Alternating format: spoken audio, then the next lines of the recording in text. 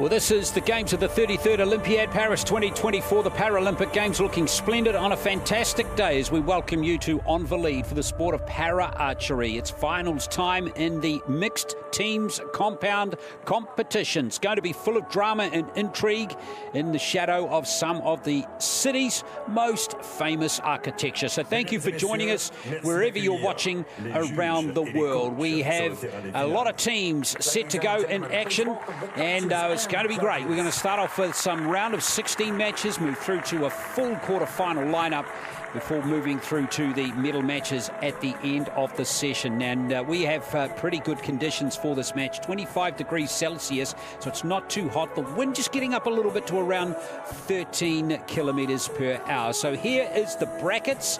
China, Great Britain are two of the teams that are straight through to the quarterfinals.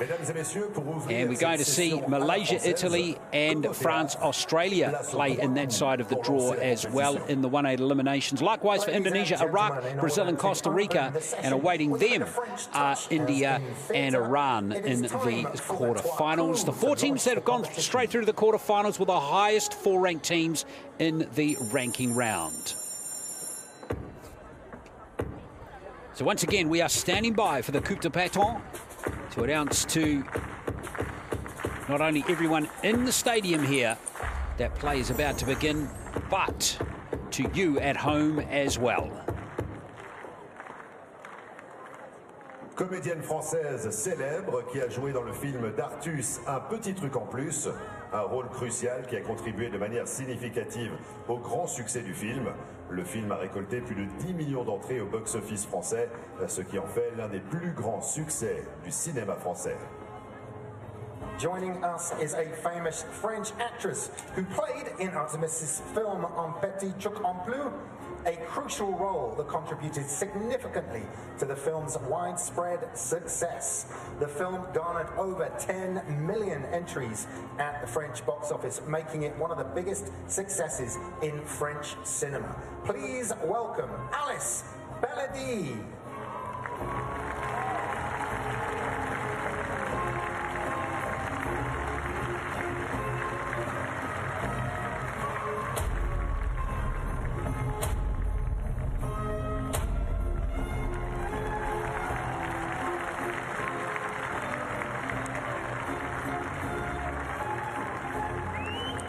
Et maintenant, merci d'accueillir les athlètes sur le terrain des finales. And now, please welcome the athletes. So here we go with mixed teams compound open 1/8 eliminations rather. And out come the archers from Indonesia and Iraq for the first match. Glenn Lama's my name. We've got John Stubbs with us again, four-time world champion and Paralympic Games gold medalist from 2008. Mixed teams compound. We're going to have a female and a male, John, and we've got 4-end contest all the way to the gold medal. You've been involved in this event back in 2016 in Rio, and it is a special and a different experience for all the archers to team up. It is, Glenn. Thanks for the introduction. This is all about just getting the fluidity into your own shot because you're against the clock as much as anything else. Here are the two archers from Indonesia. And it's Theodora Farrelly and it's Ken Schwagmalan. And from Iraq, it is Sarah Al-Hamid and the smiling archer, Abbas Kadim.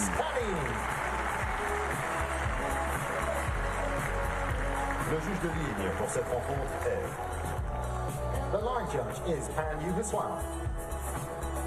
Well, we saw all four of these archers in the individual competition. Farrelly, Schwagmalan, both won a match in their respective competitions for Indonesia. Kadim won a match too before being beaten by Piotr von Montagu of Belgium in the 1/8 eliminations. The only one that didn't win was Sarah Al-Hamid from Iraq, and she lost to her opponent, who's on the other side of the target today, and that is Theodora Farrelly. So nice re-meeting, if you like, between these two. Farrelly winning that one 129 to 127. So a low-scoring match.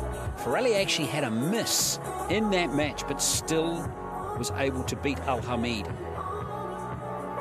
was a wonderful comeback in that contest.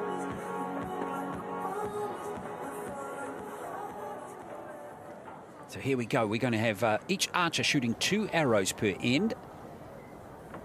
Maximum score you can achieve in this form of archery is 160. 10.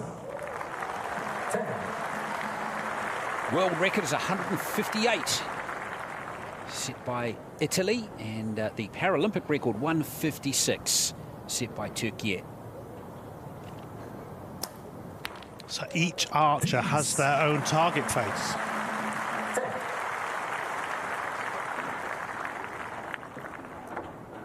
And with 20 seconds per shot.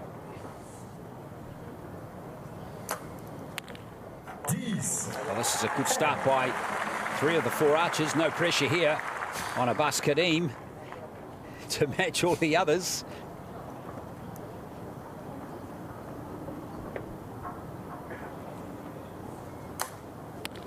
And he's up to it.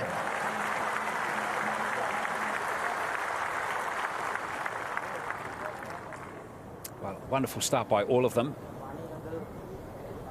Here is Farrelly, a 24-year-old, current world ranking of 8.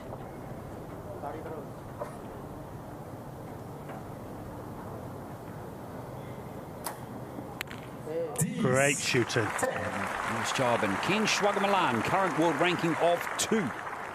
27 years of age, so he's right up the world rankings. Quarter-finalist at last year's World Archery Para Championships. It's a perfect start for Indonesia. Wow, fantastic. 10, perfect score. Now we move to Sarah Al Hamid, a 30-year-old. Representative for Iraq at last year's Para Archery World Championships. And now this would be a sensational beginning to the session for the 25-year-old Abbas Kadim.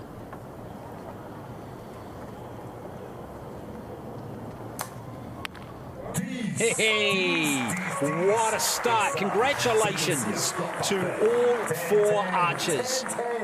8 perfect arrows. How can you not smile after that start? That's a great spectacle. Unfortunately, it's all downhill after that. Nice job. Yeah, no, wonderful effort by all 4 archers. But in all seriousness, while we love the fact they can get it in the 10 zone, all of these archers, we're already in our minds, it's just going to be absolutely minute margins that are going to decide not only this match but many others coming in this session. We need to watch anything out of the gold puts the team under pressure.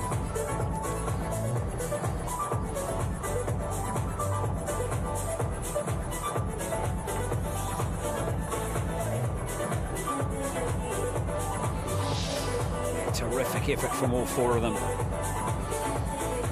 don't think I've ever been involved in a commentary with a mixed team compound competition that has actually started off with perfect scores from both teams before. As an athlete, I don't think I've been involved in one. And the other thing to mention is that we have 12 teams here competing for this medal. And Indonesia are only the 9th seed, and Iraq are only the 8th seed. So we've got 7 teams ranked higher than them, and we've just seen the 9th and the 8th seeds get perfect scores. So the quality can only go up.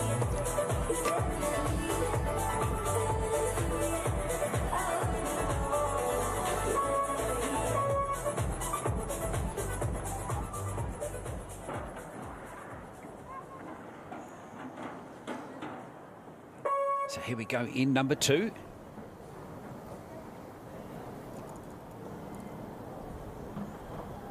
Farrelly to start off the second end for Indonesia.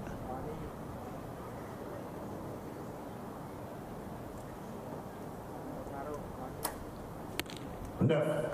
Fine.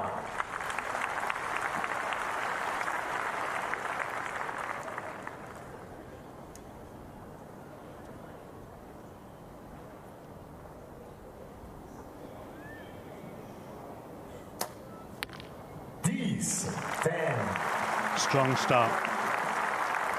19, still good shooting.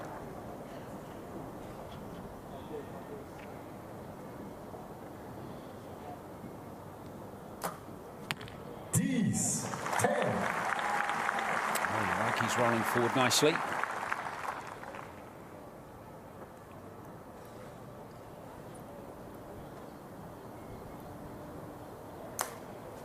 No. 9. Oh, still going arrow for arrow, these two teams.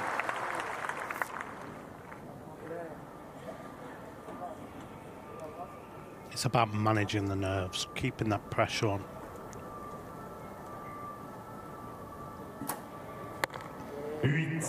8. Let's see how costly that 8 can be. Exactly.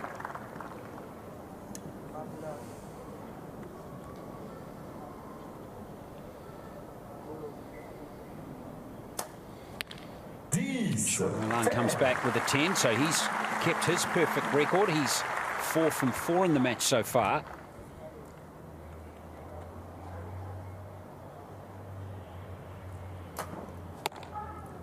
Oh, wow. There's a surprise. You don't expect the quality of these archers to be falling into the 7. You certainly don't.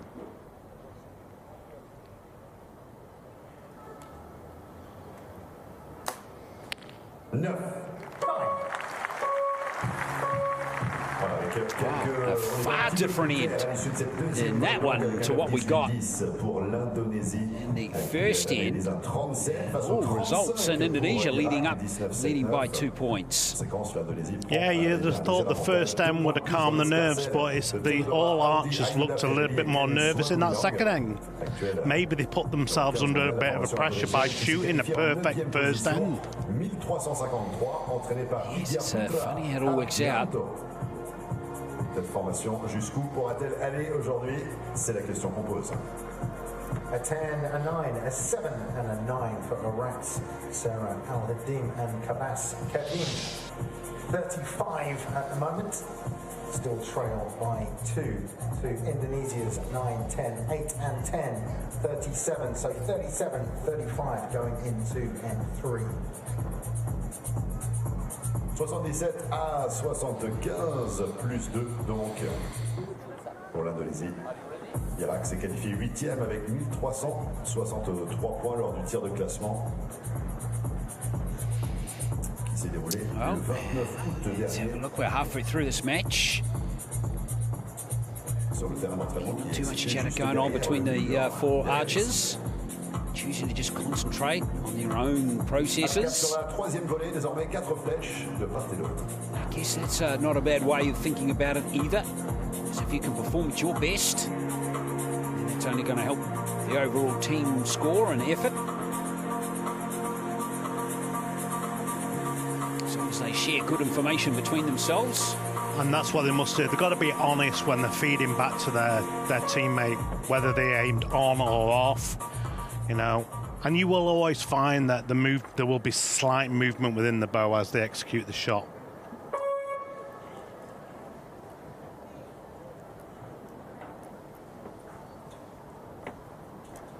So in number 3 now, this is Sarah Al-Hamid to go first for Iraq. No. Just hanging into the 9 zone. Yeah, a bit nervous that was going to leak into the 8 again.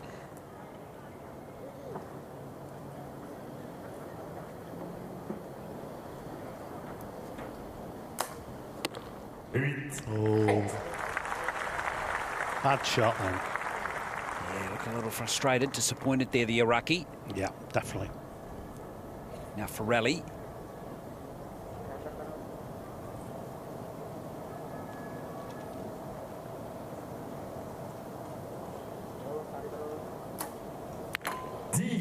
Fantastic. Farrelly's third 10 and 5 arrows. Can he maintain a perfect start? Yeah, this is the archer who's the hottest of the 4 of them so far. He can. Yeah, 5 from 5. Fantastic grouping. He's a wonderful archer.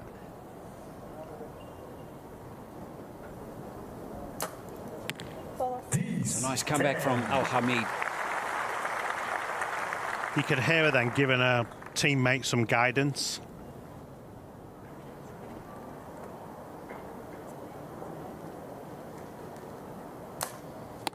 Eight. Both of Kadim's going right there. Now he adjusts his sight. He needs to start his expansion through the shock, stabilise that aiming.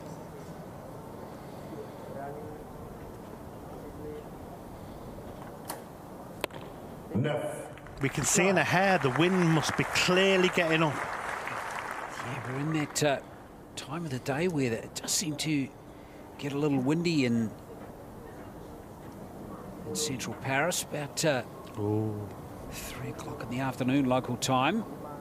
Schwagemalang, he got touch uncertain there, didn't he? So he's missed the 10 zone for the first time in the match. But still a good lead for Indonesia with 1 end to go. It's a 5-point buffer for them. À Théodora, Audi, Ayuda Ferreri et Ken Swagumilang, qui se rapproche donc de la qualification pour les quarts de finale. These is Theodora, Audi, Ayuda Ferreri and Swagumilang. 10, X, 9 and 9, 115. They will take a 5-point lead into the fourth and final set. 35 and 9 and 8 and X and an 8 for Sarah. Well, this has been a solid performance from the Indonesians so far. Being led by Schwagemalang with 5 from 6.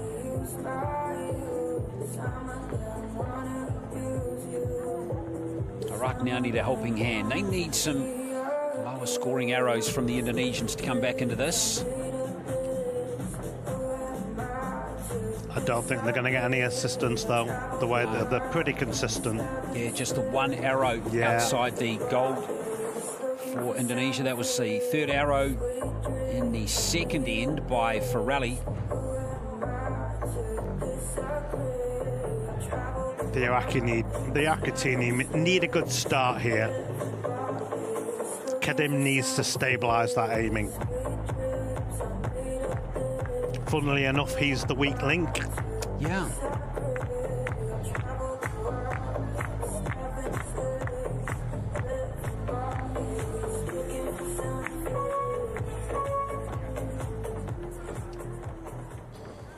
Well, let's see how the Iraq pair goes. Sarah Al-Hamid and Abbas Kadim. We're into the last end now of this 1-8 elimination. Winner through to the quarterfinals.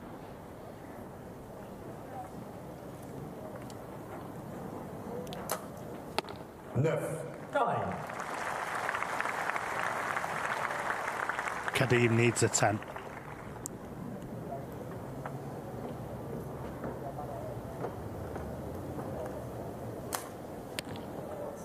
Might have got one. 10. That's tight call, that one. He keeps on forgetting to indicate to the line judge that he's finished shooting. And he does that by putting his hand up.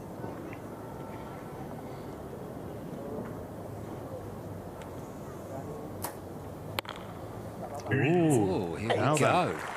Might be a chance yet for the Iraq team. But standing in their way is this man here, Ken Schwagemalang.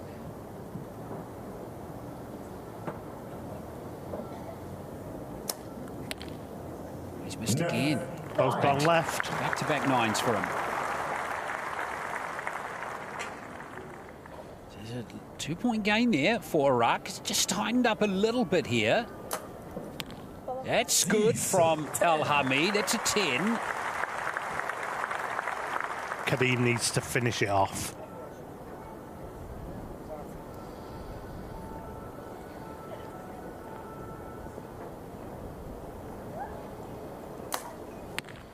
Well, they've bookended the match really well, haven't they? 40 in the first end, 39 in the last. Well, it's all up to the Indonesians now. They need 18 points for the win. It's an average of 9 each. There's an 8.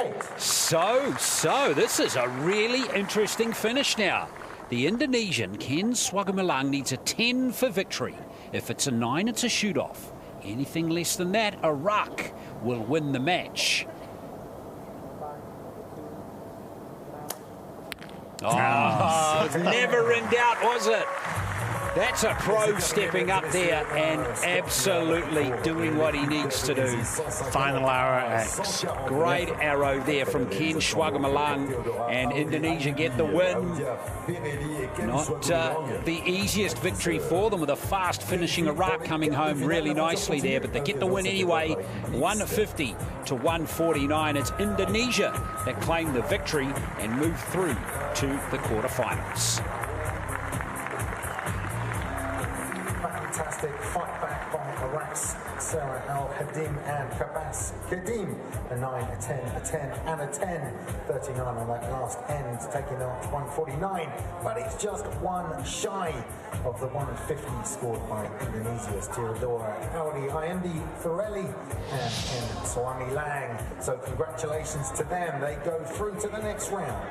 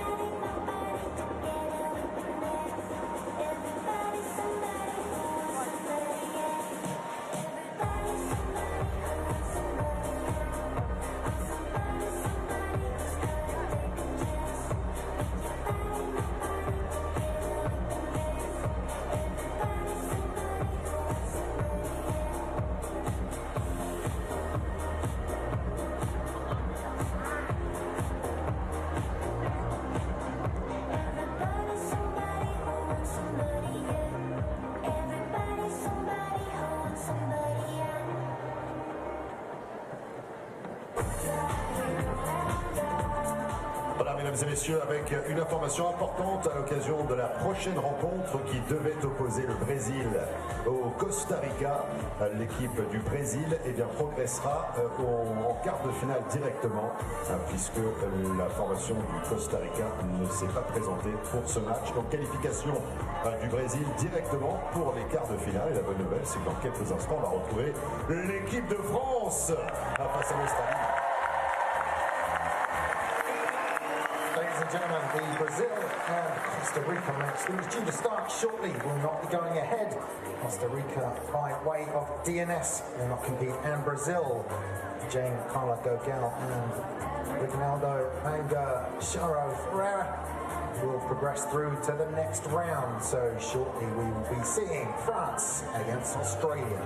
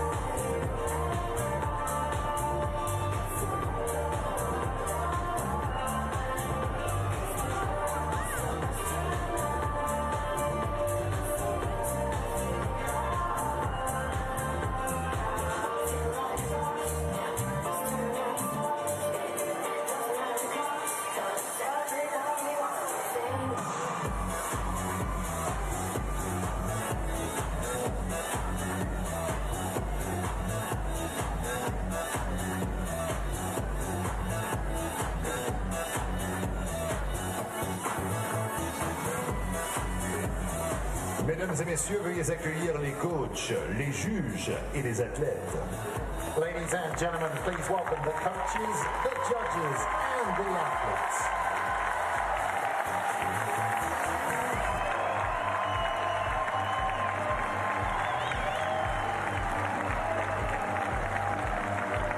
This is Mixed Teams Compound Open 1-8 eliminations, and we move to the match involving France, the home nation, up against Australia here at these Paralympic Games. The winner's going to go through to the quarterfinals.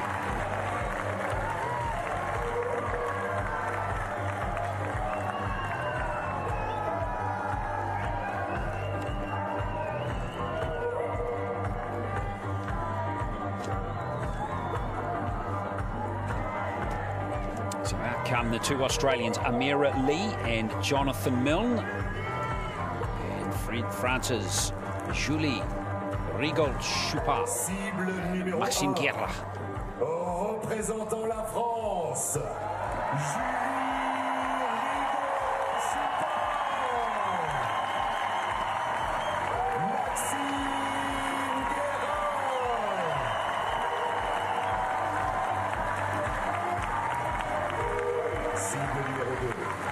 représentant l'Australie. Target number 2, representing Australia, Amira Lee and Jonathan Milne. Le juge de ligne pour cette rencontre est... The line judge is Liz Del Carmen Perez. Well, the four archers here about to compete all had wins in the individual competition. All were beaten in the 1-8 eliminations except for Julie Rigaud-Choupard. She won her 1-8 elimination match against Amira Lee of Australia. And how strange is that? Yeah, that's right. And was beaten in the quarterfinals by Iran's Hamati. So again, we have a nice little repeating. Yeah, repeat of the individual head-to-heads. Jonathan Milne he was beaten by Kevin Polish, and Maxime Guerra was beaten by Ai Xing Liang, who of course went all the way to win the silver medal. And the French team have the home support. They do indeed. France are 7th seed, Australia 10th, but it should be quite close given the form of all four archers.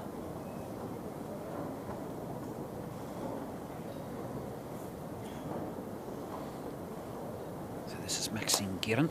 Starts the match with a 10. What a fantastic first arrow, X. He's had his second Paralympic Games.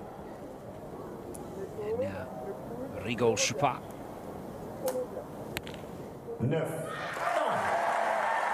That'll steady her nerves up.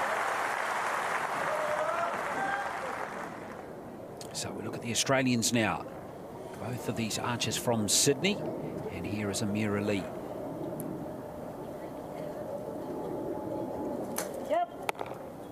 when she played Rigo Chupin in the 1-8 eliminations. The French archer won by 8 points, won quite comfortably. Now, Jonathan Milne, interesting archer.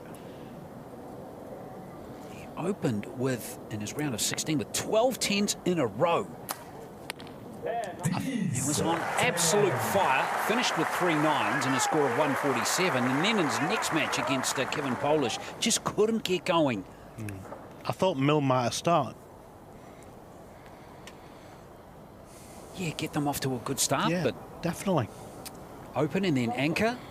Yep. But no, Mira Lee open. Guerra starts with 2 10s. Great shooting. Under the pressures of a home sport as well, it's always difficult.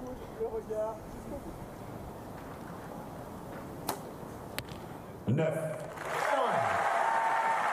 it's not the worst score for France, given that opening 7 from Lee. She'll be super keen to improve on that opening arrow.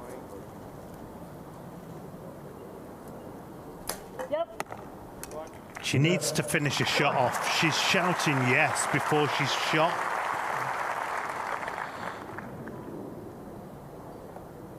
Milne now to try and keep the Australians close. And he's away. He's a 9. So just the 110 for Australia in that opening end. Certainly advantage to France after the first 4 arrows of this 1-8 elimination in the mixed teams compound. Yeah, the Australian team seem to be finishing the shot before they've shot the shot, if you know what I mean. Are they trying to save time? That's what they're trying to do. Yeah. So the strategy there with the 80 seconds is to not waste even a second. But maybe taking that extra second to just absolutely ensure that you are completing your execution is probably a wiser thing, John. Is what you picked up on there. You get all, you get your stability from the follow through, and you can only follow through if you commit to the shot. But they're thinking about the system and getting the shots over with. It's more important just about maybe sacrificing a second to ensure you get a 10 rather than risk not getting one. Absolutely, Glenn. Well, let's see if the Australians stay with that strategy or slightly alter it coming into the second end. I hope for them that they alter it.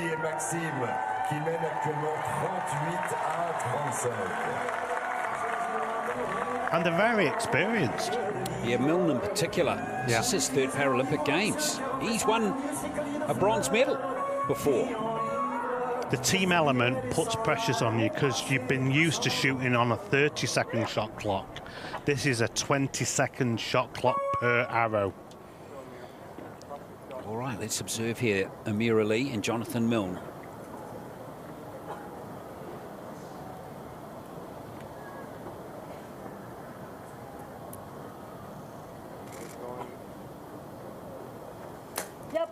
Nice one.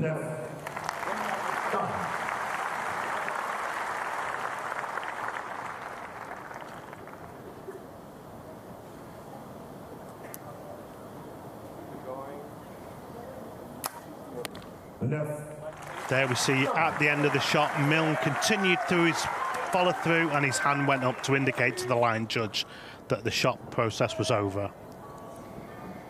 So 2 9s by the Australians. Now Guerra, who's made a great start.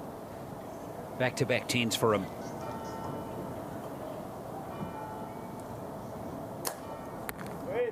Three in a row. Better form. Completely the whole shot sequence and how he finished the shot off. Much better.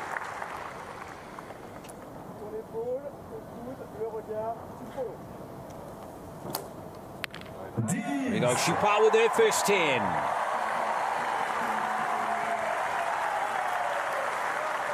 And this is a good start by France, isn't it? It's a fabulous start. 4 10s, 2 9s. Only dropping the 2 points in the first 6 arrows.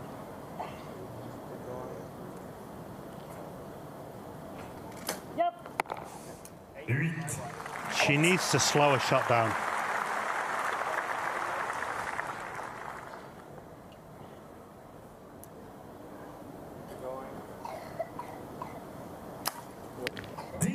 Milne with a 10. They still have 9 seconds up their sleeve. So there's no need to rush. You get 40 seconds or 80 seconds. Nice arrow by Milne. Boy, Australia needed that.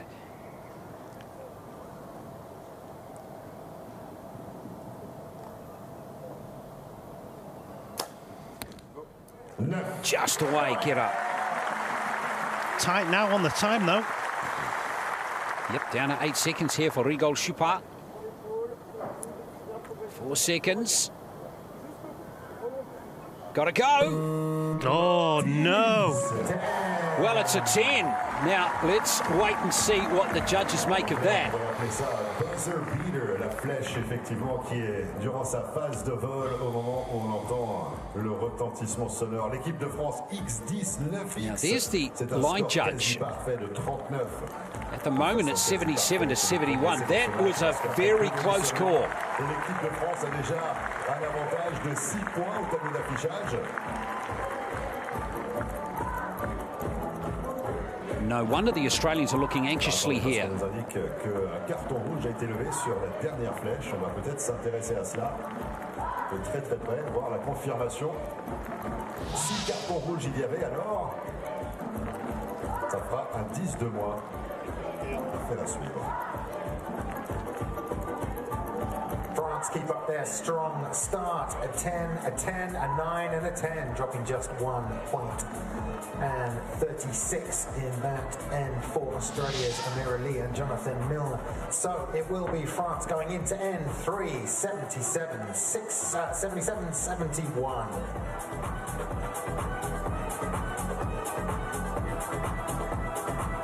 That's bad for the score.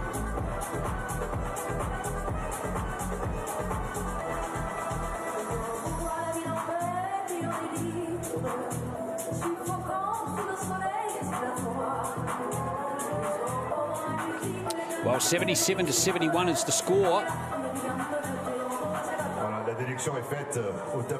No, that last arrow has been scrubbed by the officials. They have ruled that Rigol Chupa did release the arrow after the time had elapsed, so that X has been changed to a 0. To be honest, I must say, John, we were sitting here just off there having a discussion about that, and we were both convinced that the arrow left the bow too late. It did. It did. Well, that is going to be a massive shift in favour of Australia. Having said all of that, they're only 4 points ahead.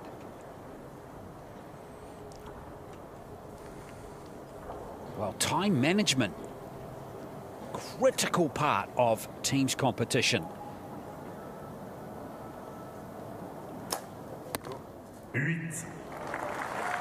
It's clearly got into the heads. Yep, this is going to be the other factor here. Chupa, can she put that behind her? Oh, 2 8s.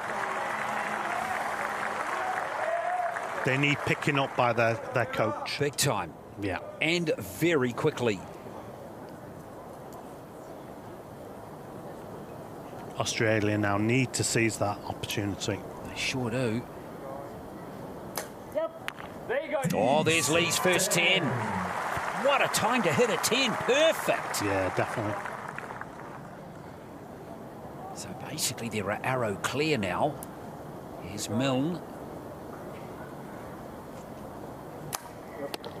That's okay.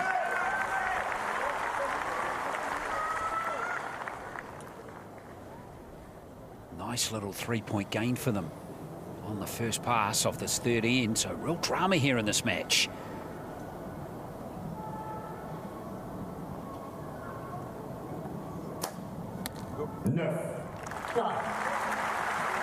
Plenty of time here. There is. France got to believe they're still in this. But this needs to be a 10. It's just away there from Rigol Chupa. So 34 locked in. Again, Australia can move clear here. 2 good arrows, just like they've just nailed. And they're going to be in the box seat heading into the 4th end. 8.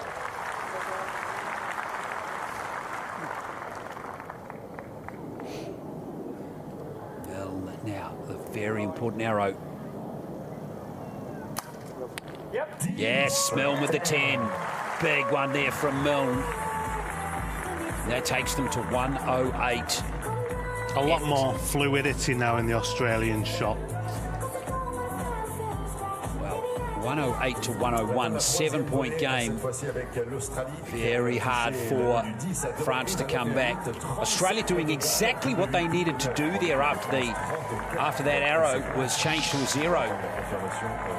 For France, they gained 3 more points in that end, scoring their opponents. They did exactly what they needed to do there, Australia. Just held their nerve. Yeah, you've just been given a big boost, though, when your opponents lose 10 points. Yes. An 8, an 8, a 9, and a 9 for France. France look at that now and they think if only we got that arrow away, they could be up by 3. But that's the rules. You've got to get your 4 arrows away inside the 80 seconds. Not get off in time, so they will go into the final end with 101, facing 109 for Australia after a 10, 9, 9, and 10 for them. There's no point having a time. We're not going to follow the rules. Yep, well, they got it right. Absolutely, they did. They got it right. So,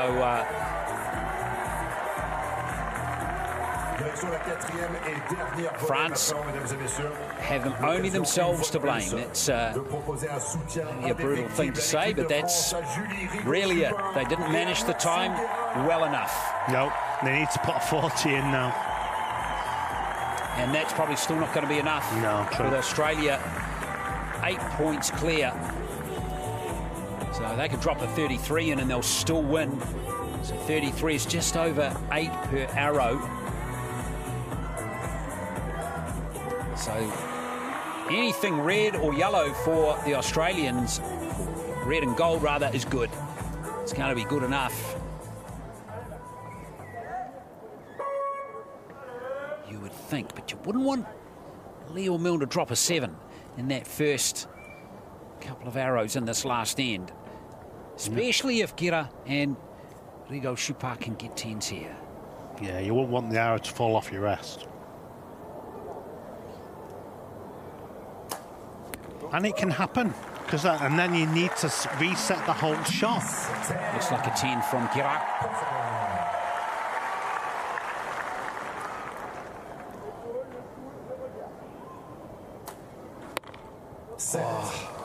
That's France's challenge.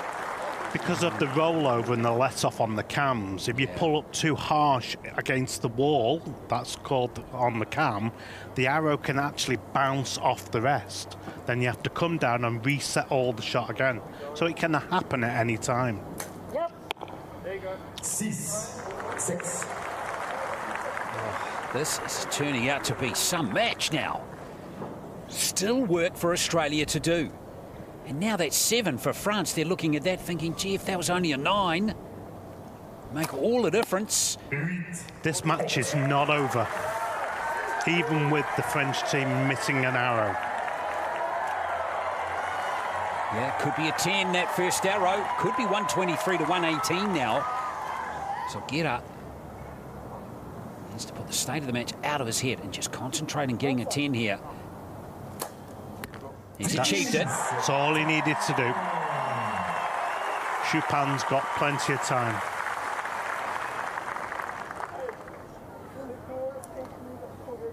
Rigo Chupard with a big arrow. And it's a 7.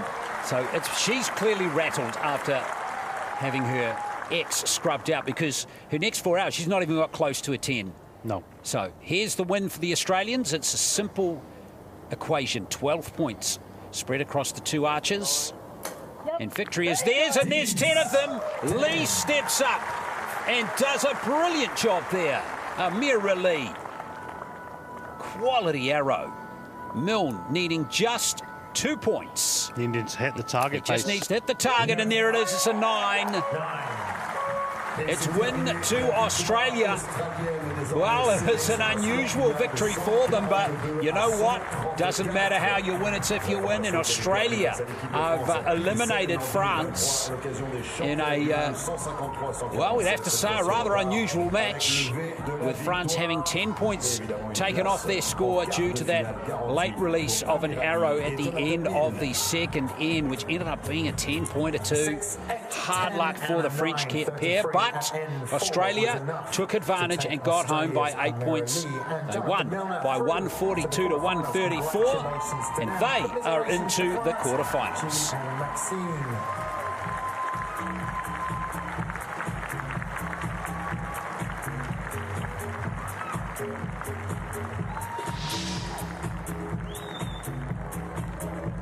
Allez, mesdames et messieurs, on peut les raccompagner sous vos applaudissements, s'il vous plaît. Julie et Maxime. Merci Julie, merci Maxime. Et on retrouvera Amirali et Jonathan Milne un tout petit peu plus tard cet après-midi également. En quart de finale.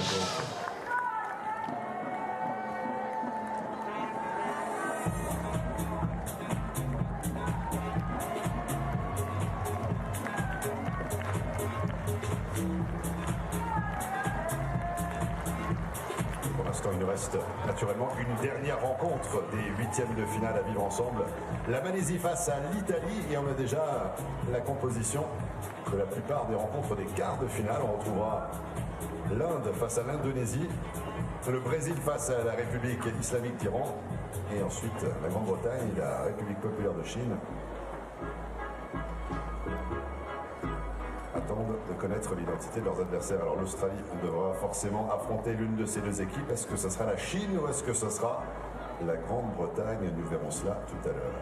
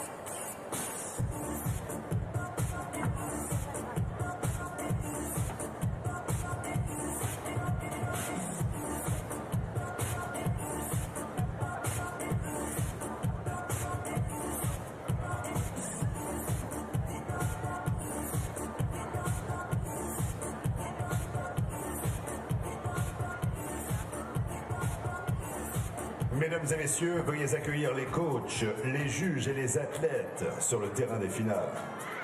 Ladies and gentlemen, please welcome the coaches, judges and athletes.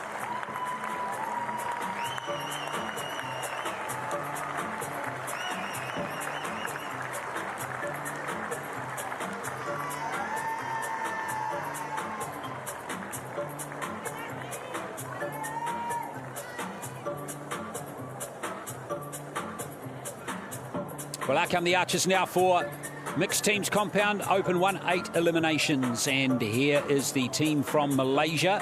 And they are about to play Italy for a spot in the quarterfinals. And we have some very fine archers out there, including the current world champion. There he is right there, Matteo Bonacina. Former world champion Eleonora Sati with him as well. Winner of the 2015 individual title. Number 1. Rajan representing Malaysia, Nurjanaton Abdul Jalil, and Danishan Govinda Rajan. Danishan Govinda Rajan and Nurjanaton Abdul Jalil of Malaysia. Numéro 2, représentant l'Italie. Target number 2, representing Italy, Eleonora Sati and Matteo Bonacina. Bonacina and Sati both in their third Paralympic Games. Neither of them have medalled to date. Both very good archers. And Abdul Jalil and Govinda are both at their very first Paralympic Games. Both were beaten in their opening round matches in the individual competition. But see what they're like as a team here. Yeah, it's about gelling together as a team. Sati and Bonacina certainly have the experience and the credentials behind them. Both wonderful archers. Both world champions. Suggests that they might be hard to beat here in this match. Let's get this match underway. This is Bonacina. 8. Bonacina beat Great Britain's Nathan McQueen in that gold medal match in Czechia last year.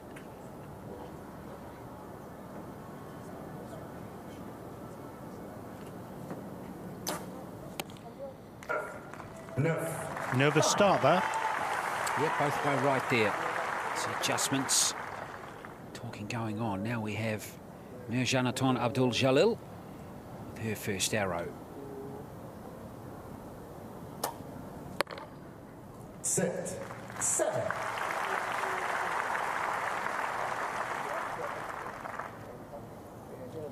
And now Rajan, Danishan Govinda Rajan.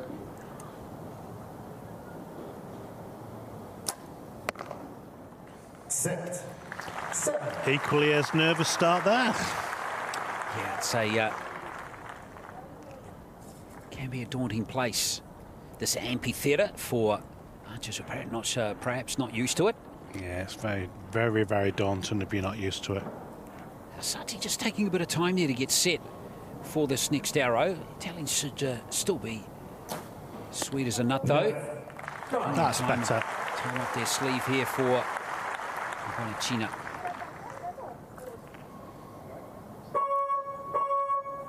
And there's been a problem. What's going on now? Seems like there's an issue with the time, John, with that freezing at 23 seconds. Fortunately, the clock has stopped at 23 seconds, so we still know where we can reset back to. So yeah, it's just a technical problem which has been worked on at the moment. It happens from time to time. It's not ideal, obviously. Sati in particular looks a little bit annoyed. It seems a bit unfair that he's actually had to take his arrow out of the bow, because that was actually, to do that process, the time was taken and then it stopped after he'd loaded the bow. So he should be allowed to reload his bow before the time restarts. Before the time restarts, yeah. So just a slight delay. I can remind you that this is a 1-8 elimination with the winning team going through to the quarterfinals. So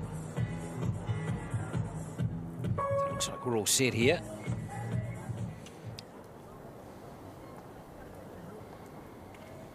So Bonacina is going to have 12 more seconds to release this arrow. He's okay, he's grabbed a 10. He did well that. That's a bit of justice. It is. Even though he had to earn it. Definitely. Well, let's see if the Malaysians can get closer to the centre with these last two arrows. Yes. That's better. That'll settle her down. Yeah. Huge improvement for Abdul Jalil, and now Govinda hoping he can follow suit for the Malaysian team.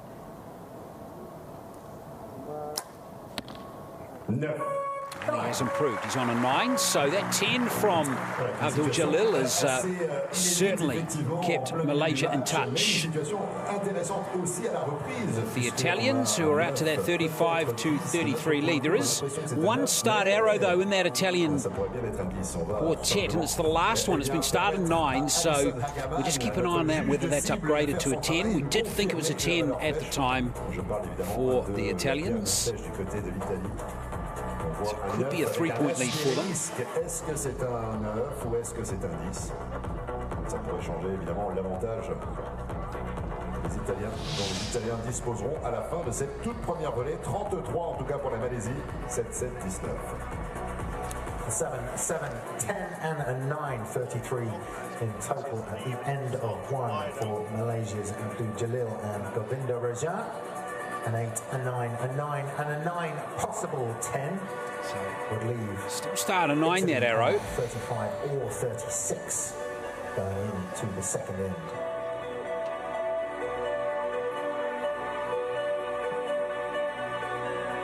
And now it has been upgraded for Italy, so extra point on their total.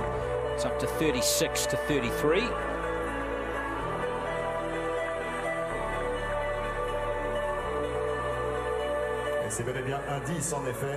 Malaysians actually combined together at last year's World Championships in the mixed teams competition. Were just pipped by Colombia by a single point in their first round match. So neat that they've stayed together and teamed up here again in Paris. China was in the mixed teams at the World Championships last year, but with a different partner. They did pretty well, making the quarterfinals before losing to China. Italy's Bonacina's partner in that tournament was Maria Andrea Virgilio. Sati taking the spot here at the Paralympic Games.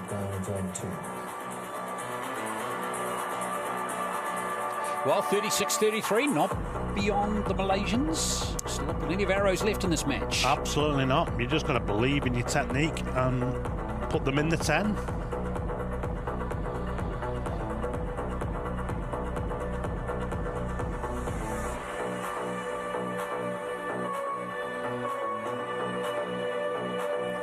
So underway now with the second end. Malaysia up against Italy.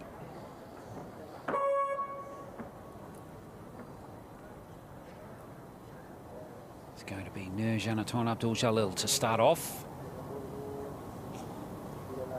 He's coming off a 10. There we go. Got another one too, back to back for her.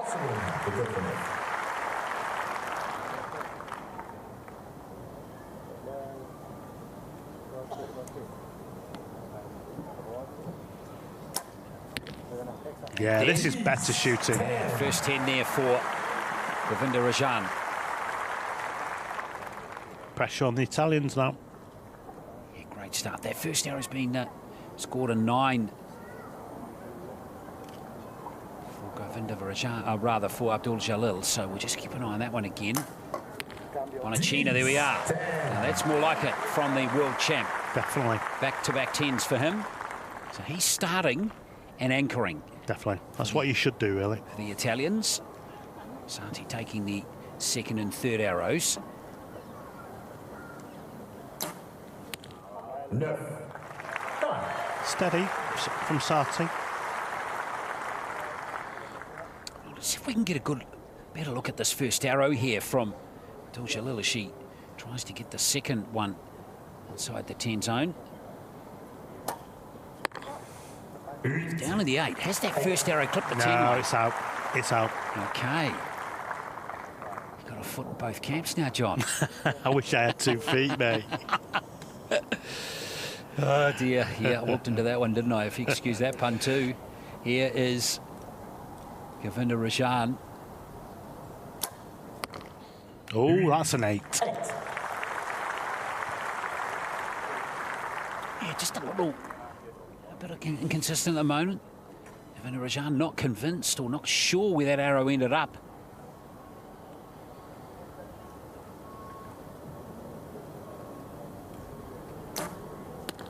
9, yeah. Italian scoring solid in this end. 10-9-9 so far. Now Bonacina. 6 on the shot clock. That's world champion. Great arrow there from Bonacina. 3-point game there for the Italians. They're out by 6 now. After 2 of the 4 ends, we're at the halfway stage of this match. Les accomplissements de cette formation italienne classée 6e formation mondiale. Et on se souvient évidemment des accomplissements au niveau des championnats du monde par le passé. Une 3e place. Saty and Bonacina combining nicely now. En 2019 aux Pays-Bas. Bonacina has 3 10s from his 4 arrows. En 2013, du côté de la Thaïlande, il y avait une médaille de bronze aussi. Must be getting warm out there. Aller au-delà du bronze. Mais ça, c'était jusqu'à aujourd'hui. Peut-être qu'aujourd'hui, Saty not yet getting a 10. 2024 va permettre à l'équipe d'Italie d'aller plus loin encore. Malaysia's Abdul Jalil and Govinda Rajan with a 9, an X, an 8 and an 8, 35 and 2. 68 in total. Still trailed. Yeah, it's good solid scoring from the Italians. Italy's Eleonora Just Sati one arrow outside the goal zone so far, and that was the very first arrow of the match shot by Bonacina. 274. Other than that, it's been very solid. The flags are very still on the target, but the windsocks bobbing all over the place. Well, that average arrow score is exactly the same for the 2 Malaysians. Bonacina with those 2 10s in that end move him forward. The Italian team very relaxed there. Yeah, good to see. Yeah. So score's locked in. It is 74-68. 6-point margin to the team on the right on target 2.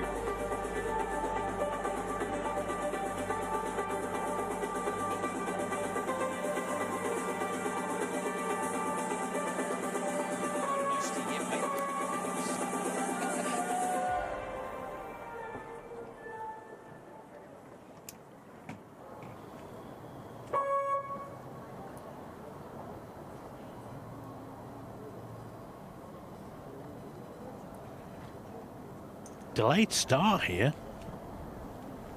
Yeah. Abdul Jalil taking a good 10 seconds there to maybe just wait for the breeze to just get a bit more consistent, perhaps. But she's within her 20 seconds. You don't realise how long 20 seconds is. When you're up there, you think it goes in a blink of an eye, but clearly not. You see the breeze just going across the face there of Govinda Rajan. Oh, long hold then. But he made it. Could be under a bit of time pressure at the back end there. They've used just over half their allocated time. They're aware of it, though. They do have a timer right in front of them on that electronic scoreboard halfway down the range.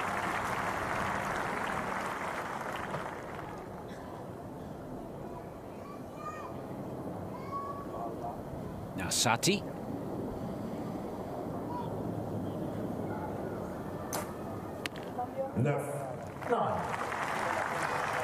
Also, the archers will have given their coach guidance about when they need to start the countdown if they get into, say, the last 10 seconds, whether they count down from 10 or whether they delay it and count down from 5. 8.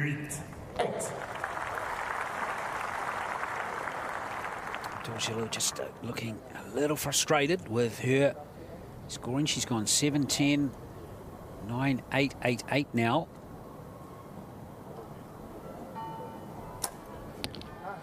Great arrow. That's 2 10s in this end for Govinda Rajan. Miss 36 is going to be locked in by the Malaysian team. See if they can get some of this deficit back. They won't if Saty and Bonacina get 2 gold scores here, and there's 9 of them. Bonacina already has 3 10s from 5 arrows.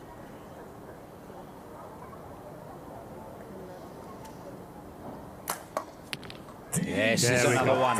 Yeah, makes up for his 8. And he's done that well. He's had 2 8s, no 9s for Bonacina in this match yet.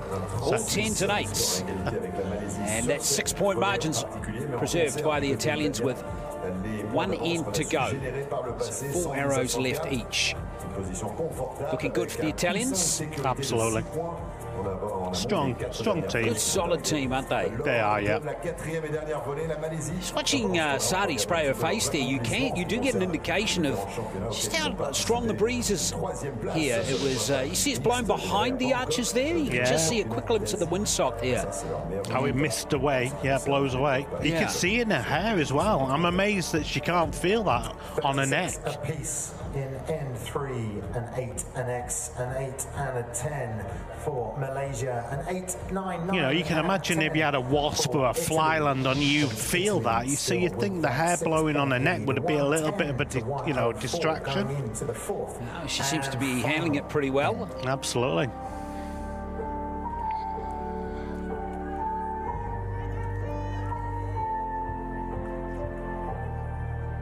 So 1 end to go. Italy up by 6. It's 110 to 104. Malaysia now need to really get right up towards 40 if they can.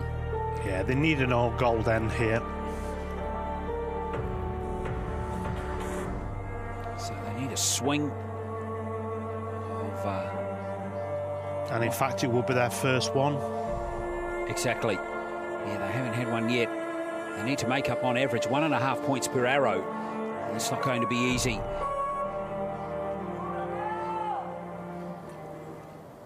The Italians have scored 36, 38 and 36. Another 36 is going to be good enough. In fact, 35 will be good enough for them to win. Nurjanaton Abdul Jalil with the first arrow. Great start. Second 10 of the match. Good on it, right at the right time. Anishin Govinda Rajan now.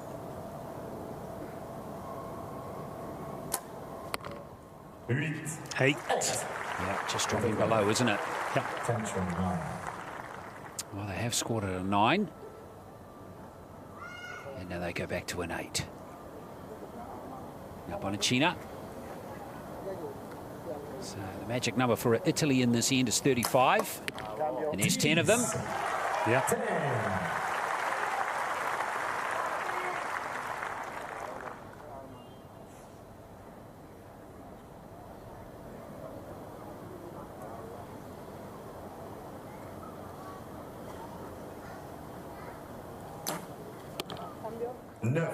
Solid arrow from Sati. 7 arrows off her bow. All of them are 9s. And fantastic timing.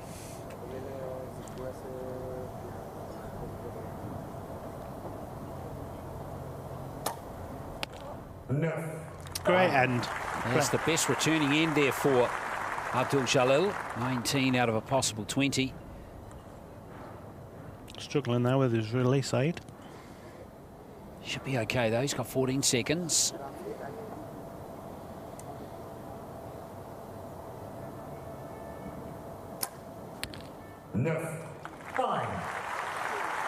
So a bit of interest in that second arrow. Could be a 9, but more likely to be an 8. And that leaves the Italians needing 12 points for the victory. And a spot in the quarterfinals. Wow, that's a lovely finish from Sati. 7 9s and now a 10. So just get it on the target as Bonacina. Lowest scoring compound you can score is 5. So target's huge for the world champion. And there is an 8. Yeah, his bubble was off then. Back on bubbles. Well, in the end, Bonacina didn't rattle him too much.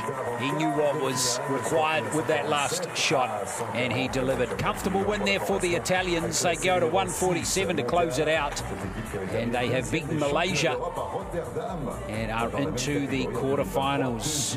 Good pluck here by the Malaysian team, and they'll benefit from the experience just like they did at the World Championships, this pair.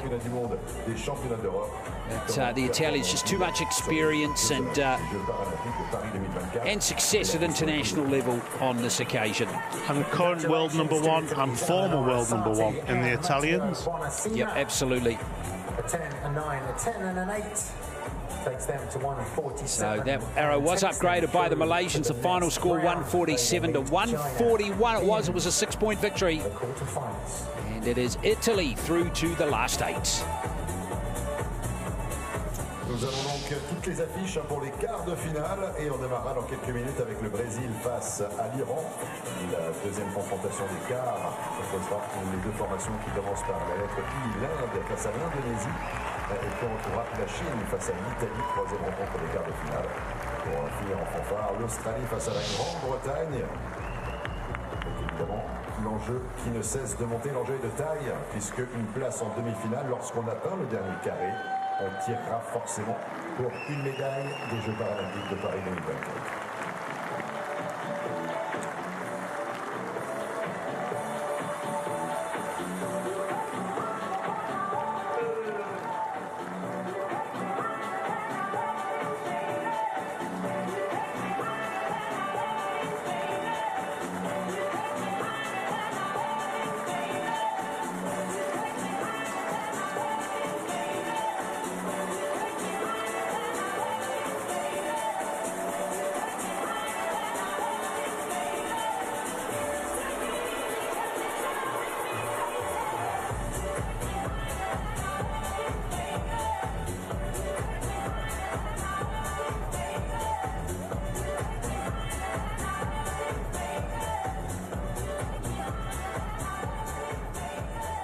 Mesdames et messieurs, veuillez accueillir les coachs, les juges et les athlètes.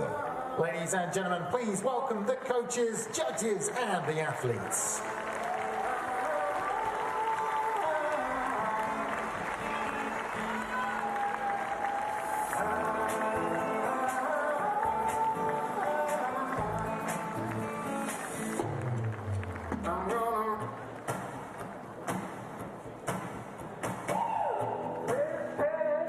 Well, out come the Archers now for quarterfinal action in the mixed teams compound competition here at the Paralympic Games in Paris. Hope you're enjoying all the action.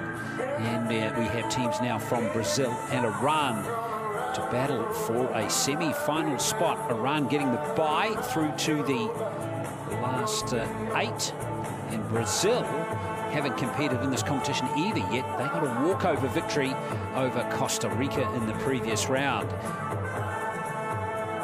All 4 archers do have experience on the shooting line here in the main arena in the individual competition. The one with the most experience is on the far right there, Hamati.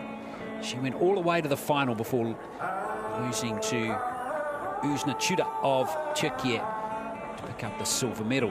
Giancarlo Gugal also getting into the quarterfinals. Target number 1, representing Brazil, Giancarlo Gugal and Ronaldo Chateau Ferreira. Here is Ronaldo Wagner and Chateau Ferreira. This pair had a very good World Championships last year. They got the bronze medal. So that's proved that they can shoot then. Target number 2, representing Iran, Fahim Hamati. Up against a strong team here though. Yes, they are. Well, one of the teams that Brazil beat on their way to the bronze medal was the Iranian team, but it was a different pairing. The line judge is Ahmed Korai. It was Asghari and Mansha Zida. who we've seen here at these games too. We haven't seen Asghari because Hamati was selected ahead of her.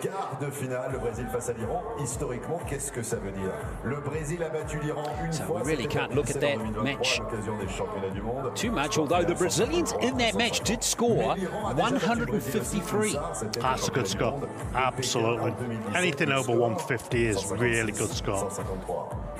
So Gagal and Chateau Ferreira know they're capable of getting up there. Can they produce it right here, right now, to knock out the Iranian team, which has the silver medalist in the women's individual, lining up the first arrow here. So she's the lead archer. Well, she was fantastic in the women's individual. She was. No. I tell you what, Gagal, she is fiercely competitive. Now here's Nori line up his first arrow. He beat the world champion in one of his matches in the men's individual, Matteo Bonacina, so he can score big too. This Iranian team is good. He's just proved that. First time out here today.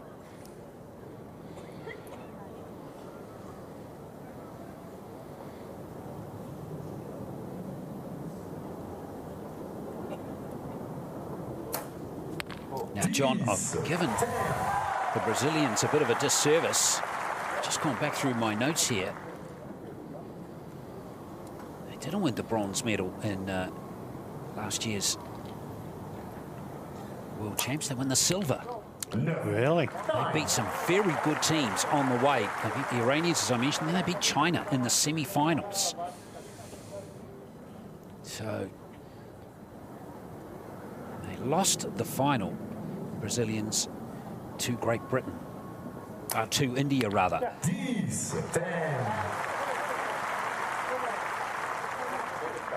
Oh, no. You practice this time and time again. Well, hang on, John. What's happened here? She didn't put her hand up, but he took the arrow out of the quiver, so he had to get rid of that arrow. And then put it back in. Yeah. To select a new one. He's down to 2 seconds. It was a close call, Nordy.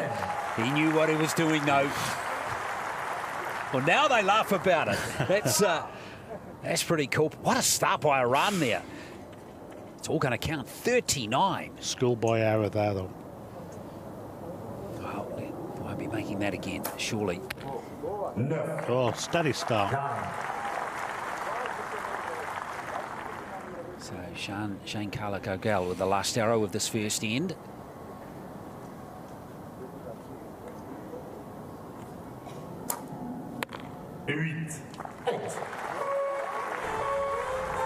That will just disappoint Gagal, because now they're just chasing the Iranians just a little bit more. 39-36 after the first end. Winner of this match through to the semi-finals will contend for a medal. Yes, definitely.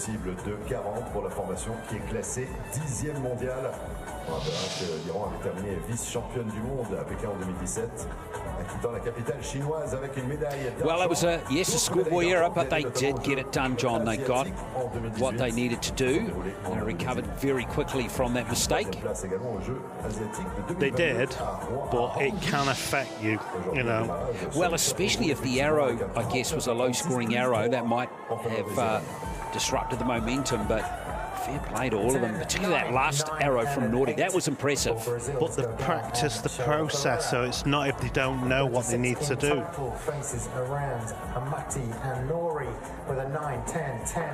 Yeah, they might laugh about it, but let's not continue doing that. No, you'd hope that they'd be saying that exact same thing. You know, time is of the essence, but you're losing 5 seconds because that's what it takes on average to remove and replace the arrow.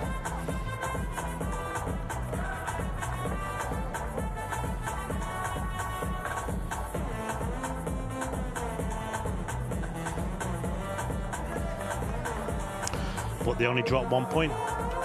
Yeah, brilliant start, wasn't it? Yeah.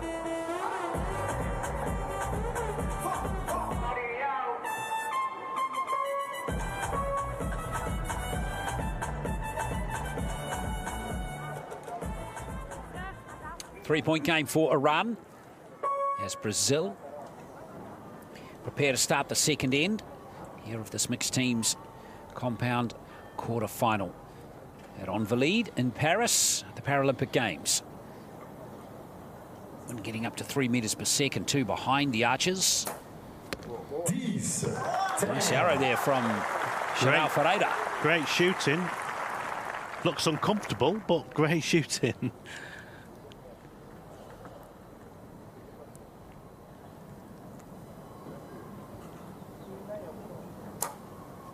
No. 19 out of 20. That's exactly how they opened the last end as well. 10 and then a 9. Timing's going all awry here.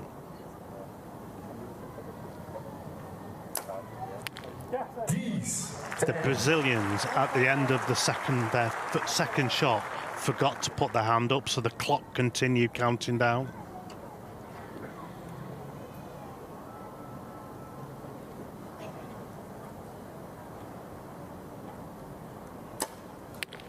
No.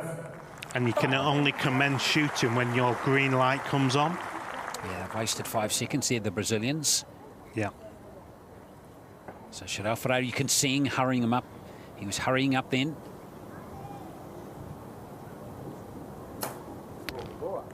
Great arrow there, but the girl, she should be okay. She's an organised archer.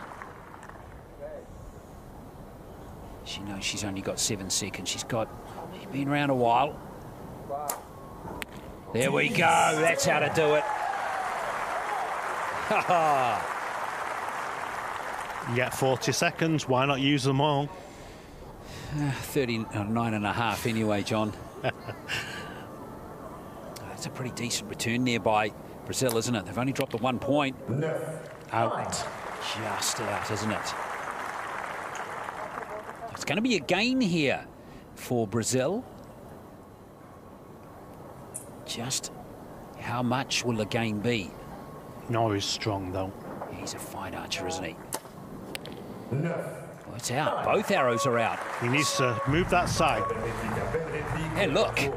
And he is. Well, it's a good 2-point game for Brazil. Yeah. 3 points after the first end would have worried their supporters, but now they'll be feeling a bit better about life. They only trailed by 1. Yeah. Both teams are on for over 150. Le Brésil, on le rappelle, est actuellement numéro 2 mondial de cette catégorie. And you know what? They might need that score too. Rien n'est encore. Yeah. Figé, un seul point d'écart, tout est encore possible. Scoring is going to go up now because the quarterfinals, which we're in now, folks, we have Iran and we have 3 other teams entering the competition as well. The top 4 teams in the ranking round, the other 3 teams are India, the top qualifiers, China, who were 3rd, and Great Britain, who were 2nd. And all of the archers in their teams are excellent. Yeah. And you're going to see high scoring from here. I don't expect to see any score lower than 150 out of the semi-finals. Well, if that's the case, John, we're going to be in for some terrific action. We are. And competition. And rightly so, you know. Well, both individual competitions were outstanding. And okay, we don't have the gold medal winners from either the men's or the women's competing in this team's competition, but that doesn't mean we don't have some rich quality in some of the other teams. So make sure you keep watching to the end, because we're going to have, I'm sure, plenty of drama and intrigue.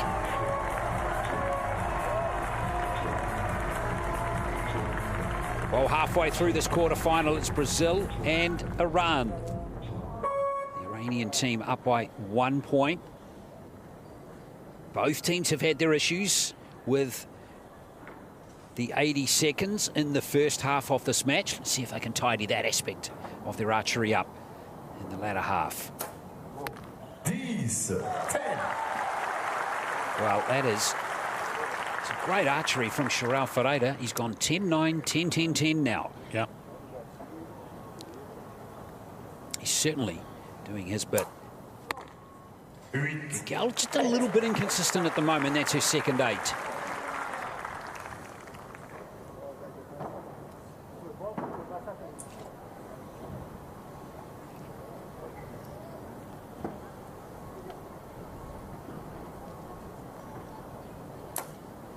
Amati got her radar going again.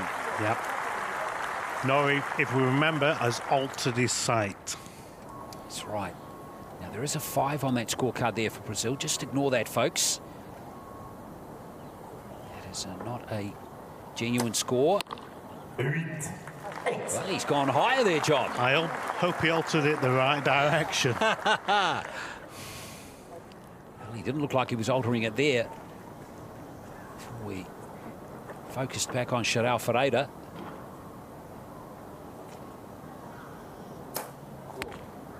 Oh, shoot, so strong.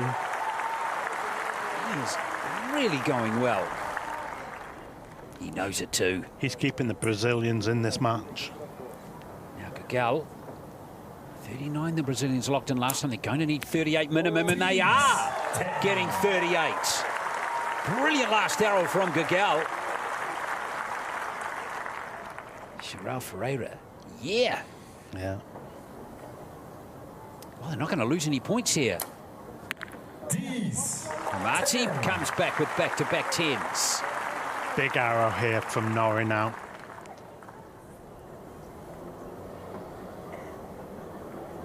He needs a 10 just to level the score this end up.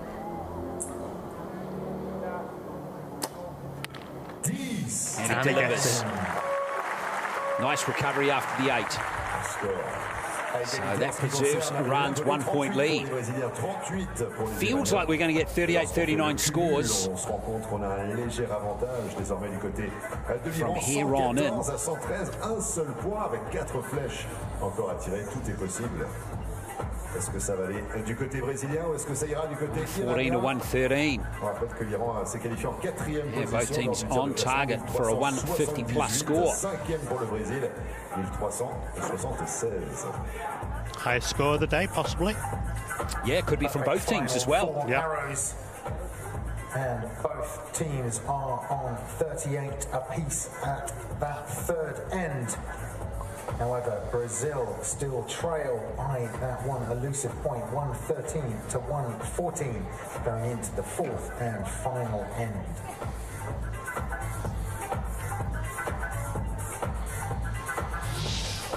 Well, some great action in that end. And on reflection too, John, pleased to see both teams sorted out their timing issues. Yes, definitely. Gotta get that sorted out. Concentrate fully on the archery. I'm actually living it with them. Yeah, that last arrow from Gagal.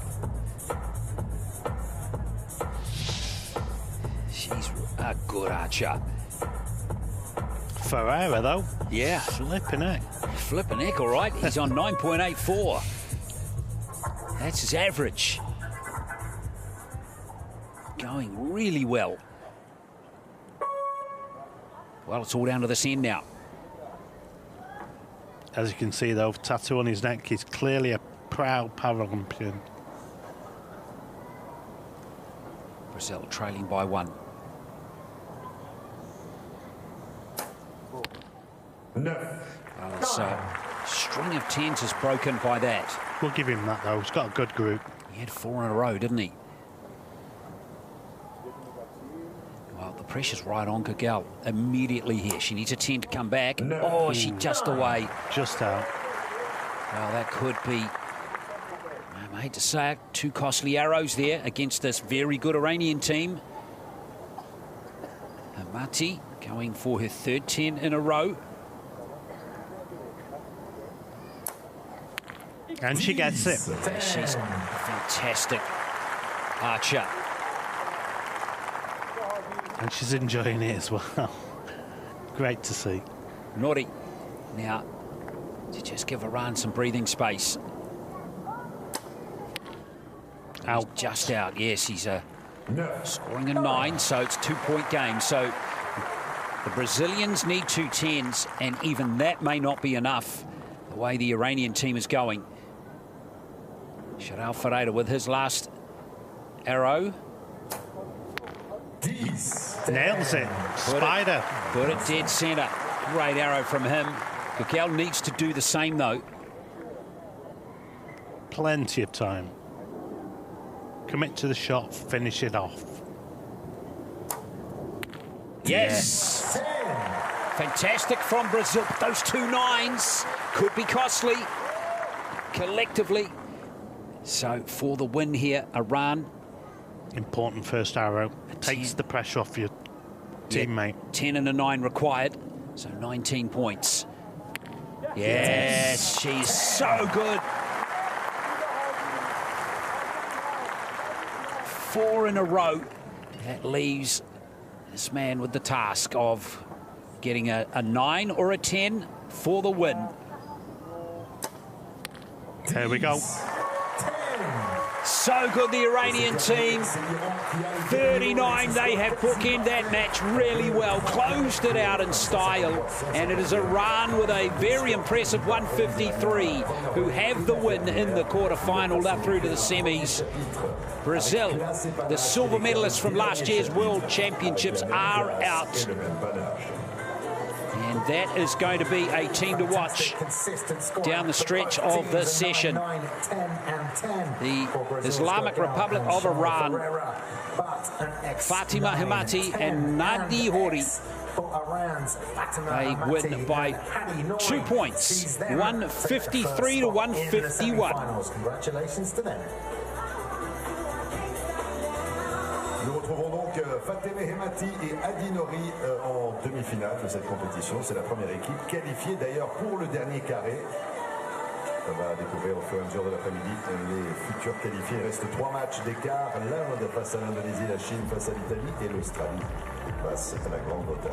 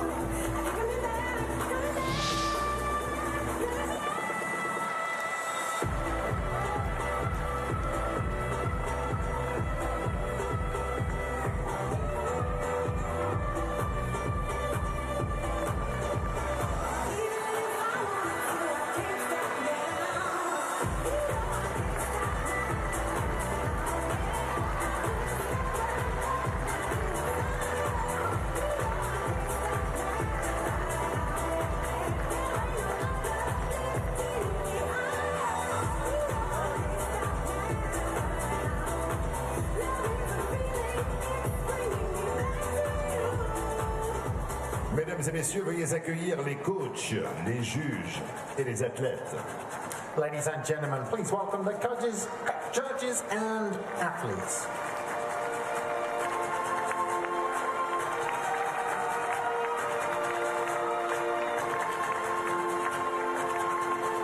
Quarterfinal time here in the mixed teams compound archery at Paris 2024 Paralympic Games. Here come India and Indonesia. Top seed, the Indians. Indonesia. That win in the quarterfinals. 1-8 eliminations by over Iraq. Get them through 150 to 149 just by a single point. But here is the Indian team.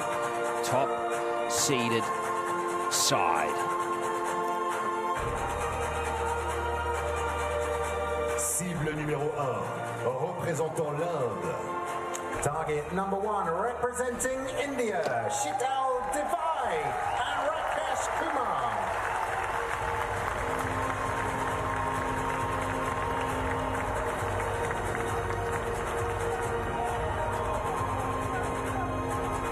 Well, Sheetal Devi and Rakesh Kumar representing India. Here are the Indonesians. Target number 2. Theodora Farrelly. Indonesia. Theodora Audi. Ken Swagamalang. Ken Swagamalang. And you can see the win over Iraq by just a single point Le juge de ligne pour cette rencontre in the quarterfinals, or rather in the 1/8 eliminations. The line judge is Liz Del Carmen Perez.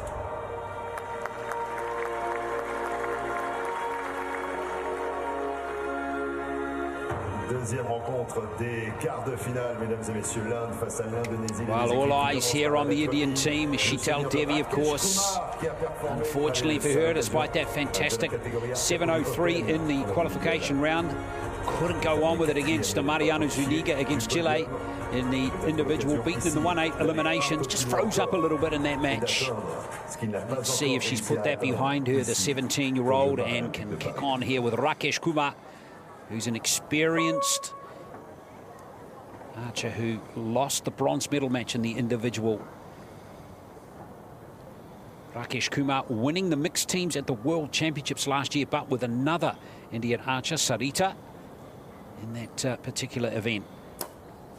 But he'll be a guiding hand for Devi. Wow.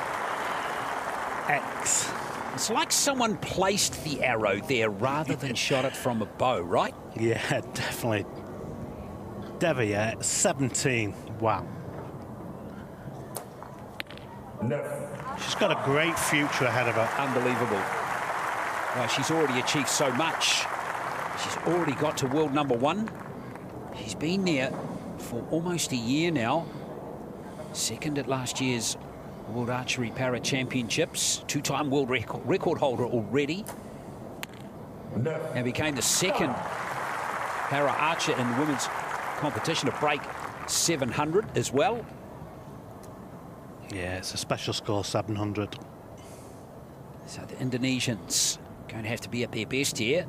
This is the world number 2 who's in their team, Ken Swagamalang.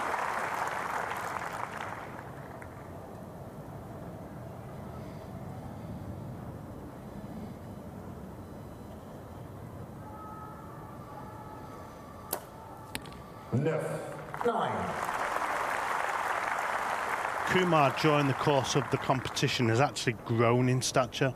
Yes, he did.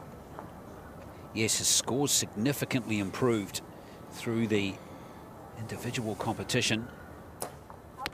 Here's Devi with her first 10. That'll calm her down. But she doesn't even look stressed.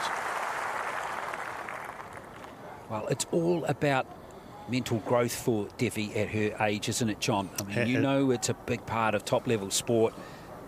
Once she gets a grasp and handle on that, the world is her oyster, as they say. Yeah.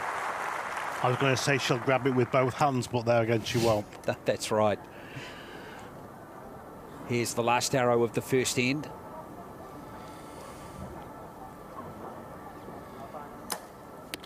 No. Swagamalang not able to get a 10 in that end, so India have that 2-point lead. 38-36. Yes, Kumar's scores did improve as he went through the individual. Start off with a 136, then he went to 144, 144, 145, and 147, which ultimately wasn't good enough for him to win the bronze. In fact, 146 rather in that last match, so he did improve by 1 point heading into that match, but wasn't good enough. He had 2 shoot-off victories too in his individual matches. Kumar showed plenty of resolve and mental strength to get through those situations. And you know what, I think if India get through this match too, they're going to need that again. There's going to be some tight situations emerging in the session for all of the teams. Definitely. Wealth of experience going forward into the semi-finals. And of course, Devi, you know, she observed Stutzman winning the gold medal. Yeah. And he mentors her, gives her guidance about what equipment she should or shouldn't use. In fact, I think he actually helped her in manufacturing her release aid. Yeah, she is just such a joy to watch. And I know she has millions of fans around the world already who just absolutely adore her. And,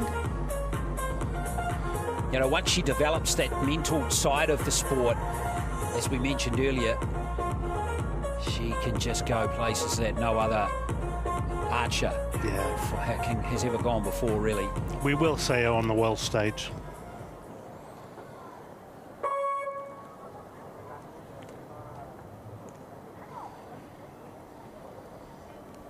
Two-point game here for India after the first end of this quarterfinal.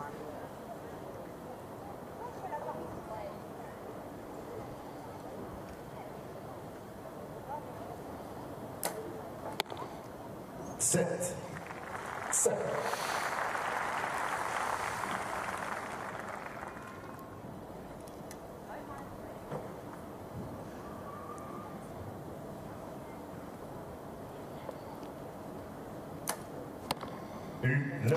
Both are struggling. Yeah, unusual to see Schwagamalan not comfortable on the shooting line. Kumar now for India. 10 and 2 nines for him so far. Debbie will show him where it is.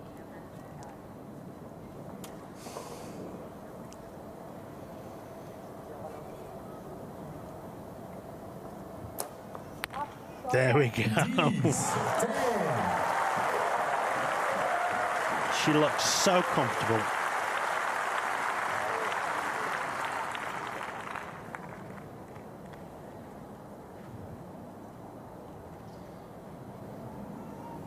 Needs a big improvement on the last arrow. She gets it. Yeah. Quite getting things going at the moment for Rally. 9.78 for her so far. Same for Schwagamalan. Just beating themselves at the moment. Still no 10s after 8 arrows between them. Yeah, as we said at the start of the production, it's about the ones out of the goal that cost you dearly. Yeah, and this has opened the door hugely here for India, who are now, courtesy of that 10, basically an arrow clear already of their rivals in this match.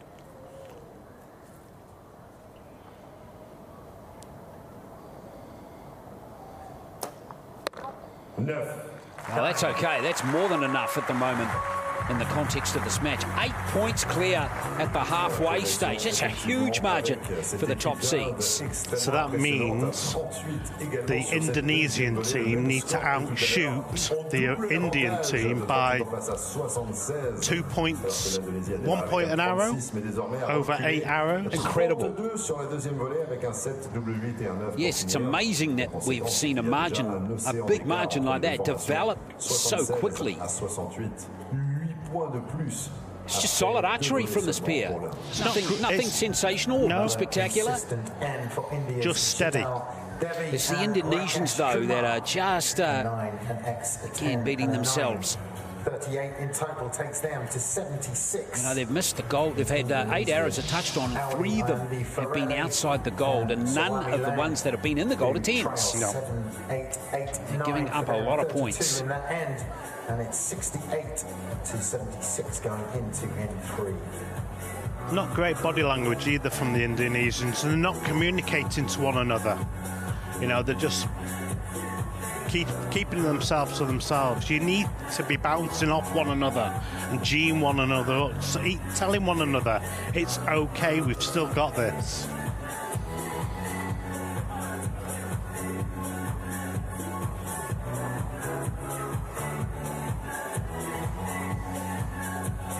And Kumar just happy to tick the boxes at the moment.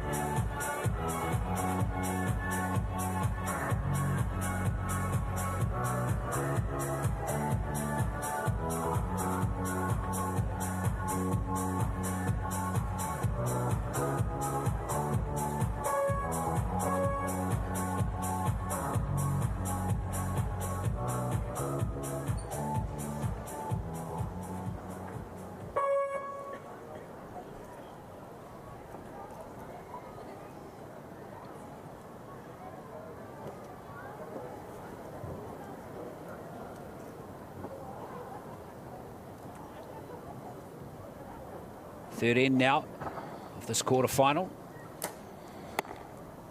8 again. And we're all going right, aren't they, for Rally? Yeah. They don't look comfortable. No, things not humming at all. Got a wasp.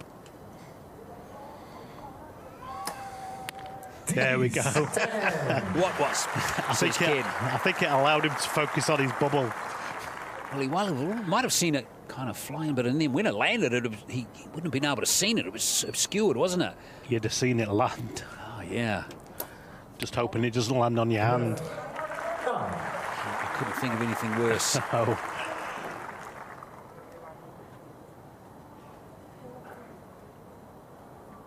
Now, Devi.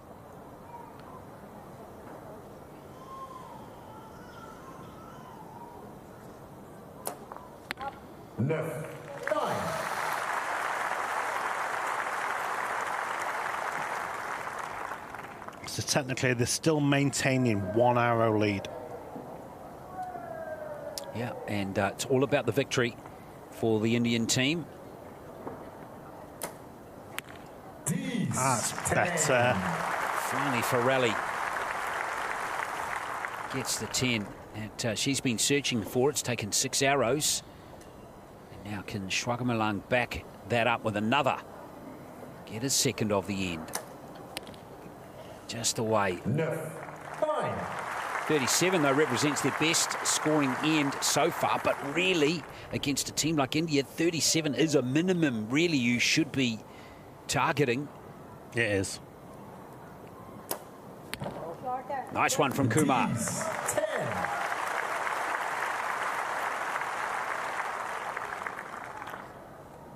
Oh, Devi, so far with 3 9s and 2 10s.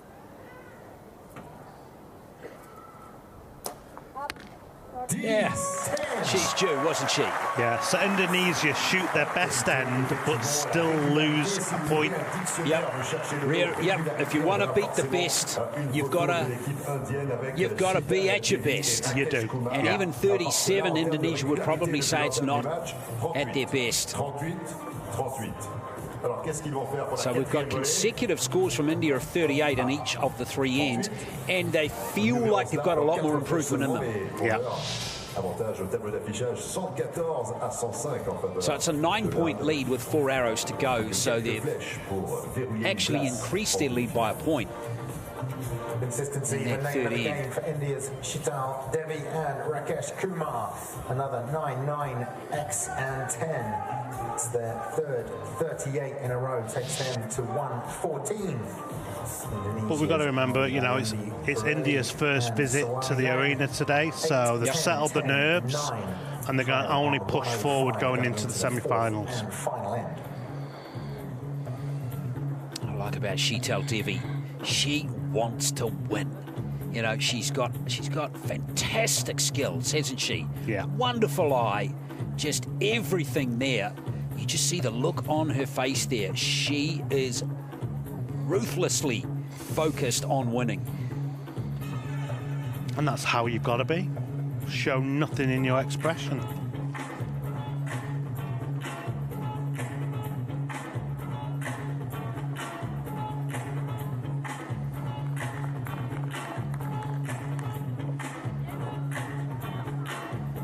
Well, we saw Stutzman in that individual competition just set the Paralympic Games alight. All the fans of Sheetal Devi are thinking, how good would it be if another armless archer won gold here at this Paralympic Games? It's still a long way from that happening. A lot of arrows still to be shot yet. But how amazing for the sport would that be?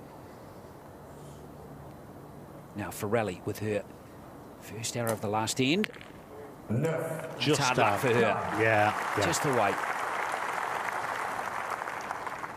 She's improved nicely over those last 2 arrows.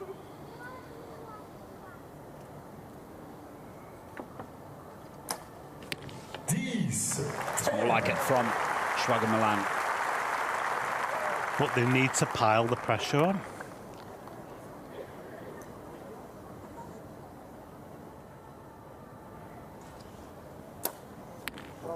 strong against by Kumar. Pressure's coming from the other target. Yeah. When you're seeing pressure applied, these Indian archers are just too good in this match.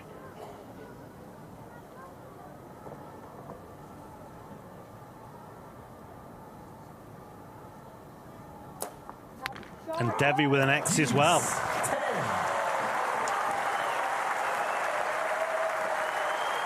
And not a flicker of emotion. Same from Kumar. Could have given her a little smile. Come on. Here's Farrelly with her last arrow now. No. 38 again, possibly. Yeah, well, that's what Shwagamalang is trying to lock in here. Just 2 10s from 7 arrows. Yeah. And, well, that's his third. Nice end. 2 X's from him. So, but they got 37 in the last end. Then India went 38. Kumar can win the match with this arrow, by the way, folks. If he puts it in the 10 zone. There it is. It's over. Arrow to spare. So interest here in whether India can finish with a 40. The perfect score. Indonesia got a 40 in their earlier win over Iraq. Haven't got close to it here. Sheetal Devi. Yes! What a finish for India. And finally we get some emotion out of them. Good for them. Highest score of the quarterfinals.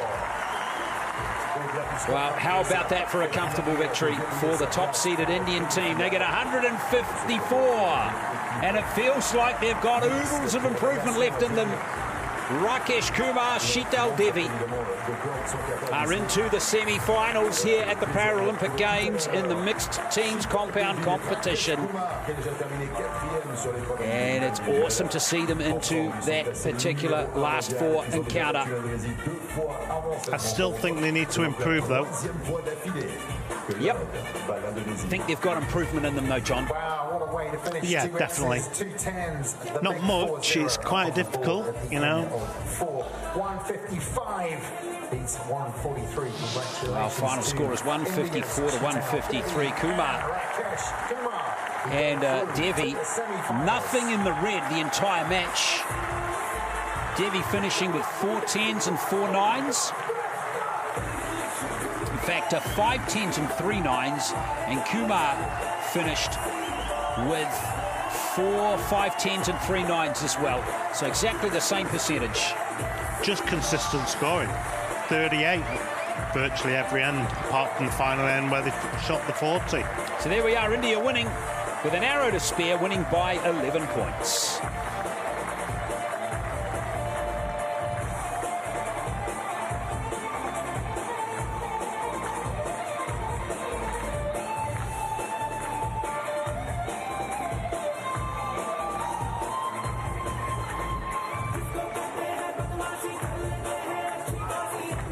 Mesdames et messieurs, veuillez accueillir les coachs, les juges et les athlètes sur le terrain des finales.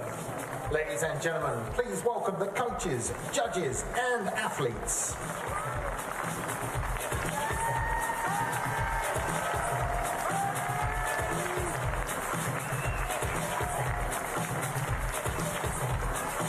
Both of these Chinese archers have gone.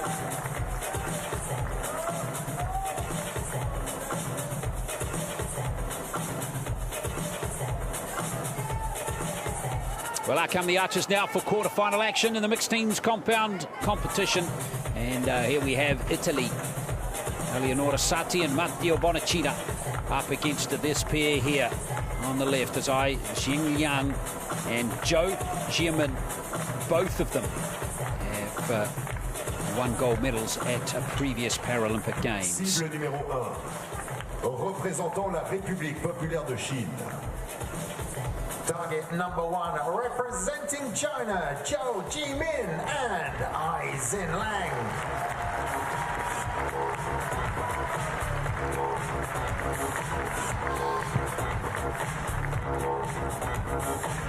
Cible numéro 2, représentant l'Italie. Target number 2, representing Italy, Eleonora Arrasati and Matteo Bonacina. Well, this should be a fascinating match. Both the Italians have won world titles. Bonacina is the current men's world champion. Sarti won the 2015 World Championship 9 years ago. And Jo, she was a gold medal winner in the individual title at Rio at the Paralympic Games, beating a compatriot in the final.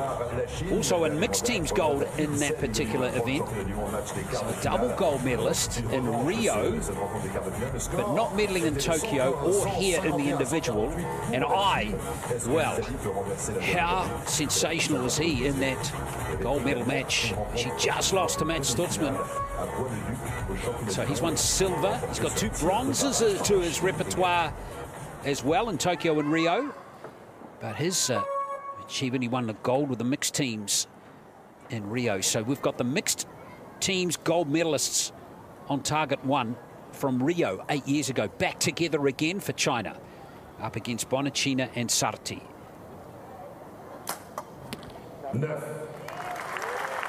The Italians are going to have to be at their best in this match too, I think, get under the skins of the Chinese. They've got to maintain, they've just got to pile the pressure on them. There's only one way to do that. Is to get it in that 10 ring. I personally have tried to do it, and they're unflappable, the Chinese team. Jo, she did win 1 match here over Kerry Leonard of Ireland in the individual, but then was beaten by Jane Carla Gugal of Brazil in the 1-8-8 eliminations. And, well, straight away, here's a surprise. I need a 10 now.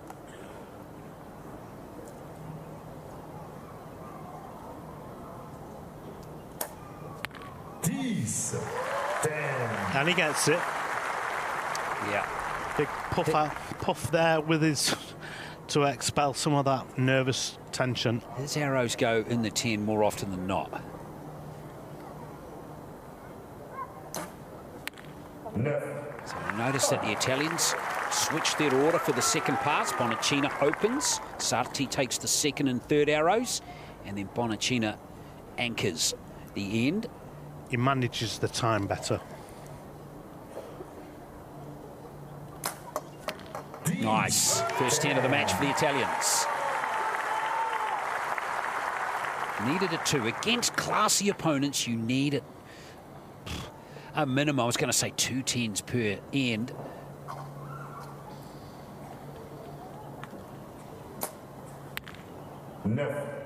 Just missing. She's struggling.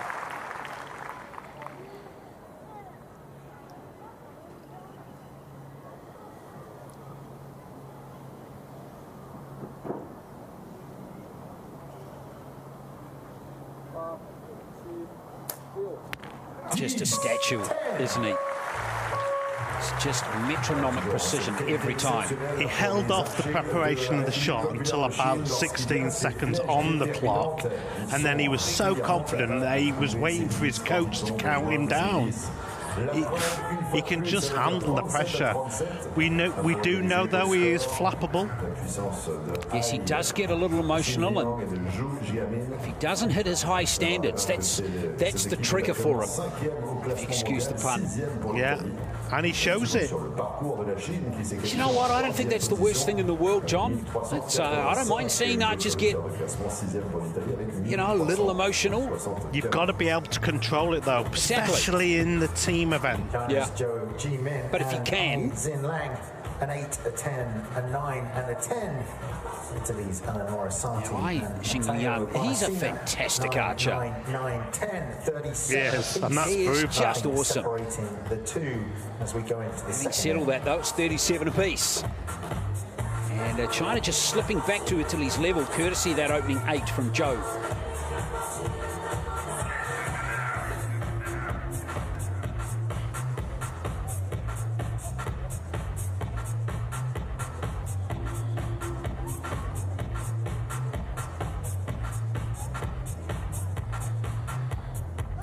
Italy had a win over Malaysia in the previous round, 147 to 141. And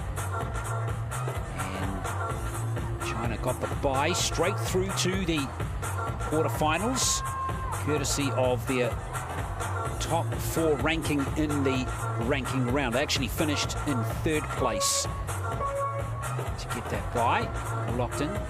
So much easier, isn't it, when you can avoid a round? I wouldn't say easier, or just a nice reward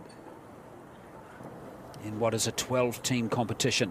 But you're coming out cold, you're not used to the environment. Yep. Yeah, that's always that risk. So Bonacina. No. Just away. Yeah.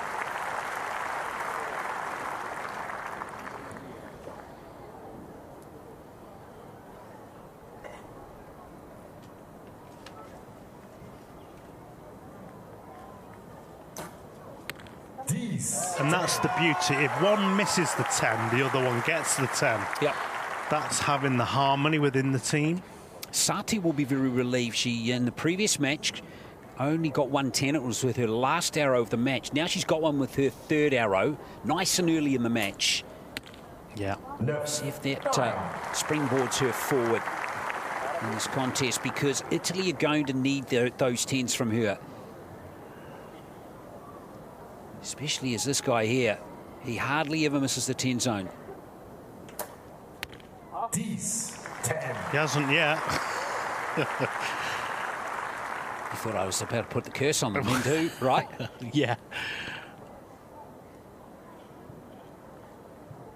On the back of a 10.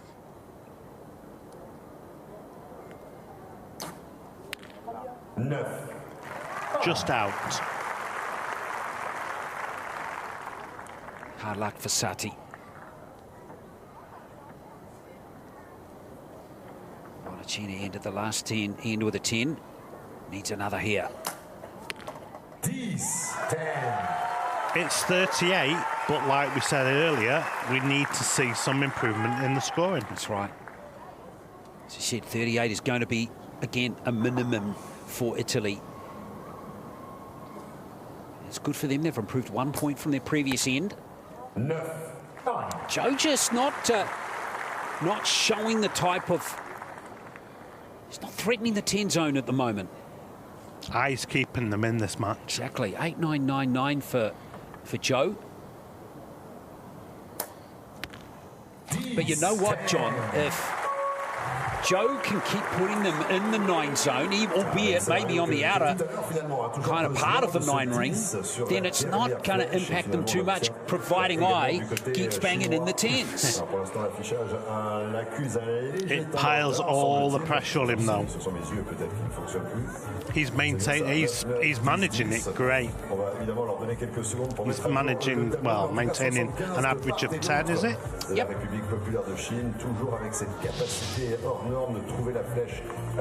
Last arrow has been ruled a 9 for some reason. It's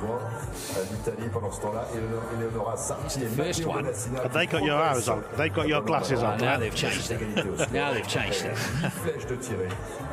So yes, it's 75 apiece. Got very confused there when I saw the score. I thought, what, Italy are in front by 1? No. No. What a fantastic match. Still nothing separating these two. 75 apiece, a 9, a 10, a 9 and a 10 for both teams.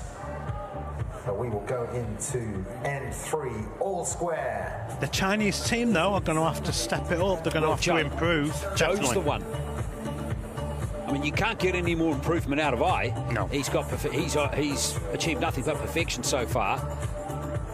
But it's a collective team. But if she does improve... Exactly. You know, even if she just gets a couple of 10s, one this end, one next, that could be enough to seal victory, provided I keeps going in. You know, he has been... You know, in the individual had scores of 148, 147, only dropped 3 points. That 147 in the final against Stutzman, I think most of those points were dropped in the last end. Yeah. When the pressure really came on him. Yeah. But up until that point, he was flawless. Here's the third end now. It's Matteo Bonacina to go first for Italy. Nicely poised quarterfinal. 9. 9. Sarti needs a 10. Well, she delivered in the last end with this very arrow.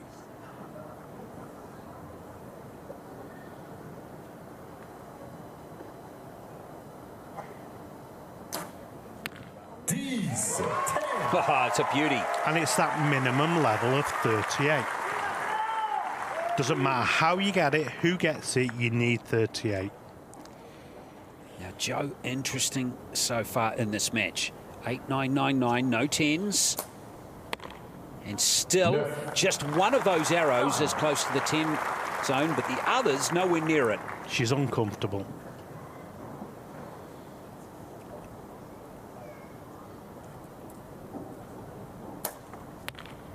Well, she's uncomfortable, but he's comfortable. Yeah, but it's piling the pressure on Ai. He's going to miss at some point.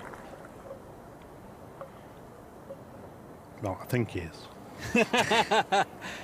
Well, the Italians, I'd love if you're right. Sarti's starting to really heat up. This is a really good performance from her now. Yeah, she's growing in stature now. 9-9-10, 9-10-10 for her. That's really good scoring.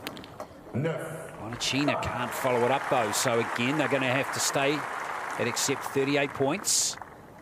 38 keeps you in the match. It does. Is Joe going to get a 10 at some point? Surely. Not this time.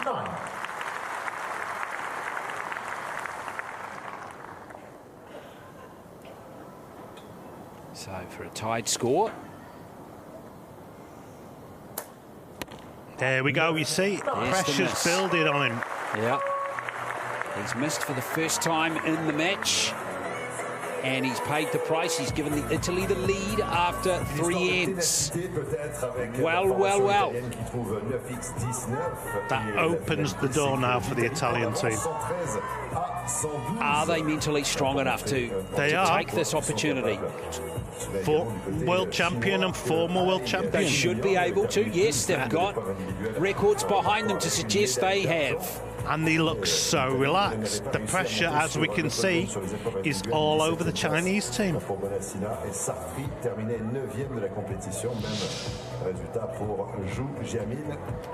Conséquence, c'est qu'on a un surplus de motivation, sans aucun doute, à côté Sarti et Bonacina, pour peut-être aller plus loin dans cette compétition par équipe. Finally, you have a separation in the scores: 1-12, a 9, a 10, a 9, and a 9 for China's Zhou Jimin and Ai Xinlang. However, 9, 10, 10 and 9 for Italy's Eleonora Sarti and Matteo. Well, we've got a fascinating situation now. Into the fourth and final end, 113 to 112. Well, that average for Joe below 9. That's clearly not good enough at this level. Definitely not. But she does have 2 more arrows left. But worryingly for the Chinese team, as we touched on, just one of those arrows has been close to the 10. The other 5 that she's shot haven't. But the Italian teams, the last 2 ends, have managed 38 each time. They're going to need 38 again. But that's accounting for the Chinese team getting a 40. Well, it's a very intriguing point of this quarterfinal. So many scenarios could emerge. 8, a 9. I think it's a 9. Yeah. Well, it's been provisionally scored an 8. That result of that arrow could be absolutely critical. Eyes back on target, getting the 10. What do you reckon? Did you get another look at that arrow just there, John? It's a 9. Yeah. So just bear that in mind, folks. That score's likely to be 19.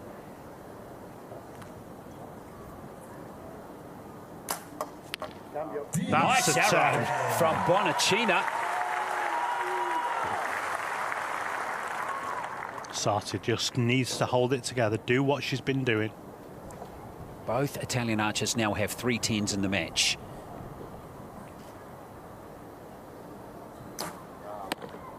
Oh, Sati. Well, you called it, Glenn. Well, that's not. It's just it's brought the match back to even Stevens. Remember that 9, 131 each. Still drama coming here. Joe gets a 10 with her last arrow. Where did that come from? It came from her bow. I needs to get a 10. Well, a 10, and they can't be beaten in this end in the match. Worst to shoot off. He's got it. So China, 2 10s, 3 10s to win the match. That 8-star is likely to be a 9, so that means the Italians need 2 10s to take the match to a shoot-off.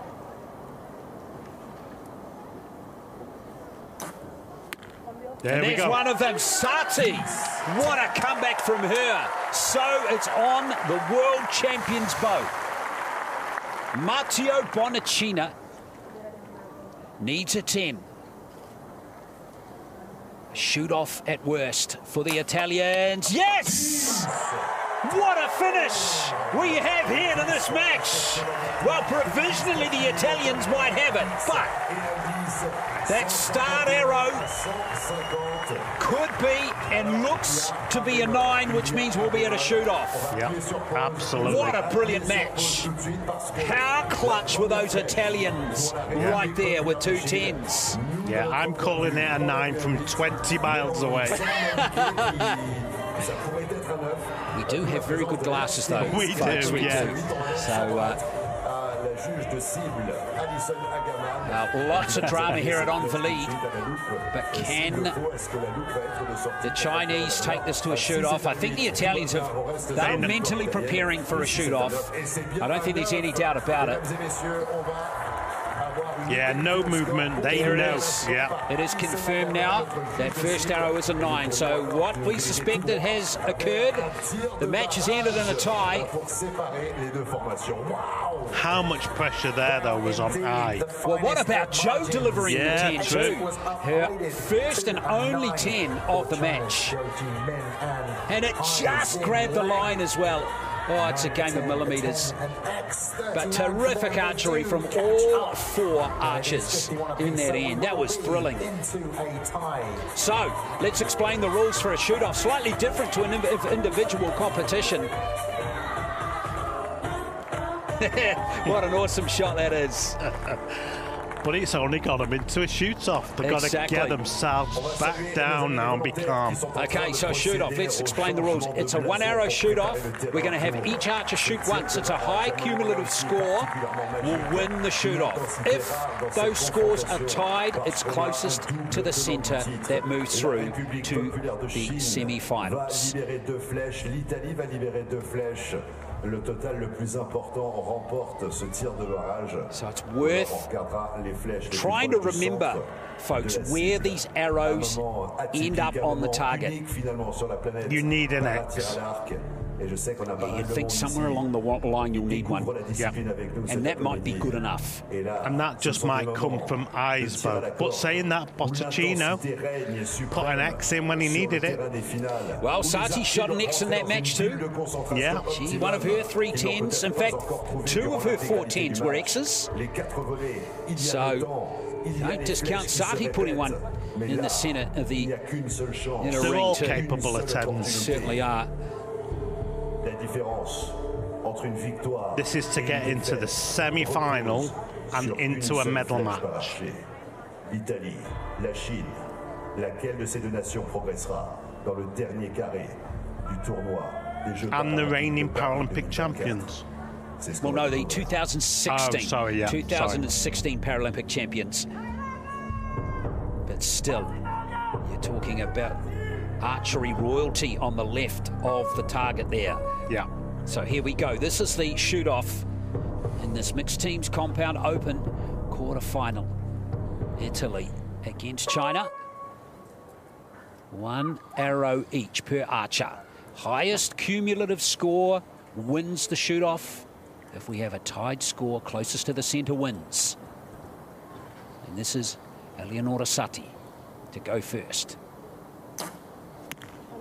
Great start. So you can see it's 22.9 mils from the centre. So now we move to the Chinese team, and here's Zhou Jiman. Oh, where did that come from? What a fantastic shot. Well, provisionally, it's just outside the Italian. So Bonacina now needs to be within that 23 millimetres. He might need to be closer. And he's away. It's a 9. So I only needs a 10. That's correct. So it's target's nice and big here for Ai. And we know he loves getting his arrows in the 10 zone. Ai Jingliang for the win. Oh, he's away. He's away. It's going to be Italy. Italy are closest to the centre. The scores are tied. But right there, you are talking a millimetre closer provisionally at the moment. Only a millimetre in it. So let's have a look here. Out come the judges on the left-hand screen here to have a look. This is going to... You might even need a measuring tape here, just to clarify it. Well, we are absolutely leaning forward, waiting for this. Staggering, I missed the 10. Definitely. Can't believe it. Can't believe it. Now we wait and have a look at this target judge. Hopefully we'll get a look of him on the coverage, pointing to the winning team. Nothing the archers can do or the coaches do, but can wait. On est peut-être même à l'échelle du micron pour séparer les deux nations. La Chine, double tenant du titre. L'Italie. Well, everyone with their eyes glued on the end, and he's got the measuring apparatus out. The calipers. Never seen this before in a match. Interminable. Là, c'est les outils, les ustensiles. Italy have got it. It looks like it, doesn't it? Italy have got it. It looks like our measuring system on the top left-hand corner of your screen might be correct, but let's have a look here. Qu'est-ce qu'on a au-delà? Même l'ordinateur, il est... Oh, we're getting it double-checked. This is extraordinary. It's a bit old-fashioned now, isn't it? They're going the other way, just to double-check. They're going the other way. I love it. It could be another shoot-off. This would be amazing if this is the case. On est autour des 23 mm du centre. They're measuring the 9. Oh my goodness! Well, then it's going to go to Italy, surely. Because I'm sure Eyes was further away.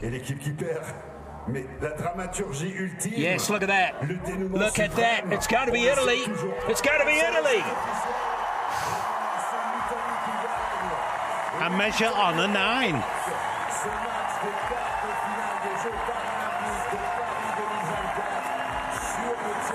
Wow. Never seen anything like that before in mixed teams competition.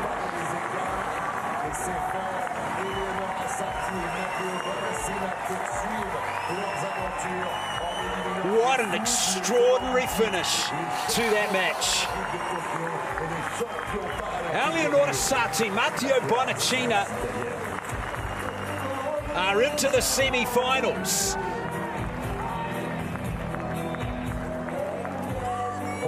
Sati won it, but she didn't win it. No. Wow. That is almost, words can't describe that. Italy get it. A measure on a 9. Amazing. Wow. After 2 10s. Amazing. Well, there they are. Sati and Bonacina have got to get off the shooting line because we've got another match coming in a minute. But there you are. They win it in the shoot-off. What a win.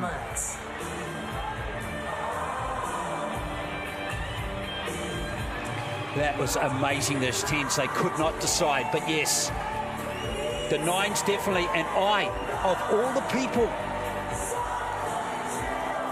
And there's the moment for the Italians.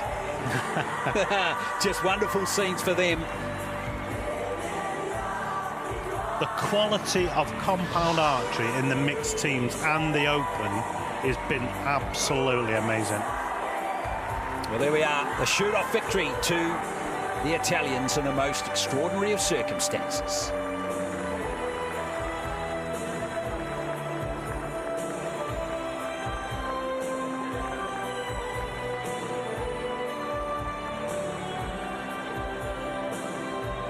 Mesdames et messieurs, veuillez accueillir les coachs, les juges et les athlètes sur le terrain des finales. Ladies and gentlemen, please welcome the coaches, judges, and the athletes.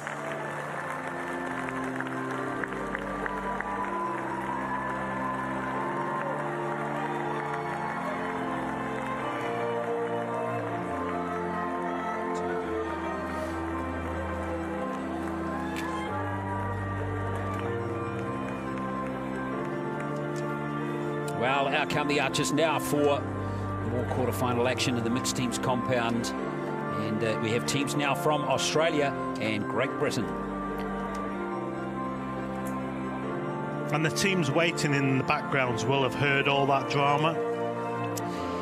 Yep, and tried to ignore every single second, which would have been virtually impossible. Yep, amazing scenes in that previous match.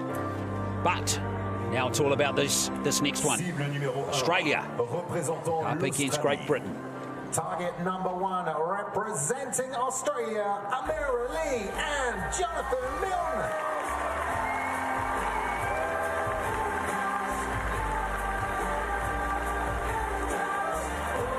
Cible numéro 2, représentant la Grande-Bretagne. Target number 2 representing Great Britain, Jody Grinham and Nathan McQueen.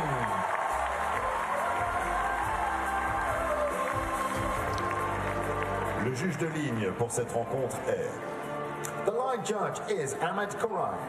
Well, away we go then in this quarter-final between Australia, who beat France in the previous round, 142 to 134. They were greatly aided, though.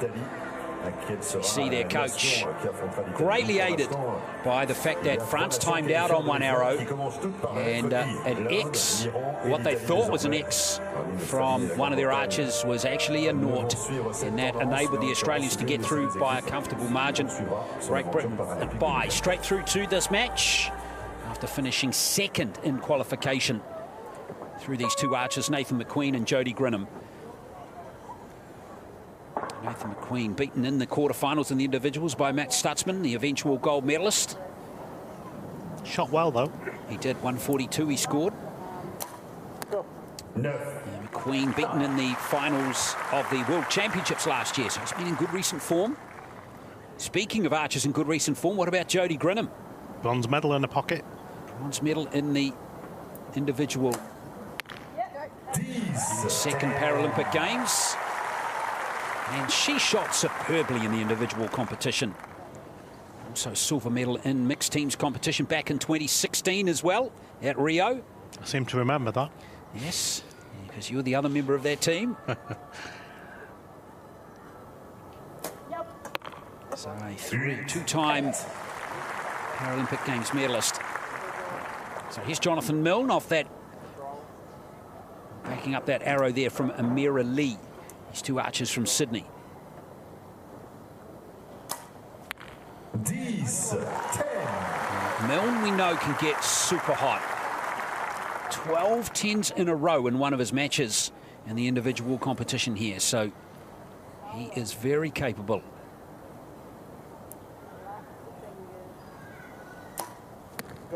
No. Finish your shot. Come on, McQueen, finish your shot. He knows, doesn't he? He does, yeah. It's that 38 score, though. That's all we're after. Yes. Yeah, Grinham. She's got it going. Yeah, I've enjoyed watching her. She's been really solid all the way through her matches. And she started great here with 2 10s.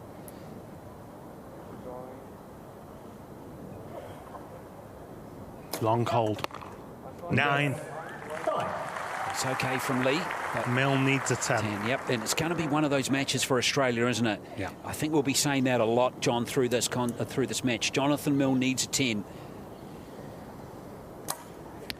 No. Not this time.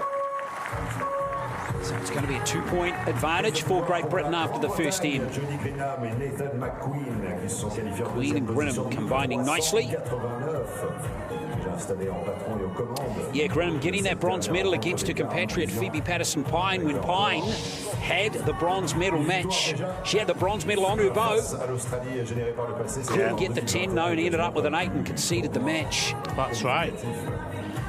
But Jodie has just kicked, well, Grinham's just kicked on. Well, Grinham's feeling good too. She's expecting her second child and loves it. Oh, yeah. She's such a calming influence.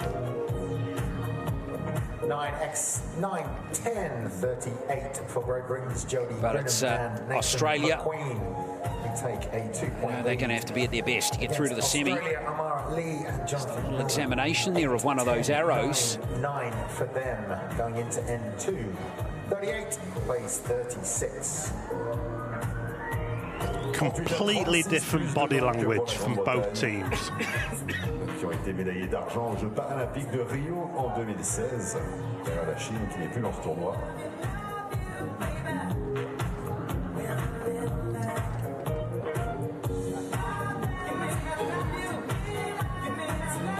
So the Australians to start.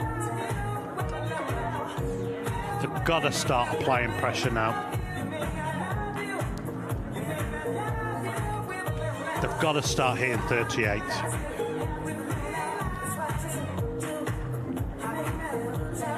Because if McQueen gets going, this game could be over. Absolutely. And he's got a good backup there. Well, partner. Yeah. And Jodie Grinham. Yeah, let's not state the importance of Jodie Grinham. She performs at her best. Great Britain will be flying in this competition. So it's a 2-point game. Australia with the second end. Here's Amira Lee.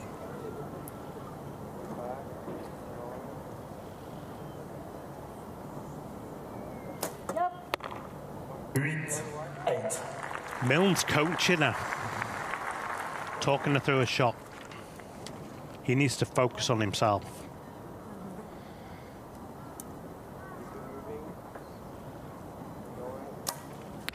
No. 9.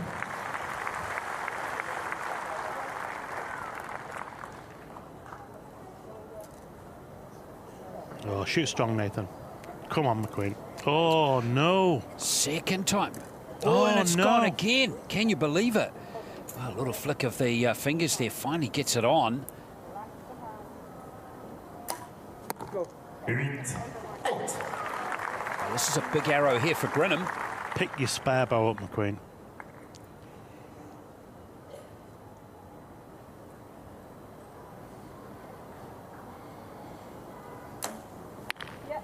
No harm done there. Jodie Grinham saves the day. And they've only lost a second on average. Yeah. So they've outpointed their opponent by 1 point. So take a bow, Jodie Grinham. Now Lee. Yep. Nice arrow from her. Australian need her to get hot. Milne needs to follow that up, though. Most definitely. Time's against him. No. Well, a couple of arrows going right there. Be disappointed with that outcome. 36 again for the Australians. Better draw up than McQueen. Yeah, Great Britain got a good chance to go further ahead here. There he is, getting the 10. That'll calm his nerves. First 10 of the match for him too. Gone 9-9-8 with that. Mobley, I tell you, looks in absolute control as Jodie Grinham.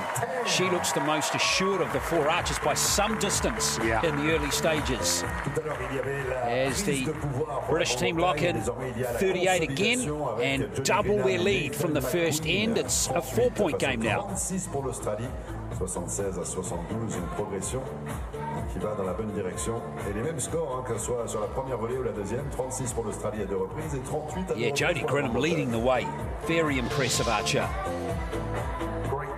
Look at that, everything is there. And it's she's delivering. These are our arrows so far, John Stubbs. X, 10, 10, 10. She should have done that with me. Let it go, my friend. It's 8 years ago. It is, yeah. Big match, though, in all fairness. You're not sure who's with me in the commentary position, folks. It's John Stubbs, who won the gold medal in 2008 in men's individual competition for Great Britain, and he also won 4 titles. 4 World Championships.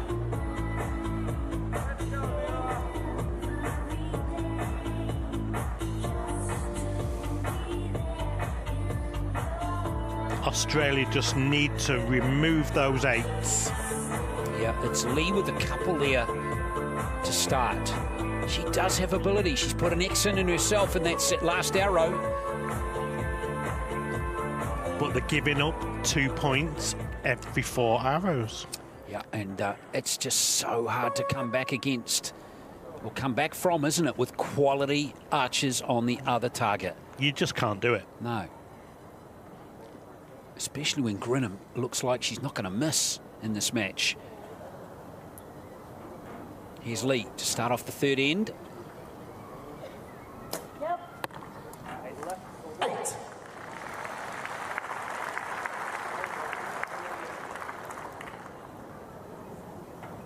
Gotta be a 10.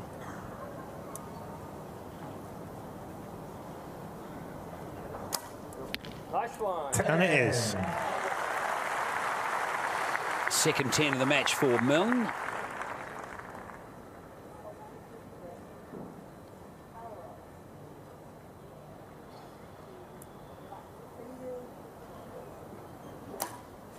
There we go, X. Nathan McQueen looking good now. That's his second 10 in a row. And we know where this is going. Yeah, it's going into the centre of the target, isn't it? Yeah, she's so strong at the moment, Jodie. Slightly longer hole, but it doesn't bother her at all. In fact, it's her best arrow.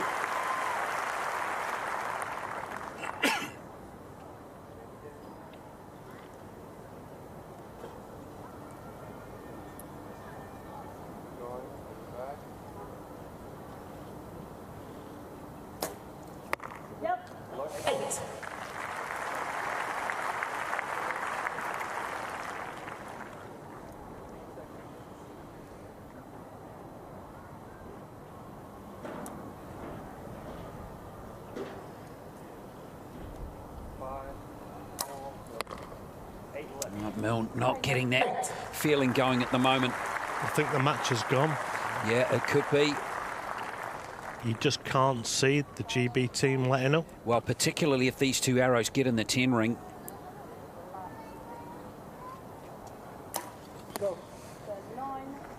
Now it's right on the 9 line, but that's doing the British team no harm at all.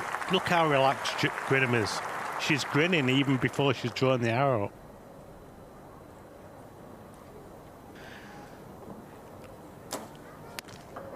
Well, it is dropping below the 10 ring, but again, that's solid archery from Jodie Grinham. It's an 8-point game with 4 arrows left. Massive lead for Great Britain, who are looking very solid. And let's remind everybody, Grinham is 7 months pregnant. Yeah, expecting her second child. She just, she's just brilliant. Totally brilliant. Baby's feeling all the emotion. Absolutely. 14 going into the 4th and final end. I'll imagine down the track, dare I say this, at some future point in time, Jodie Grinham says to Bubs one day, I won a Paralympic Games gold medal just before you were born. Yeah. It's a neat story, isn't it? Yeah. Is Paris a unisex name?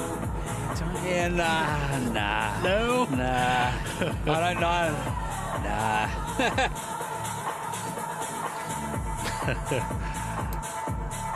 Just trying to think of a male name for the Bubs to kind of reflect the situation. Yeah, battling at the moment. Yeah, congratulations to Jodie and her partner, Christopher. That's right. They already have a son together who was born in 2022 named Christian. So, family on the way. Another family member on the way. And she'll deserve a good long break. Important end now. She's, of course, already got a bronze medal from these games in the individual, but gold to add to that bronze will be have no harm done at all. Here's Amira Lee with the last end. Australia needs something incredibly special now. No, it's another 8. Lee just can't get going in this match. No. She's opened every single end with an 8. Yeah. It just piles of pressure on to Milne. It does indeed, and he's doing his best. He's just missed that one, yes. Yeah. Basically, they're an arrow behind now with only 2 arrows to shoot. Let's remember, if Jodie gets a goal, she'll have the full set. Brilliant.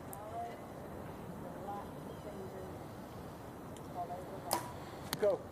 Well, the way she and the Queen are combining, you certainly wouldn't discount that possibility.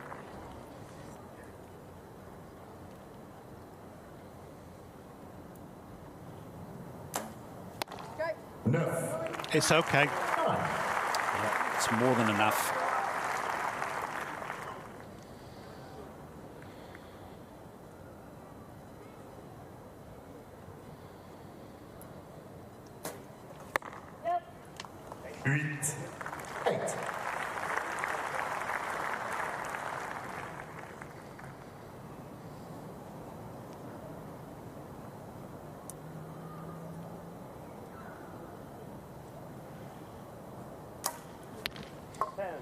Nice arrow there from Milne to win the match.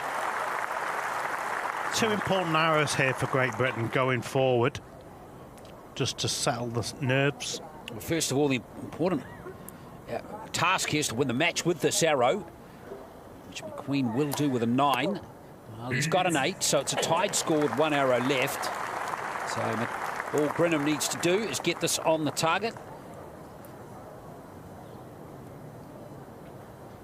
She does want in movement off baby now. There it is. It's on the target. It's a 9. So job done for Great Britain. Not the high-scoring arrows they might have wanted on this last, but it didn't matter. The match was pretty much done and dusted. 150 to 141, a very comfortable win for Great Britain. They're into the semi-finals with that win over Australia. Avec un potentiel de médaille donc et qui vient s'accroître pour l'équipe qui s'est qualifiée à la place de 2e, 1389. La Grande-Bretagne donc, quelle opération rondement menée avec cette régularité, 3 fois 38, 1 fois 36, suffisant pour atteindre les 150 et de battre leurs adversaires. 10, 9, 8, 9, 36 on that last end.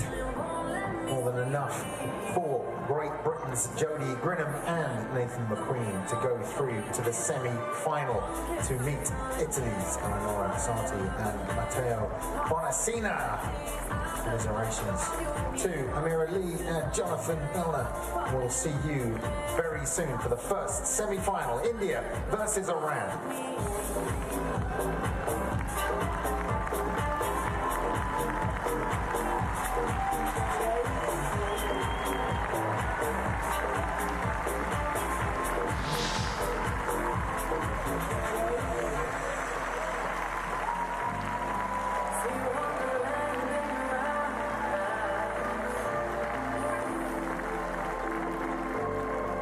Might need your company.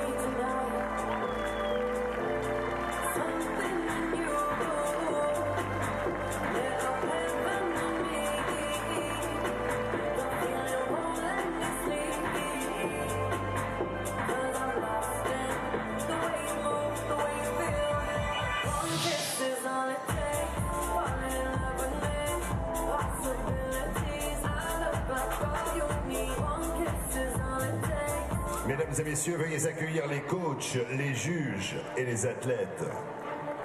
Ladies and gentlemen, please welcome the coaches, judges, and the athletes.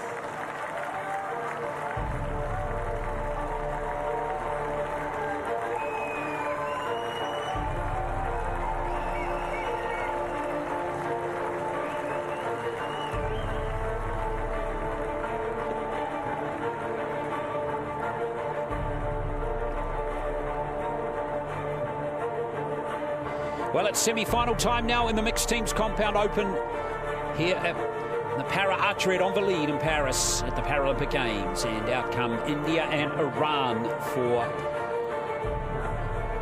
match to decide who will go for the gold medal.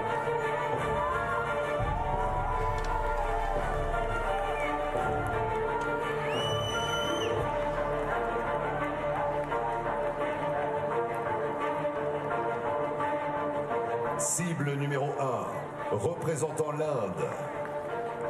Target number 1, representing India, Chateau and Rakesh Kumar.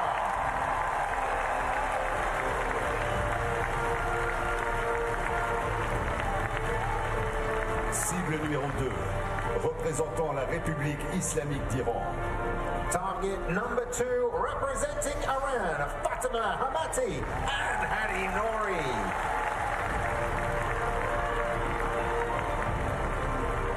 Le juge de ligne est... The line judge is Liz Del Carmen Perez. We are almost set for the semi-final. India up against Iran.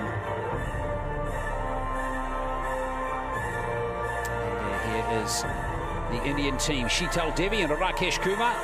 And the Iranian team under their coach ready to go too. Fatima Himati and Hadi Nouri. Win for India in the previous round over the Indonesian team. Comfortable, 154 to 143. And Iran getting over Brazil, 153 to 151. Est-ce que ça sera l'Inde? Est-ce que ça sera l'Iran? Le moment est venu de découvrir cela ensemble.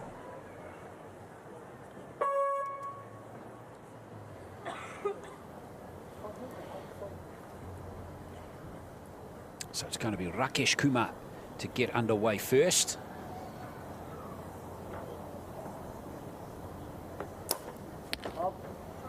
It's a maximum. Yeah.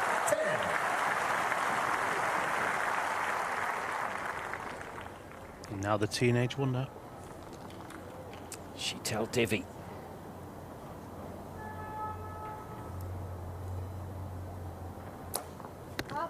No. Just away.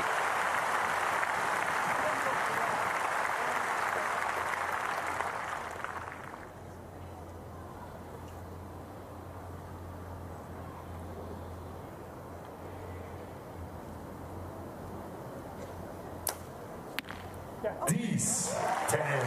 She's amazing. She is. Just incredible.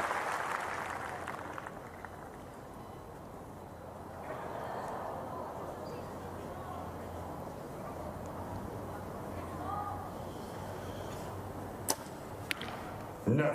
9. So, very thorough so far, yes, indeed.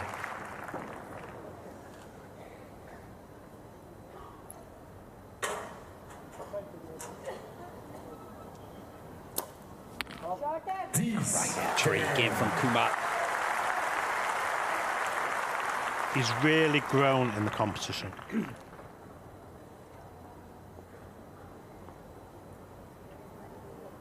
Devi to settle down now. There we go. Sheetal Devi. A nice smile on the face of Sheetal Devi. Didn't see that till the very end. No. Of their win against Indonesia in the previous round. But Hamati's shown what she's capable of. Arrow. Yeah. 10 with the first arrow. No. It's going to be an advantage to India after the first end. It's just a matter of by how many. Nouri doing his best to ensure it's just 1 point. And it is. Yep. Good job. Well, semi-final this is. Winner through to the gold medal match with just having a little peek here as India enjoy a 1-point lead at the overall records of both countries in para-archery. Now, Iran have a very good record. They're actually 9th overall with 6 gold medals, 3 of them, of course, to Zara Namati, the amazing archer that won 3 consecutive gold medals in individual competition. They've backed up several other times, have 12 medals in total. Now, India, despite their recent rise across all forms of archery, including para-archery, there they are. They've only ever won 1 medal in para-archery, and that was by their recurve archer, Harvinder Singh, in Tokyo 3 years ago. So, that's a surprise. Unbelievable, isn't it? Yep. So, Rakesh Kumar is a world champion from last year's World Archery Para Championships in Czechia, but he's with Sarita, a different female archer in that combination. Yeah. So Devi gets... Sarita was at this Paralympics as a second archer in the women's individual, but the reason Sheetal Devi is in there is because she ranked higher in the ranking round than her compatriot. Absolutely, out-qualified her. Yep. That's how important it is to qualify well. And at Czechia last year, mid-last year, when the World Championship, it was the other way around. Sarita outranked Devi by a couple of points. But she was 16. Exactly. Devi went all the way to the individual final anyway, but lost in the final of the individual competition.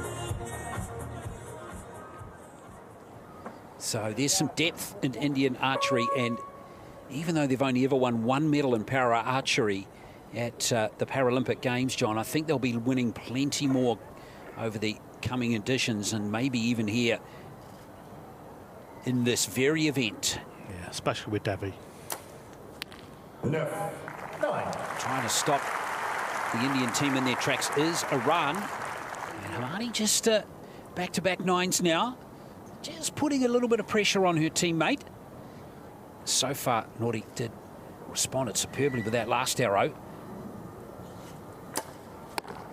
This time... Oh, it's in. Yeah, it's grabbed the line, hasn't it? Yep. Not a strong shot, though. No, both the Iranians not quite clicking in this match just yet. No. 2 10s from their 6 arrows. They're going to have to up that percentage. Kumar, though, where he usually is. 3 out of 3 for him.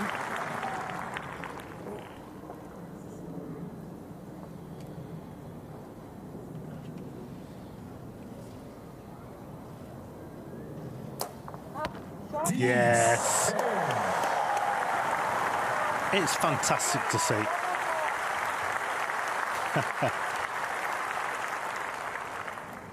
Devi feeling good about life right now. Yeah, she'll become the face of archery, I think. Oh, she steered that in. Yeah, nice job from Hemati. Iran need these 10s to keep pace with this Indian team, who have only dropped 1 point so far. Shot clock down to 5. Oh. That was a needs-must shot, that. So just a slight timing issue. We've seen that in previous ends by the Iranian team. Just getting a little squeezed up on the time. Kumar, 4 in a row. Looks as though he has plenty of time. And he gives Devi a little bit more time to set her shot up. Yeah, good 23, 24 seconds there for Devi.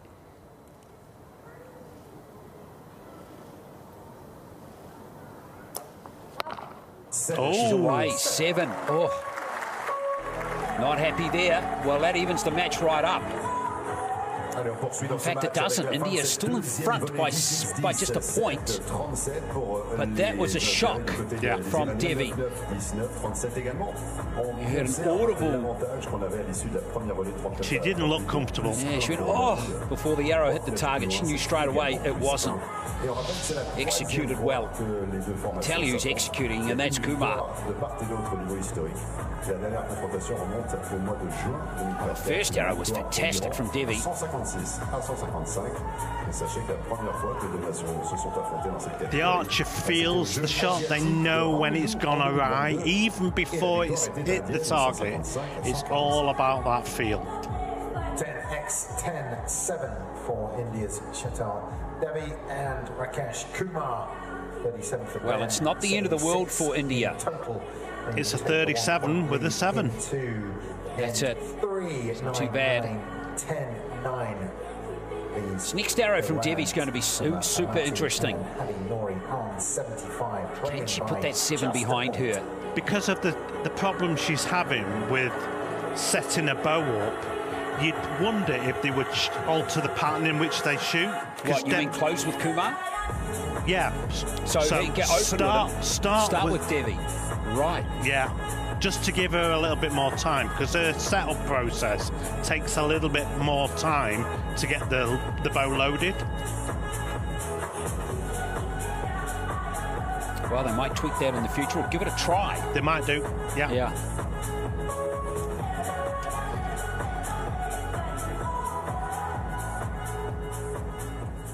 Well, that 7 from Devi's brought the Iranian team right back into it, though. Yeah, definitely.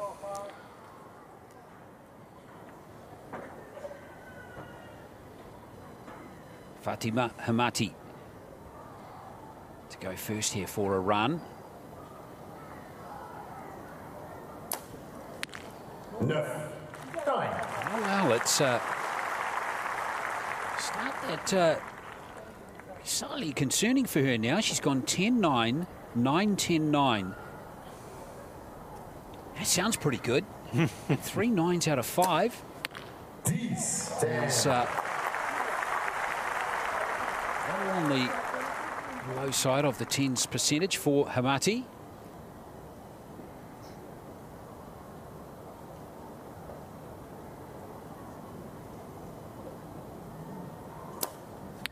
Yes. Strong by Kumar. Now this arrow here. See if Devi can bounce back in style. No. 9. Like we said, it's a minimum per 4 arrows of 38. That's what you've got to be maintaining. It's an average of 2 10s and 2 9s. Yeah. Yeah. Yeah.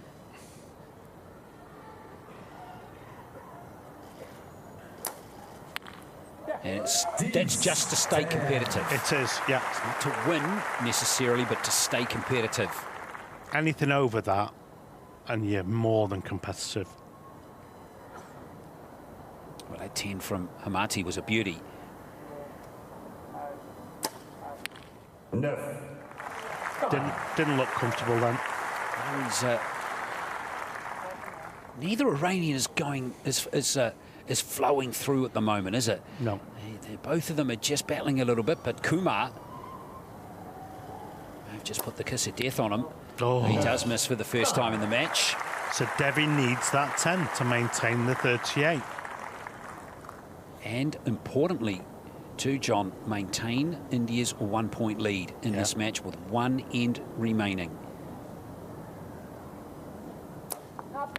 No. So we're even, dead even. 1-13 apiece with 1 end left in this semi-final. It is tense between India and Iran. Rien n'est encore fait dans ce match. Tout est possible. But this is to get into the Paralympic final. This is where, you know, it's the pressure that unless you've been there, you can't imagine the strain that they're under. Yeah, and the stress and the strain. And our former Paralympic athlete just the other day was saying you need to be addicted to stress to be a top-level sports person.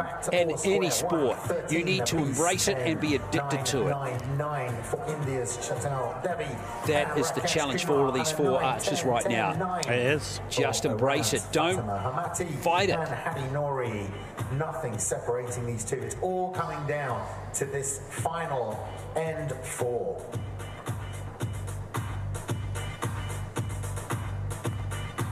So the winner of this end takes the gold medal match. Exactly. It's a one-end match. It's a 4-arrow contest. If we're tied at the end of this end, it's a shoot-off. Oh, I don't want to stress of another shoot-off. Oh, you do. We love it. We want shoot-offs every single match, John.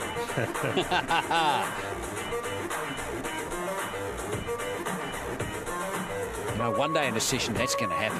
It is. One day it's going to happen.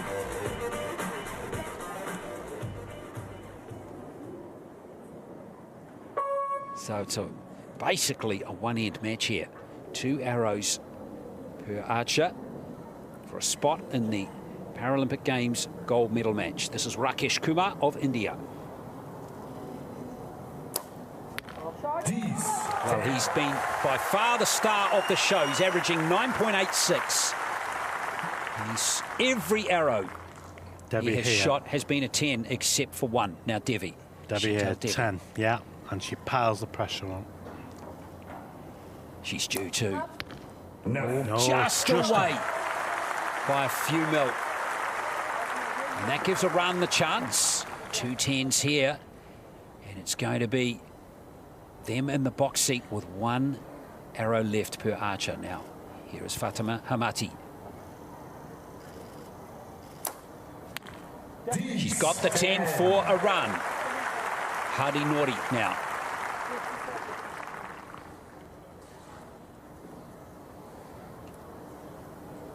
Now's the time for a 10 for Iran.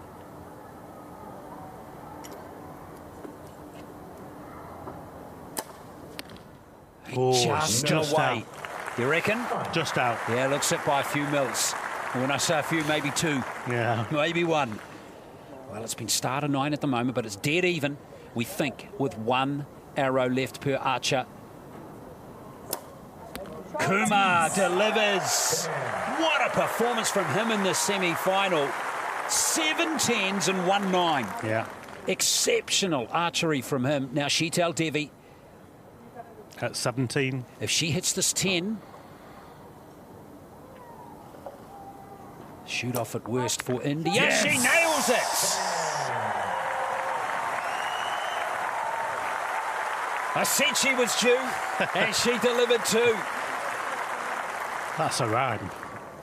So let's have a look at Hamati now. She needs a 10 now.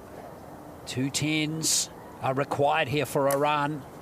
And there's one right there. So I'm not... This might not be enough. No. So this has got to be a 10 for a shoot-off. If it's anything less, and look at the shot clock, it's down to 4. He's missed it.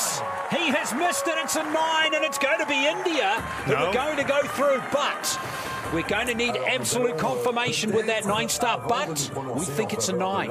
We don't think it's a 10. Are you changing your mind, John Stubbs? How about the fence? Oh, my goodness.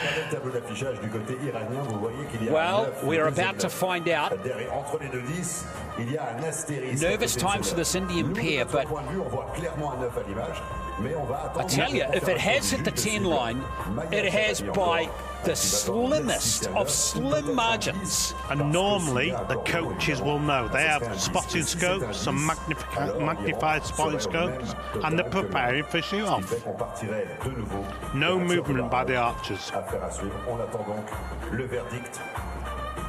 Well, we're looking at the target judge. Yeah, their spotting scopes can zoom straight on that. Oh, no, it's up. It's a shoot-off. Yep. Well.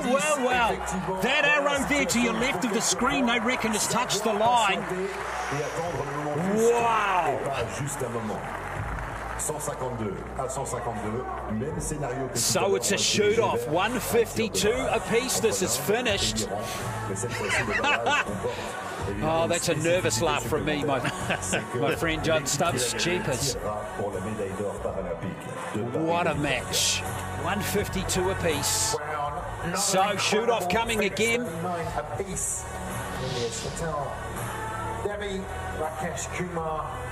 Rakesh Kumar's been fantastic. Devi, that last 10 was a gem. Now, this arrow, that was good from Hamati. It's the next one.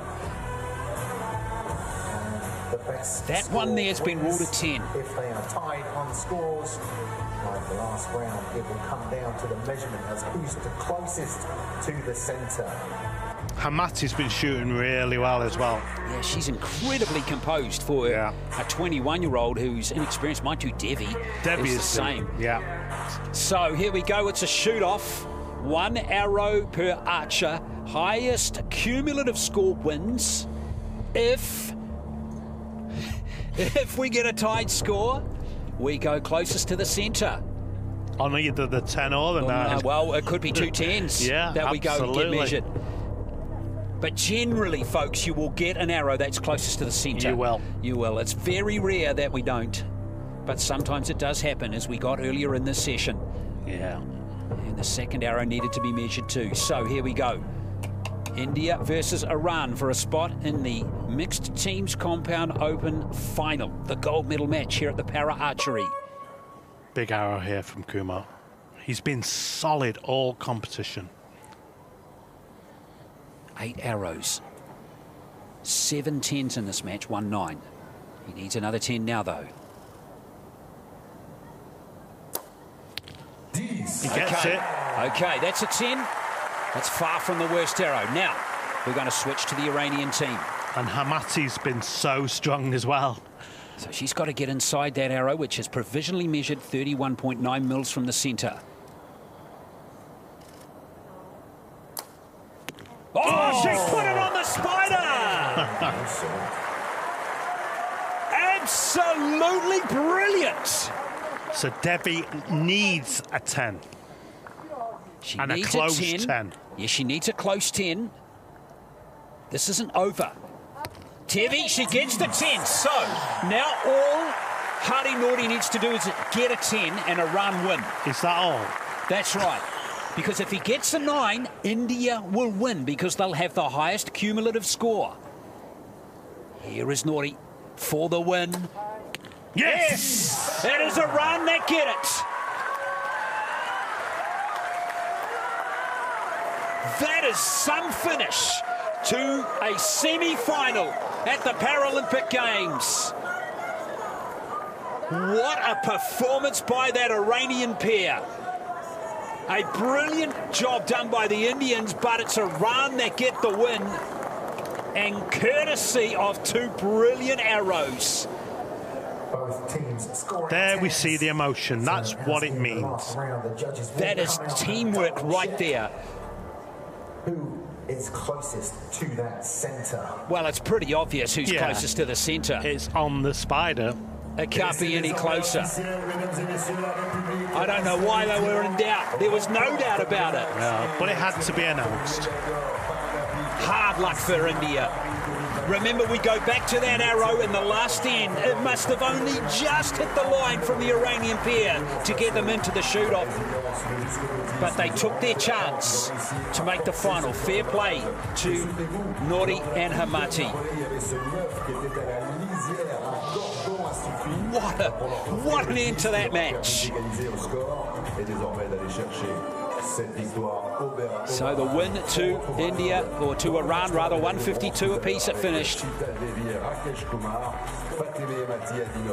There's that last arrow from Nordi. That sealed it. Congratulations to Iran. Fatima Hamati and Hadi Nordi go through to the gold medal match. So 152.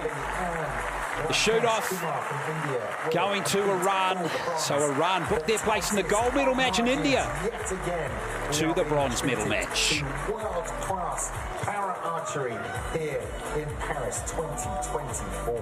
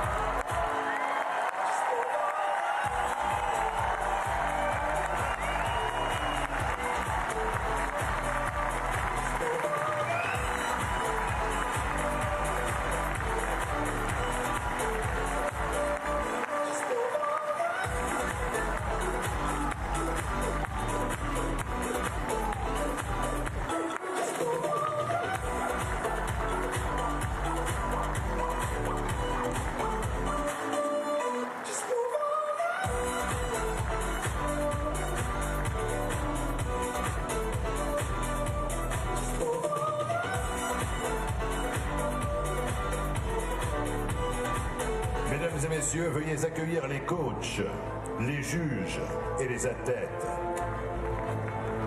Ladies and gentlemen, please welcome the coaches, judges, and athletes.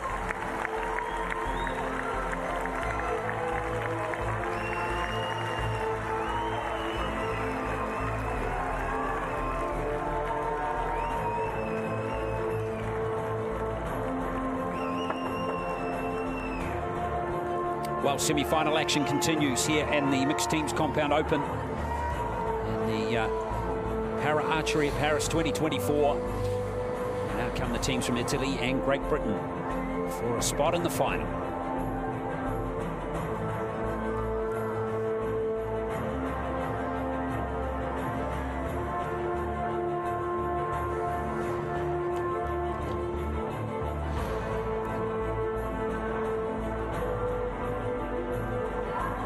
Cible numéro 1, représentant l'Italie. Target number 1, representing Now here are the Italians, Eleonora Sati and Matteo Bonacina. And there are their wins over Malaysia and China. That shootout win over China was absolutely extraordinary, where the second arrow needed to be measured. And here's Jody Grinham and Nathan McQueen, who are far more convincing in their win over Australia by 9 points. Yes, the judges at the target end in that shoot-off could not decide, couldn't split the first two arrows in that shoot-off in the Italy-China match. It's all history now. Antonio Tosco and Andrea Gales are the coaches who are mentoring their archers. And there's so much history between these two nations. Yeah, they know each other well, don't they? They call each other over to practice against one another. So match underway now. Mixed Teams Compound Open semi-final. Great Britain. Nathan McQueen and Jody Grinham up against Eleonora Sati and Matteo Bonacina of Italy. Nathan McQueen to go first. There we go. That's the start we want.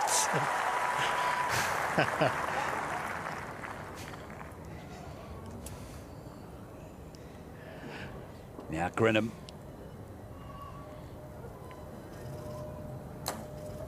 Yes. Well, a perfect start for Great Britain. Pressure straight away onto the Italians. Yeah, dream start for Great Britain. Here's Matteo Bonacina, the current world champion. And he beat Nathan McQueen in that World Championship final last year. Great shot under all that pressure. Eleonora Sati, 2015 world champion.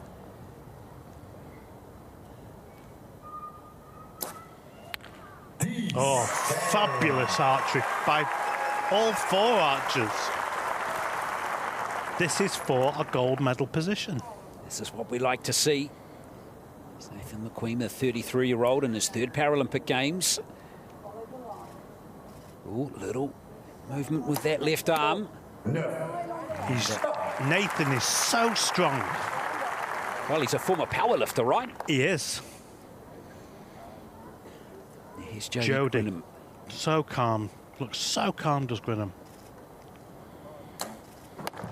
Oh. She's away as well. So 38 is the minimum we think. Kind of bearing everything in mind. 38 is the absolute minimum that you're going to need per end to stay in touch with the other team.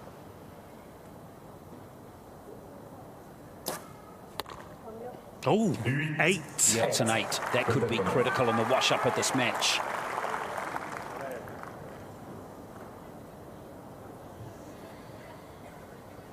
It's not a disaster. He needs a 10, though. Exactly. Bonacina, if he gets a 10, they might get out of jail a bit, and he's away.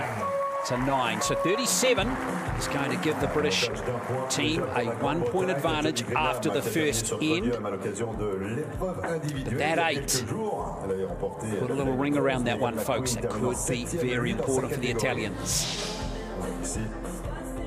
les Italiens. Il y aura Sartri, Matteo Bonassina. Sartri avait fini 9e. Jody Grinham, remember, has already got bronze and silver medals at Paralympic Games. Strong start by both teams. She's got a chance to complete the 8-9. The colour set as she wins gold here. Nathan McQueen, he's been trying to win medals at Paralympic Games for a while, since Rio, but has never got there. Can you imagine what it's going to be like if he gets there? McQueen out-qualified me in Rio, and I got the nod ahead of him based on experience. Interesting. And I went on to win the silver medal. It's very interesting. Don't know if that is that allowed to happen anymore? Yeah, of course it is. Of course, yeah, but they generally pick the highest qualifier. Yeah, and in 21 or 20, the country picked Nathan over me, and I out-qualified McQueen. So they've got to do what is right for the nation at the end of the day. Yeah, yeah. Tough choice for selectors, though, isn't it? Definitely. Yeah.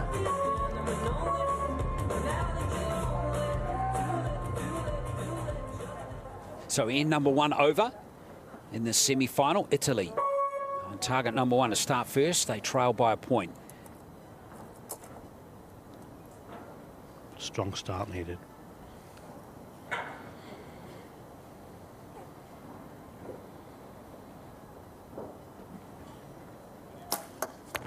No. Out. 9. Yeah. Sarti has got to hit a 10.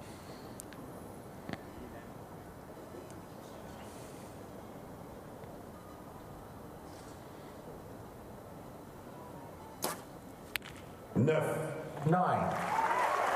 That's adrenaline. Adrenaline, that. Come on, McQueen. Believe in yourself.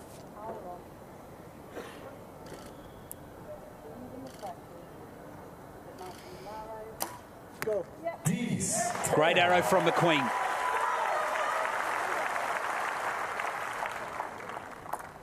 Now Jody Grinham. Big arrow here for Great Britain. Yes. This is looking solid, isn't it? That's the second end in a row they've started with a perfect 20. And all of a sudden, that 1 point lead has grown to 3. And now the Italians are chasing the scoreboard. Not going to be easy for them to catch up, especially if they can't get the arrow in the 10 zone. They've only had 1 in their 7 so far. Yeah, it's just not good enough. It's just getting more and more difficult for them. With every single arrow that misses, and there's another one. 4 9s. The door well and truly open here if Great Britain can seal a perfect 40. McQueen with this arrow. It's okay. First 2 arrows set the scene, really. Well, let's see if Grinham can seal this end with another 10. Yeah, there's your answer. Just had that feeling from the moment she released that arrow that it was going into the 10 zone, and Jody Grinham again, 10-10 or 10-9, 10-10 for her, leading the way. Britain up by 4 points at the halfway stage of this semi-final. That's a big lead. She's been incredible, Jody Grinham. Right at the top of her game, right from the first arrow she shot in the individual. 36 in 273 in total. She did lose to the gold medalist, but Turkey's Uzna Juda, well, she was amazing in winning the compound gold medal. That perfect score takes them to 77. She was just next level, but Jody Grinham has been amazing in this Paralympic Games. So 77 to 73. Crunch time now for Italy. I say crunch time, it might have actually already been crunch time for an end, basically. ever since they maybe halfway through that last end. Yeah. They need 10s all the way now. They need Sean, what do you think? Yeah, they need a 40 this end, just to give a bit of pressure back to the Great Britain team. Still might not be enough, though. No. They somehow need some help. What I mean by that, they need McQueen and Grinham to just lose their radar now, when there's been no evidence in the first two ends that that's going to happen. So they've only dropped 3 points in their 8 arrows so far. Matteo Bonacina.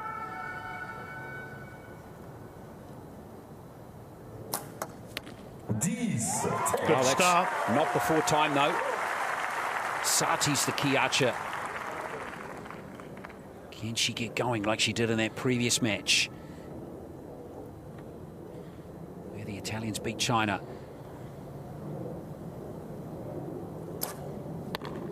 Oh, just 9.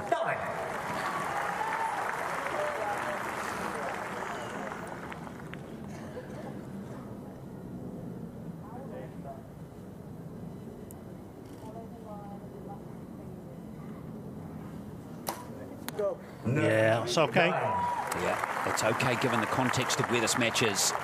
And who's coming up next? Exactly. Here's Grinham again. Just such a calm presence on the shooting line, isn't she? She is. Yeah, fantastic.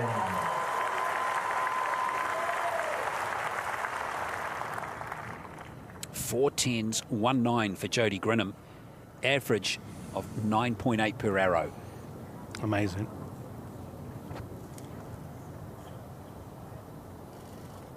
Oh, Bonacina, that's rather Sarti, that's his second 10. Yeah.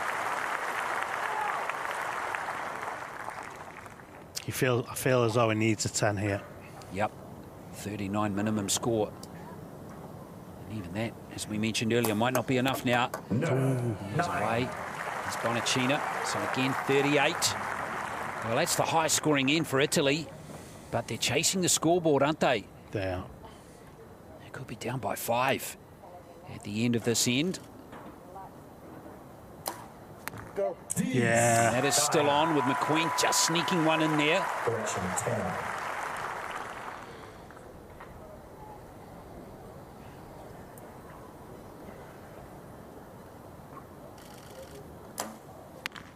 Yeah, great shooting.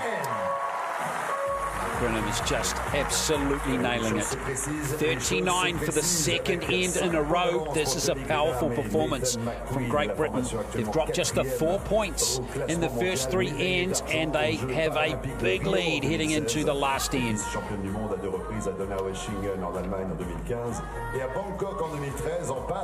Last time Great Britain was in the final was in Rio in the mixed teams. Didn't make the final in Tokyo. Dans le match pour la médaille d'or pour affronter l'Iran. Jodie Grinham, of course, one part of that Great Britain team that made the final in Rio. Italy's Eleonora Sati and Matteo Bonacina at a 9, 10, 10, 10. And they're looking very solid. They've looked very solid in their quarter-final and now the semi-final. They look imposing. Yeah, they look comfortable. Sorry, fourth and final end. 1-16 to 1-1-1. 5 ahead. So they got a 5-point lead going into the last 4 arrows. Yeah, going to be very tough for Italy to overhaul that. Yeah. Given the form of these two. Look at Grinham set up there. Even after the release, there is no movement in the lower body whatsoever. No. Great follow through. Great techniques by them both, to be fair.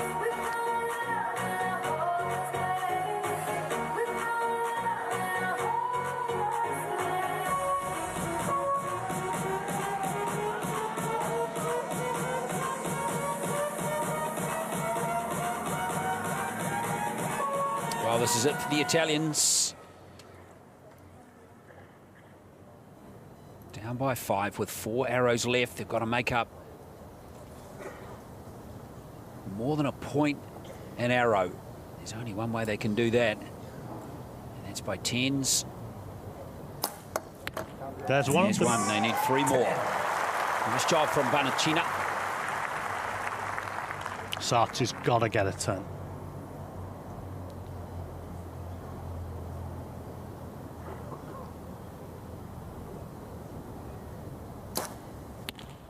She's away, and that makes that task for Great Britain just that little bit easier. Yeah. Just 35 to win. That's assuming the Italians get 10 or 20 with their last 2 arrows. So that number is very gettable for these two. They have been in great form right from the first arrow. And McQueen put one in the 10 zone. So there you are. There's 20 of them. They need just 15 points from their last 2 arrows. Yeah. And GB could actually equal the Paralympic record. It's on indeed. That is 156 set by Turkey in Tokyo. Let's see if that happens. Nice arrow from Sarati.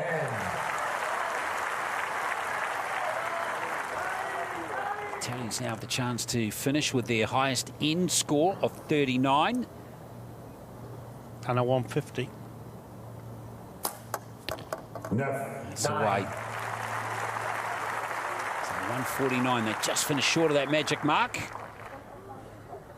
So should be a simple enough equation here. Just 14 points required by Great Britain in these last 2 arrows. There's 10 of them. Yep. So now, not only for the win and a spot in the gold medal match, this arrow here will equal the Paralympic record if Jodie Grinham gets it into the 10 zone. Jodie got a little bit nervous there. Couldn't get the arrow knocked onto the string. Oh, she composes herself. Still got 12 seconds. Plenty of time for Jodie Grinham for a spot in the gold medal match. She needs just to get it on the target. And she does it. She ends with a 10, and there is a perfect score of 40. It's a spot in the gold medal match, and it's the equaling of the Paralympic record. 40 on the board. What a way to finish. Perfect score. And how about that from Jodie Grinham and from Nathan McQueen? Absolutely brilliant, dropping just 4 points in the match. Jodie Grinham, 10-9, 10-10, 10-10, 10-10. Well, Nathan McQueen tearing up. Look what it means to him. That is important because that is going to be a guaranteed Paralympic Games medal for him. He's been trying for 8 years to get to this point, and he's finally achieved it. So awesome to see that emotion. Yes, there's still one more match to win to get the gold. And all athletes work hard to get into that situation. Of course they do. Nice moment there between Bonacina and McQueen. They were in the World Championship final together last year, which Bonacina won. So some nice scenes here between the Great British team and the Italians. Definitely. But that was an exceptional performance from Great Britain. 156 to 149. They go through to the Paralympic Games gold medal match. Not only going through to the gold medal match, but equaling the Paralympic record of 156 points. We will be back very, very shortly with India's Chateau and Rakesh Kumar. And they will be taking on Italy's Eleonora Sarti and Matteo Bonacina.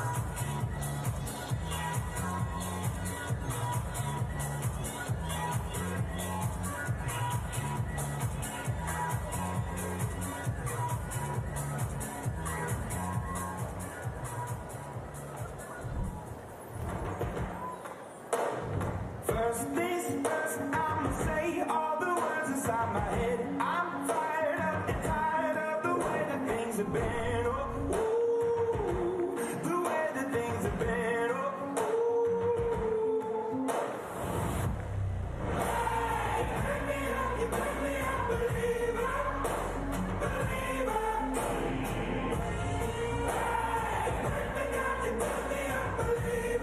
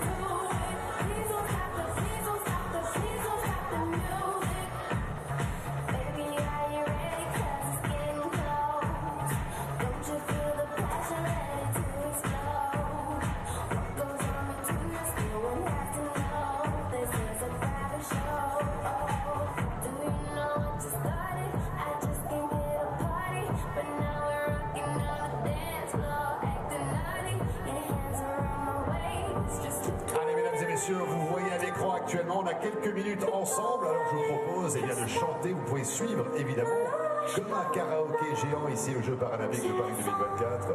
Suivez le rythme, l'arythmo et chantez en même temps que la musique.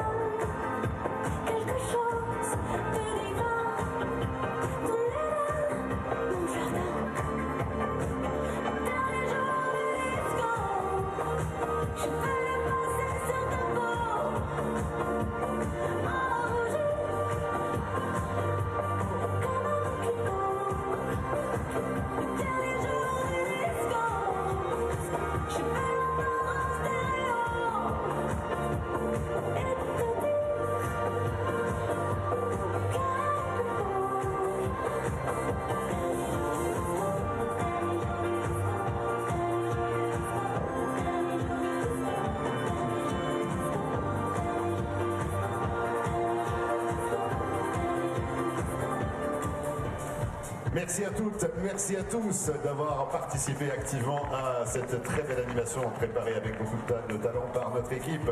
Et dans quelques minutes, naturellement, les matchs qu'on attend avec impatience. Match pour la médaille de bronze, match pour la médaille d'or. Il n'y en a plus que deux, évidemment, à suivre. Avec 3 minutes, me dit-on à l'instant, pour la prochaine rencontre. 3 minutes avant d'accueillir les athlètes pour le match pour la médaille de bronze, l'Inde et l'Italie. Et puis la médaille d'or, ça sera entre l'Iran et la Grande-Bretagne. Affaire à suivre.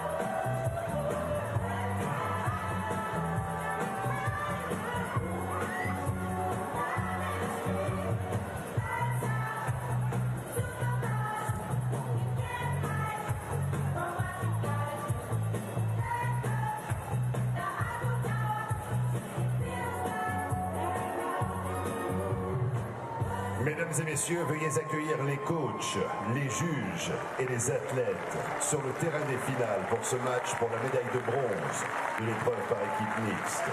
Archery. Ladies and gentlemen, it's the bronze medal match. Please welcome. It's time for bronze medal compound open archery mixed teams competition here at Invalides in Paris at the Paralympic Games. And out comes the archers from India and Italy. Both have been in amazingly dramatic matches. The Indians just pipped in a shoot-off in that semi-final against Iran, where all 4 archers hit 10s. I feel as though Italy need to raise the game and pick themselves up from the last match they had with GBR. Yes, because in their quarter-final against China, which they won in that amazing shoot-off, just didn't quite hit those standards in their next match, that semi-final loss to Great Britain by 156 to 149. But there is Rakesh Kumar and Sheetal Devi from the Indian team. Sheetal Devi, the 17-year-old, they are going for India's only second ever medal in a Paralympic Games right here.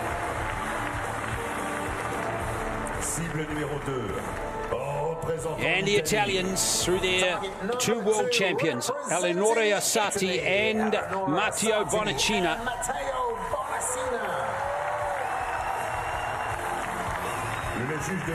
So lots at stake here. Italy have a very proud record in para-archery. This could be their 34th in their history.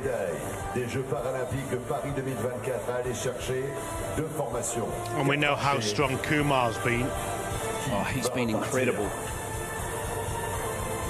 Sheetal Devi just been a little bit inconsistent, but everyone, millions around the world, just blown away by how talented she is at 17, how fast she has picked up the sport.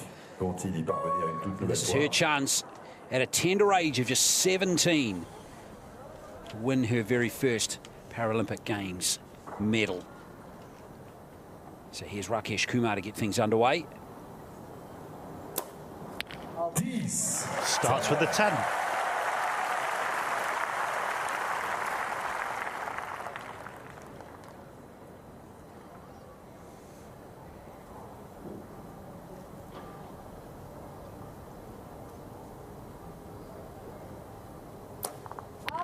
Wow, yes. That's what we want from Devi. Lovely arrow from Sheetal Devi.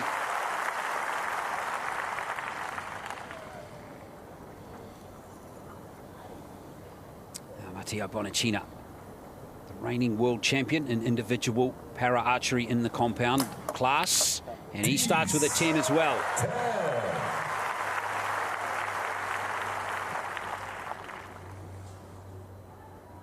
Sartre needs to follow that up.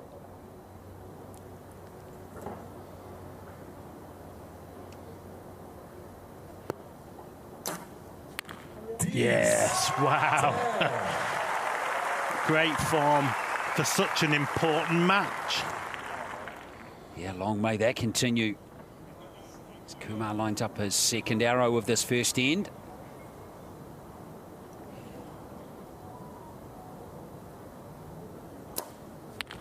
No. Just out.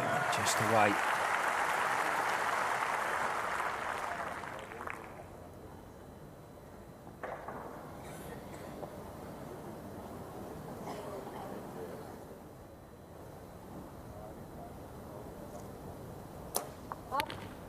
No.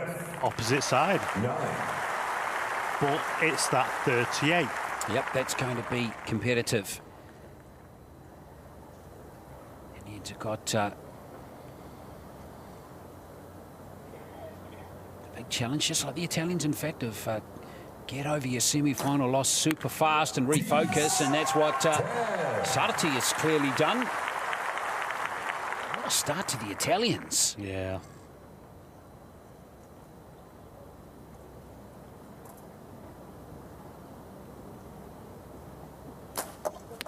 Oh, a perfect score to get things underway for Italy. Yeah. It's always the hardest match to win is the bronze medal match. And ladies and gentlemen, well, the Italians are making it look easy with the way they've just nailed those 4 arrows. And it isn't, of course, but a 2-point lead. What a start for them. But if you lose, you go away with nothing. That's it. So it adds that added pressure to the competition. Must be really satisfying too to actually come back from a semi-final loss, hit the reset button and come out and actually win the bronze medal. Yeah, definitely. Coaches have earned their money in the backgrounds just to get the athletes back into a calm situation and just remind them of what they're capable of.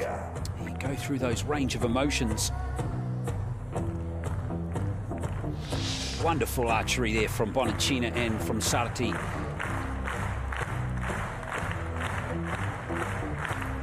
So 40 plays 38. Still a lot of archery to come in this match, though.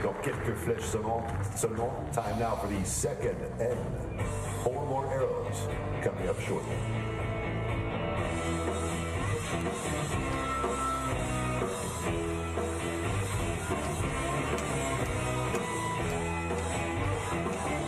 Crowd are enjoying it.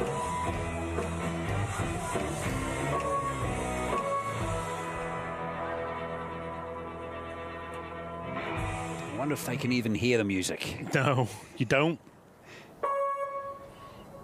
Yes, India starting the second end.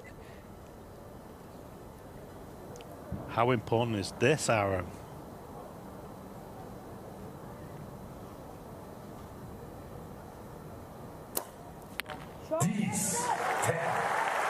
Such a strong man. Such a strong man. Big shoulders on Rakesh Kumar.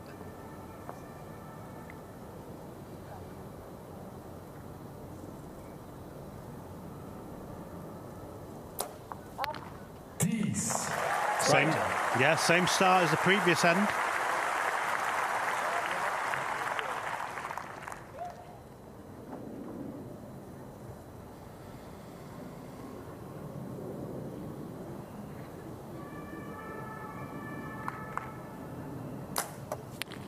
No. Just slightly away there from Bonacina.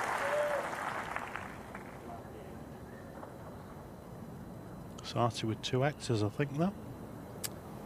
Well, 2 10s. 2 tons, yeah. Yep. Definitely 2 X's there. Oh, there's 3. I don't know what she's had to snack on or drink since the semi-final loss, but John and I, exactly, John and I both want some. Yeah. It's a brilliant start for the match for Sarti. There's Kumar really showing his best again. He is the world #1 at the moment. And that's why. Compound para archery. He's going for his a very important match for the Indian archery community, this one. Oh, 40. Oh, there is the Indian team on fire. On the back of your opponents, putting a 40 in previously. Oh, what have the Italians got in response? Sarti going for 4 10s in a row here. And yes, she does it.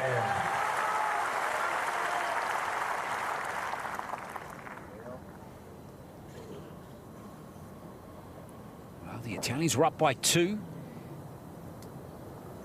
at the end of the last end. All level.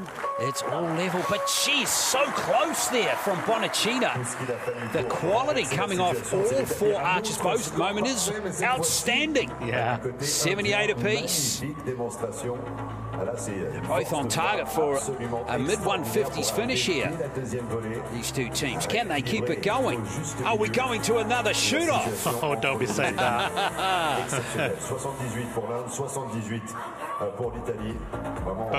All 4 athletes know where the middle is. Wow.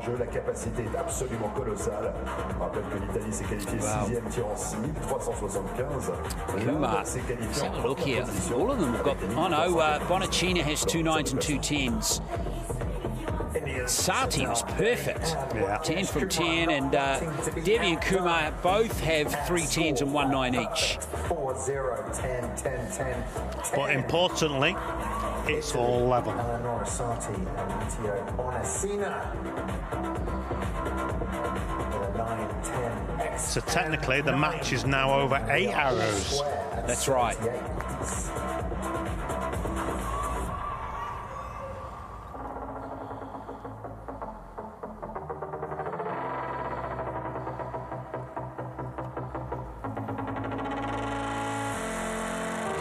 Raising his arm as they do to stop the clock. See the challenge Devi and all the archers face from the 50-meter shooting line. What about Sarti? 4 from 4 so far.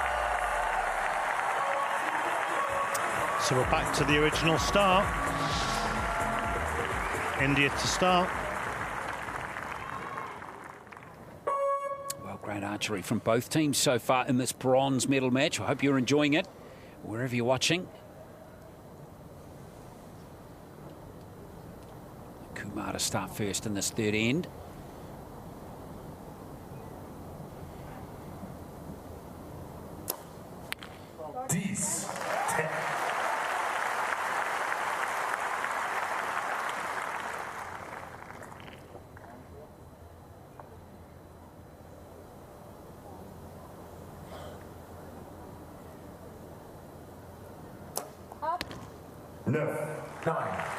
It's okay.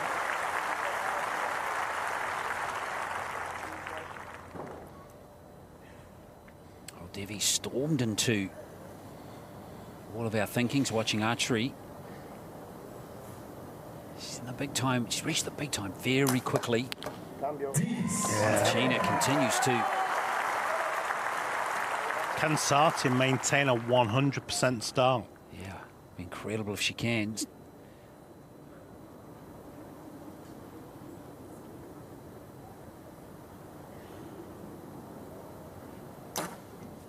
She can.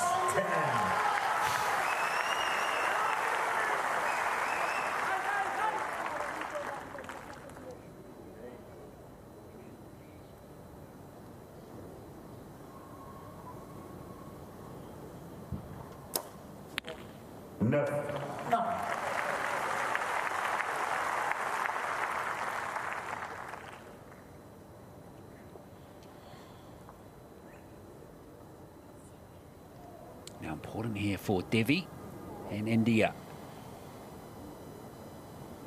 Up, short. Unbelievable. All in a day's work for the 17-year-old. Maintaining that 38.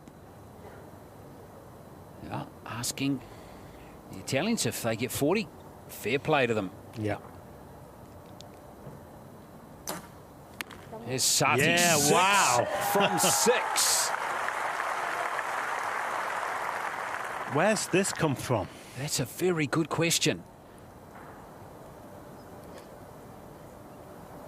Perfect score again for the Italians coming, maybe? No, just one away. 1 point lead.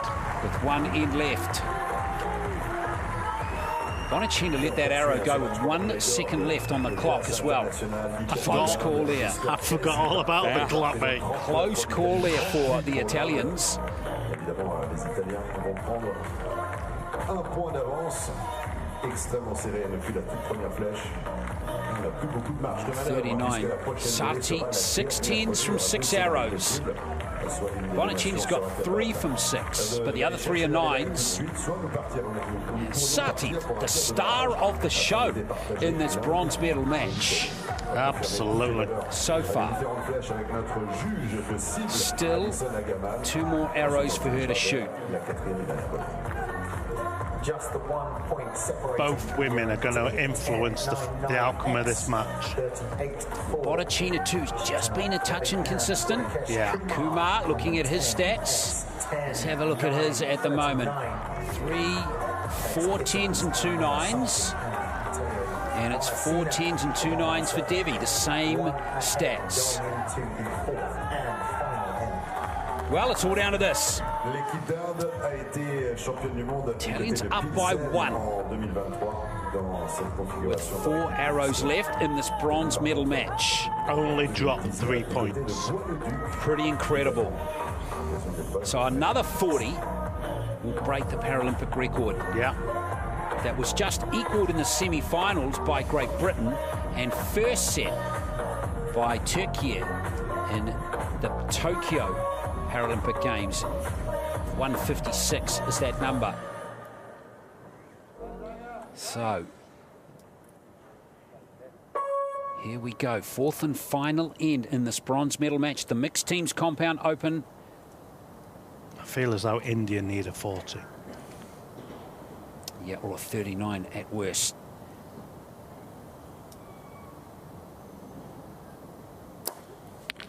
There's one of them. Great arrow from Kumar.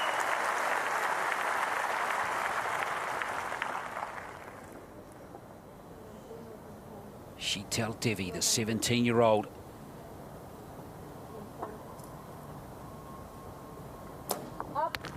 There's another one. That's a 10. That looks pretty good. I'm calling that a 10. Yeah, not everyone's convinced, John. The crowd were uncertain. So let's have a look at Bonacina.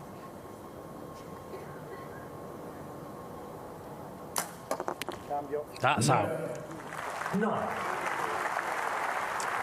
just not quite getting the 10 zone. That's putting the pressure on Sarti, but she's responded magnificently in this match so far. Just a bit of breeze for her to deal with as well on the shooting line. Oh, she misses for the first time, and now the Indians have the advantage. Remember, that 9 could be a 10. That second arrow. Rakesh Kumar, one more 10 from his bow would be just the ticket. Yes.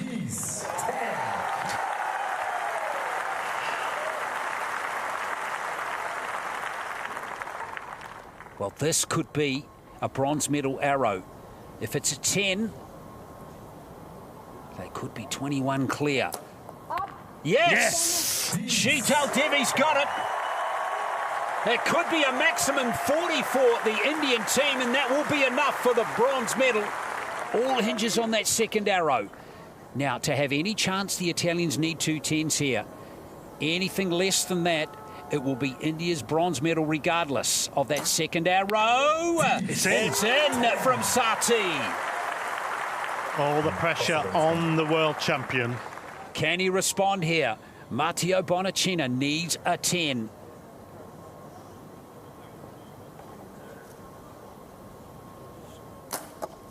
He gets the 10! Bonacina! Woo! How about that for nerves of steel? So, provisionally the scores are tied, but as we just said, that second arrow of Sheetal Devi's, the first she shot in that end, is Stade de 9. If it gets upgraded, which we think it will, then the bronze medal will be India's. Now, if it stays a 9, we're at a shoot-off. What about those 2 arrows from the Italians? And if it gets upgraded, it will equal the Paralympic record. Yep, all right, so all eyes on the target judge now. At the end of the range, looking at that arrow right now, there's the magnifying glass. That bottom one is the one being analysed. And we get an indication from that target judge.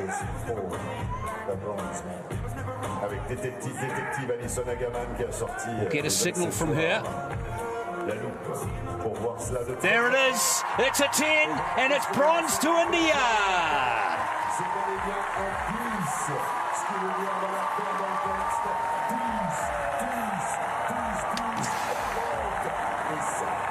Hard luck for the Italians. They were 2 amazing arrows to end the match from them. But Sheetal Devi, at the age of 17, is a Paralympic Games bronze medalist. The new superstar of world archery. What an amazing moment for her young career. And what about Rakesh Kumar? Solid as a rock right the way through that mixed teams competition. And what about the Italians? I don't think Devi actually realises what she's just become. Well, she's become a Paralympic medalist, and this is India's just 2nd ever medal in para archery at the Paralympic Games. Some incredible archery here today, and still we have the gold match between Iran And what about Satyam Bonacena? Just about to say they needed those 10s to end the match to even have a glimpse at a shoot-off, and they both scored 10s. Yeah. That takes some doing. Yeah, you got to take your hats off to them. Under such pressure to score 2 10s. What a match, 156 to 155. The Italians only dropped 5 points in the match, but were defeated by the Indian team in that match. And it goes to and as you said, John, that has equalled the Paralympic record, that 156 score. Yeah. Great match. There it is. The bronze medalists are India here in the mixed teams compound open with a thrilling win, 156 to 155 over Italy.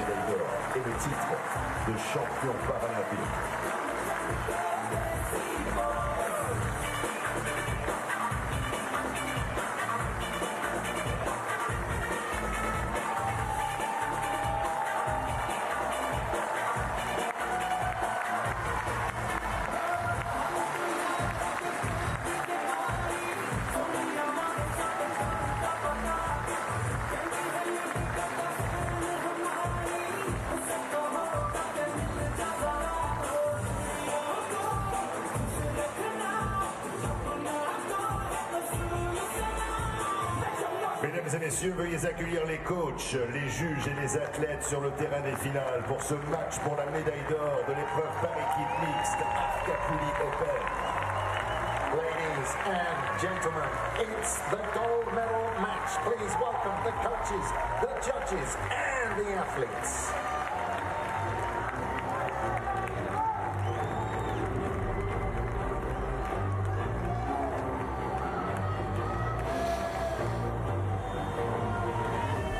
Well, it's time for the gold medal match now in the mixed teams compound open here at the Paralympic Games in Paris 2024. Para archery, Great Britain up against Iran, the 2nd seed and the 4th seed, about to do battle here. Both have been brilliant to this point. Great Britain with wins over Australia and Italy, both been comfortable in the quarterfinals and the semi-finals respectively. Iran, well, they were too good for Brazil in the quarterfinal, 153-151, and then needed a shoot-off to beat India. And what a dramatic shoot-off that was too, with Hamati on the left of screen there, putting one on the spider. Wonderful effort from that Iranian team to make the final. Fatima Hamati and Hadi Nouri are the 2 archers who will go for gold here for Iran. They're trying to win Iran's 7th para archery gold medal. And here is the Great Britain team. They've been imposing. Jodie Grinham and Nathan McQueen. Very good wins for them so far. Going for Great Britain's 22nd gold. And if they do get the 22nd gold, that'll equal and stay on top of the table just ahead of the United States, who also have won 22 golds in para archery. I think the first end's going to set the scene. Yep, and there's only one way to do that, John Stubbs, and that's go big. Absolutely. You've got to get a 39 or a 40 straight off the bat. You do. Set the standard. Well, here we go. It is the gold medal match in the mixed teams compound open at Paris 2024. Jodie Grinham and Nathan McQueen for Great Britain to go first against Fatima Hamati and Hadi Nouri of Iran.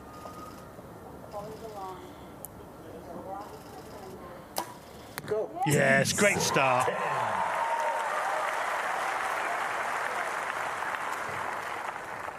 Oh, McQueen on target straight off the bat. Jodie Grinham looking to do exactly what she's done all through the other matches, and she's done just that. A great standard. Perfect start for Great Britain. Now Fatima Hamati, the 21-year-old silver medalist from these games in the individual event. Starts with a 10 as well. Yeah, great arrow. Well, several of these archers going for personal milestones. 9. That's okay. First, he's in his second Paralympics, so he will win his very first Paralympics medal, regardless of winning or losing. Same with Nathan McQueen in his third Paralympic Games. We saw him in tears after that semi-final win, knowing that he's going to have a medal hanging around his neck soon. Great start from McQueen, the back-to-back 10s. Jodie Grinham expecting her second child. If Great Britain win this match, she will complete the colour set. Absolutely. Having already won bronze and silver.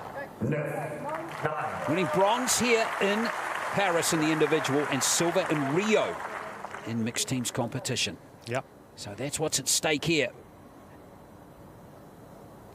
And Marty, meantime, she'd love to win gold too. Gold and silver from the same Paralympic Games. That's not too shabby, is it? No. And oh, there she great is. shooting. Wow. Yeah, brilliant. So Nordy now to try and equal the 39 that Great Britain have posted in this first end.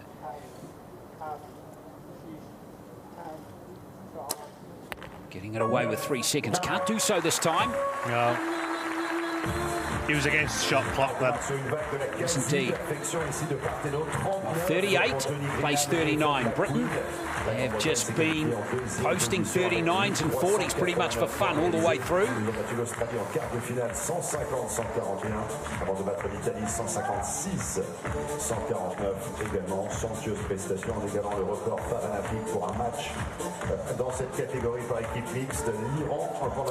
Henry Gales there, the coach of Great Britain, got her team humming in this mixed teams competition.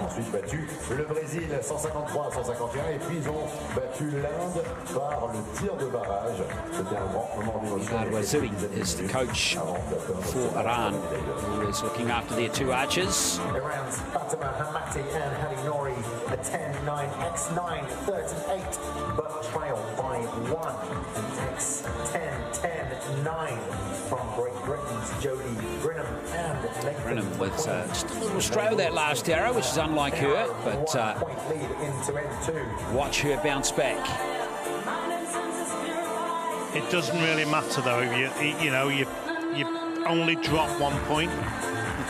Correct.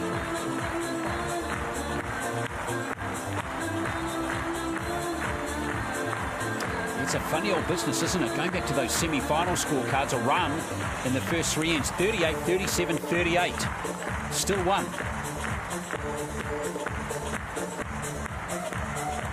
Get the feeling, though, that if they repeat that in this one, they might not be so lucky. No. I think they'll come up short.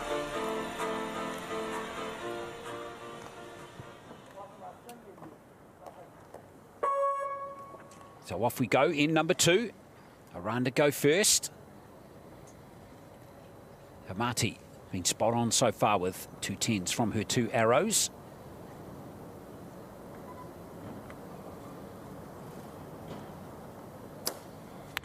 And she gets a 3rd. She's got a habit of just putting them left of centre too. Yeah. Pretty much in that same spot all the time. Now Nordy's got to get going. 2 9s in the last end. Yeah. I'm not suggesting that Hamati needs to move aside. Yeah, she's amazing. She is.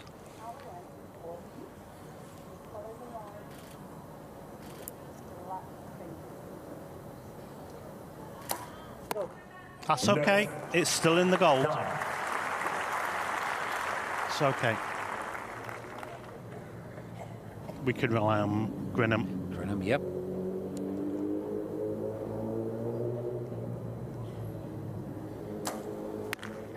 Yep.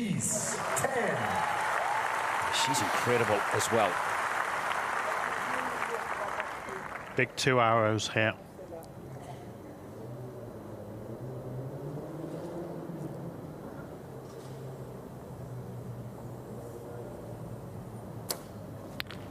Ooh, there we go. 9. Oh, first missed for Hamati. Nordy would love back-to-back 10s here for Iran to compensate for that 9. And he gets it. Very nice. Solid 39. Yeah, that's an improvement by one on their previous end. Now Nathan McQueen. Just out. Yeah, a little bit of frustration on McQueen there after opening with 2 10s in the previous end. He can rely on Grinham. So, going to be a gain here for Iran in this. But only by 1 point. Fantastic shooting. All 4 archers are on it, aren't they? They are. Locked up at 77 apiece after 2 of the 4 ends. We're at the halfway stage now of the gold medal match. La volée précédente, c'était 38 pour l'Iran et 39 pour la Grande-Bretagne. Conséquence, nous avons une égalité à 77 de part et d'autre. Scores reversed on allocation 9. Well, it just becomes an 8-arrow contest now, doesn't it? Yeah. Nathan McQueen got it to 10x, 9-10 for Iran's Fatima Amati and Hadi Nouri. That brings the scores. Just feels that Jodie Grinham is still the most reliable of the 4 archers. I agree. Out there, not by much. She is handling that so well. Britain to start. They've got to just impose pressure now. Tell you what, this in this next end is going to be intriguing is McQueen's first arrow. He's just come off a couple of 9s. That one there, just grabbing the 9 line and not really answering that with an authoritative arrow the next time. Just this first arrow from Nathan McQueen is going to be interesting. I agree. Especially with Great Britain going first. Yeah.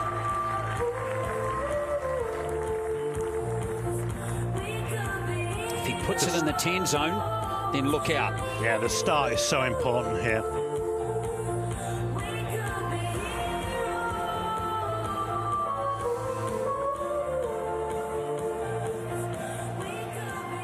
So 13 now of the mixed teams compound open gold medal match.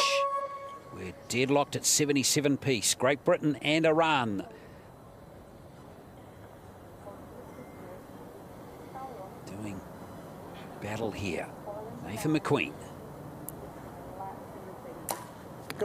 There we go. Nicked it.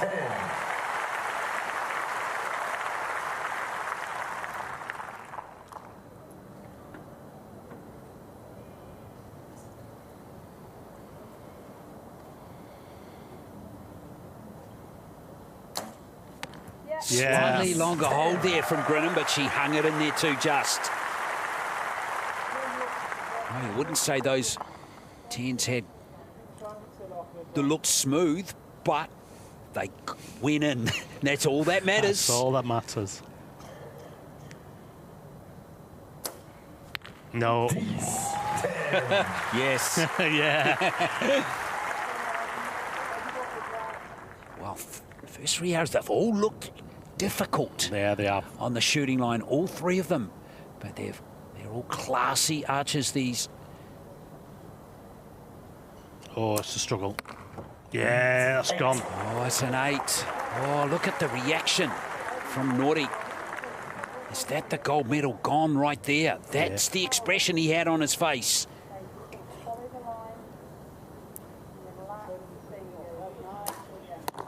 Oh, no. McQueen does the same. Extraordinary. Well, this is the pressure of the moment. It is. This is a gold medal match. Big arrow here. Joel, Grinham's got to hold it together. She does. She is so classy.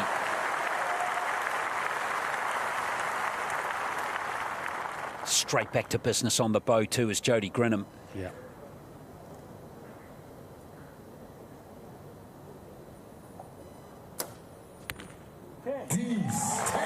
Under pressure, it's great shooting.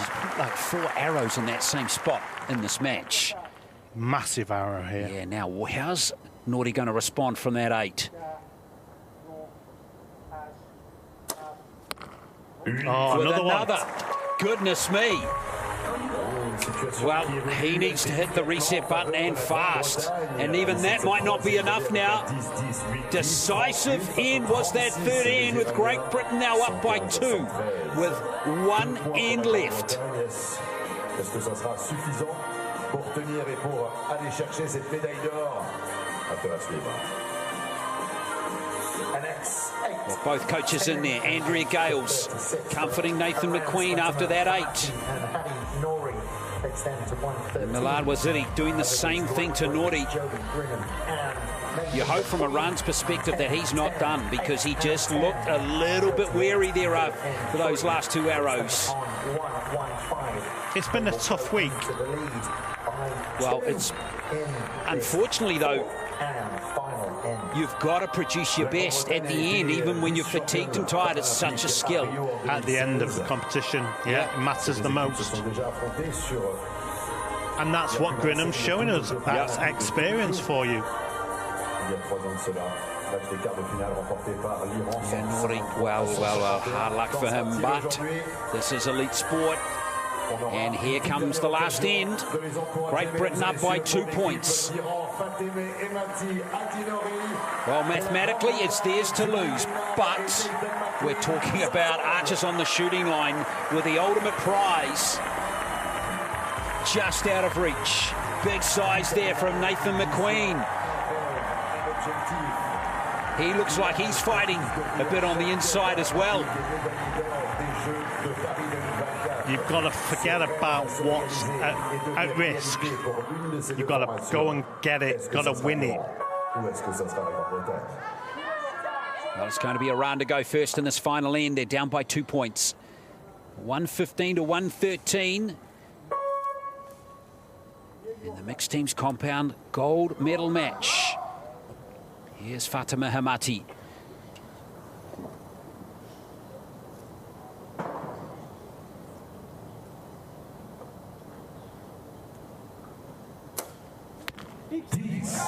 Nerves of steel.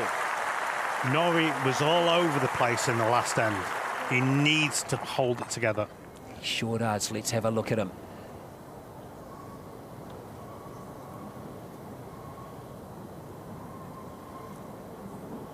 No. 9. Just a 9.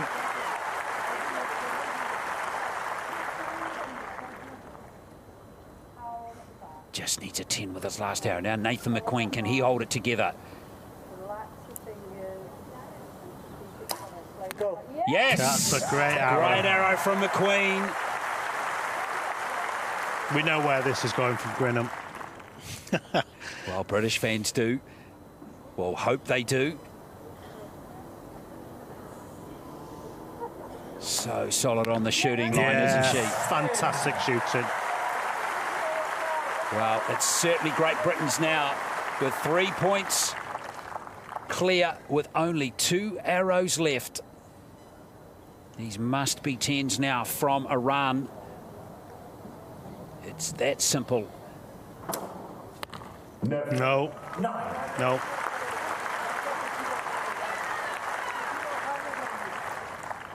Last arrow of the match for Hadi Nori.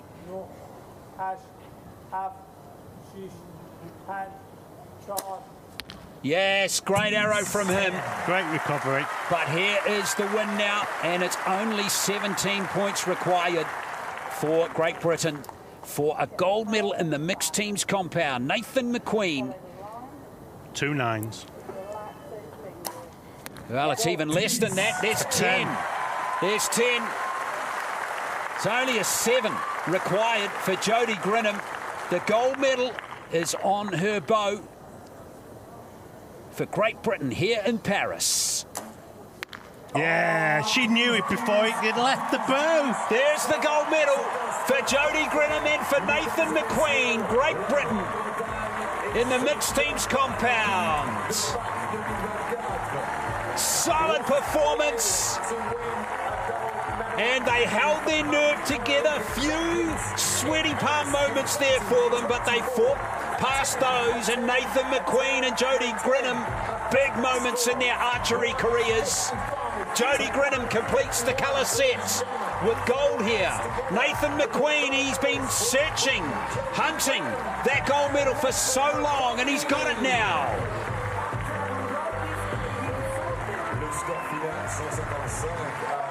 A brilliant performance. Iran, meantime, well, it's a heartbreaking loss for them, and Hardy Nori, well, he'll probably feel responsible for not winning there.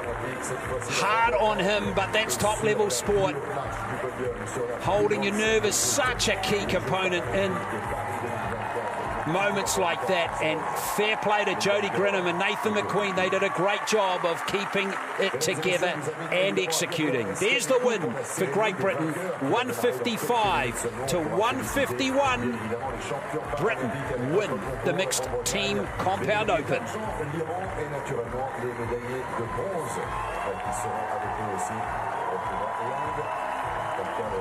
Jodie needs to look after herself. Yeah, look, it's worth mentioning again, folks, if you hadn't already guessed, she's expecting her second child as well. What a story she's got to tell, Bubs, in just a couple of months. Yeah. When her baby enters the world, what a neat moment for her. And you've got to, I'm sure Christopher Partner and son Christian are watching on as well, just jumping for joy at the moment. They're probably there. And what about Nathan McQueen? Wife Tara, son Casey. Yeah. They're going to be on fire as well. They couldn't hold it together. Emotions there. Look, it's fantastic to see. It's how much it means. And Andrea Gales as well. She's a key component of that win. The coach of Grinham and McQueen in that match. Well, it's a first ever Paralympic Games gold medal too for Hardy Nori, and a second of these games for Hamati as well. So, pretty cool moment for the Iranian team once they get over that disappointment. But there we are, Britain win 155 to 151. And coming up soon is the victory ceremony. We hope you can stay with us.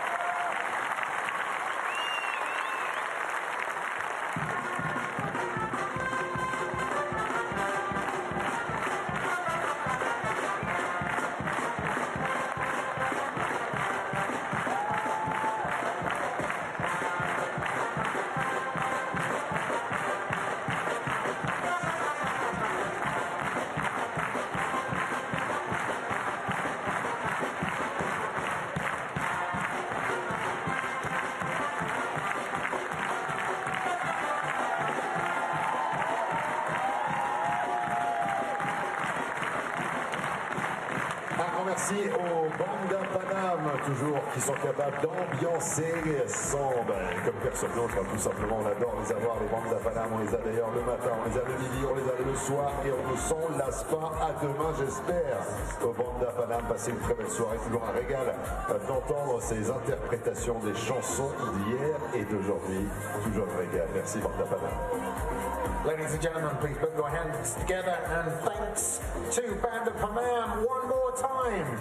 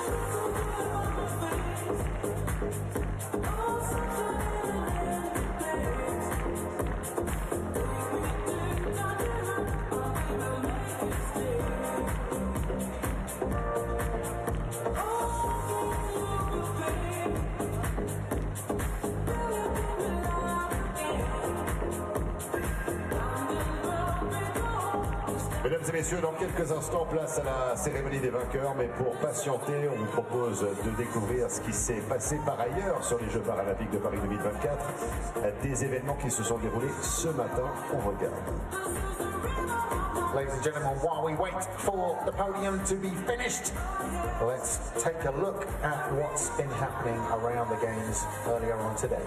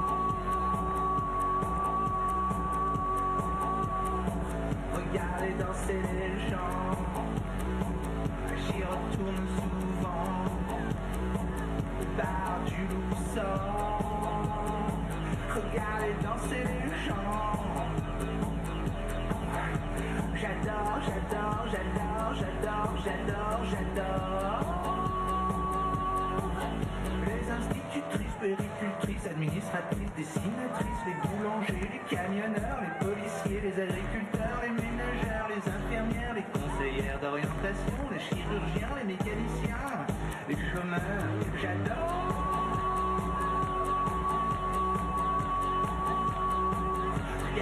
Ah, les voici, on les a trouvés, notre groupe de volontaires. Justement, vous tombez bien parce qu'on voulait évidemment remercier tous les volontaires pour tout ce qu'ils font jour après jour sur l'intégralité de ces Jeux Olympiques de Paris 2024, de ces Jeux Paralympiques de Paris 2024. On a 400 volontaires incroyables sur ce site des Invalides sans qui rien de tout cela ne serait possible. 40 000 volontaires sur l'intégralité des Jeux et des Paras. Donc un grand merci pour qui vous êtes. Merci pour ce que vous faites. Et tous ensemble, une salle d'applaudissements pour les volontaires. Merci pour eux. To thank our volunteers by asking them to dance on camera. Brilliant effort from all our volunteers everywhere around Paris. We could not put these events on without you.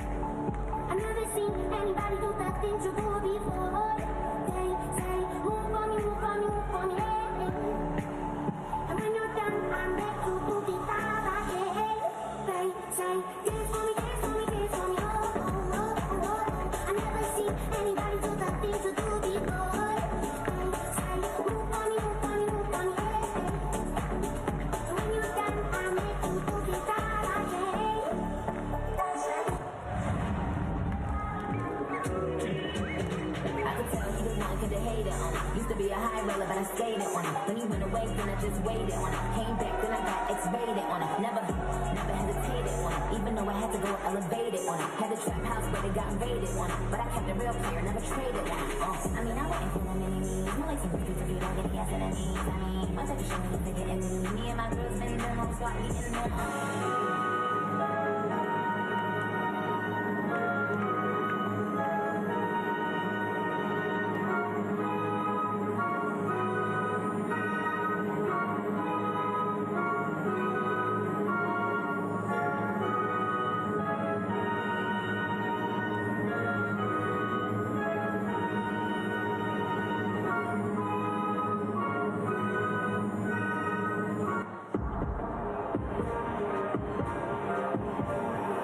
Mesdames et messieurs, la cérémonie des vainqueurs de l'épreuve par équipe mixte Archery Open. Ladies and gentlemen, the victory ceremony for the mixed team Compound Open.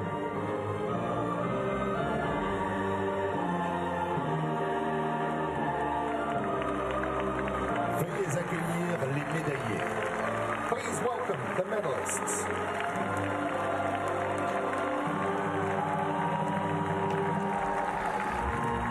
Yes, time for the victory ceremony, the mixed teams Compound Open here at Paris 2024 Archery Paralympic Games. And out come the 6 archers from Great Britain, Iran and India.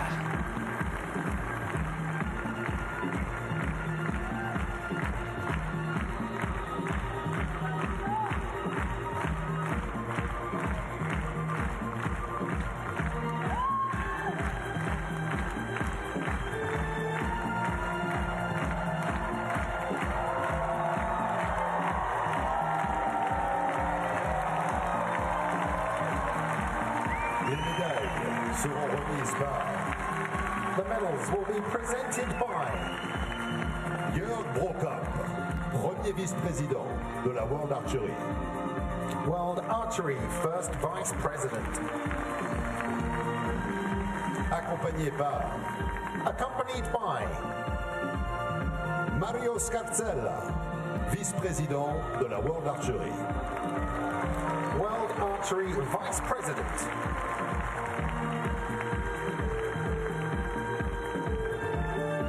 Médaillé de bronze, représentant l'Inde. bronze medalist representing India. Well, up steps Rakesh Kumar and Sheetal Devi. This is just India's second ever Paralympics medal in para-archery. To go with the bronze won by Harvinder Singh in the men's individual recurve in Tokyo 3 years ago. And Sheetal Devi, there's been so much excitement about her in this sport since she burst onto the scene last year. And here she is with a bronze medal at just the age of 17. And Rakesh Kumar, the world #1 in compound men's individual action, rewarded with a fine performance. He gets his bronze medal after losing the bronze medal match in the individual competition. Great win for them in the mixed teams competition in a bronze medal match. Médaille d'argent, représentant la République islamique d'Iran. Silver medalists representing Islamic Republic of Iran. Well, the Iranian team, what joy they've given the fans here at Invalides. And here comes the second silver medal at these games for Fatima Hemati. But there's Hari Nouri getting his one, first of all. His very first Paralympic Games medal in his second Paralympics after he represented Iran back in Rio. And there's Hemati, silver in the individual and silver in the mixed teams. Not a bad return for her.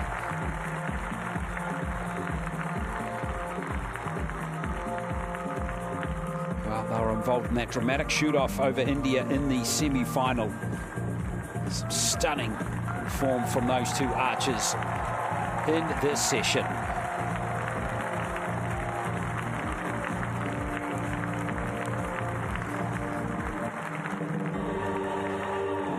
Médaillé d'or et champion paralympique, représentant la Grande-Bretagne.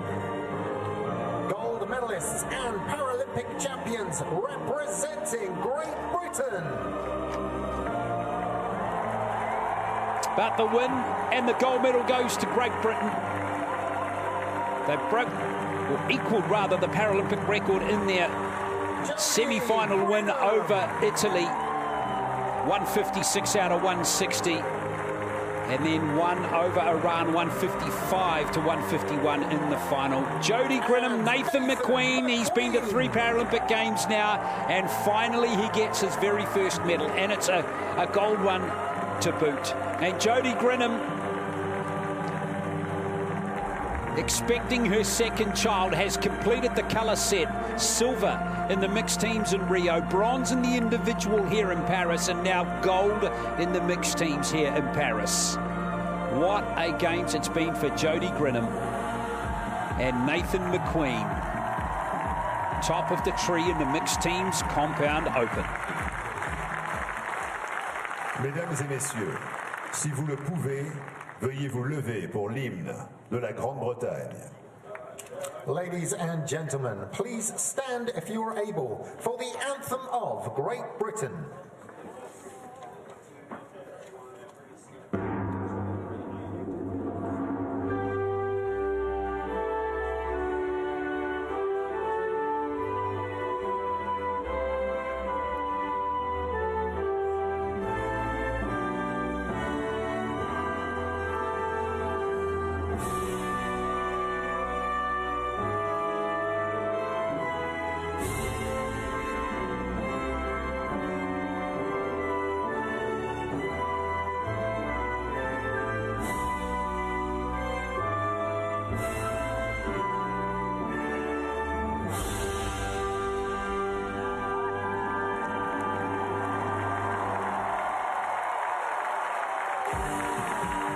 Mesdames et messieurs, les médaillés paralympiques.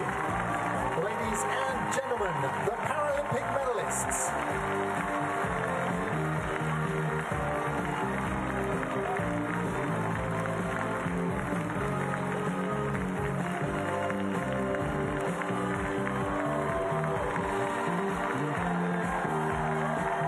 Well, a proud moment there for all 6 archers here in the mixed teams compound open. Gold to Great Britain, Jody Grinham and Nathan McQueen. Silver to Iran, Fatima Himati and Nadi Nouri. And bronze to India, Rakesh Kumar and Sheetal Devi. The teams, the medalists in the mixed teams compound open here at Paris 2024 in Para Archery.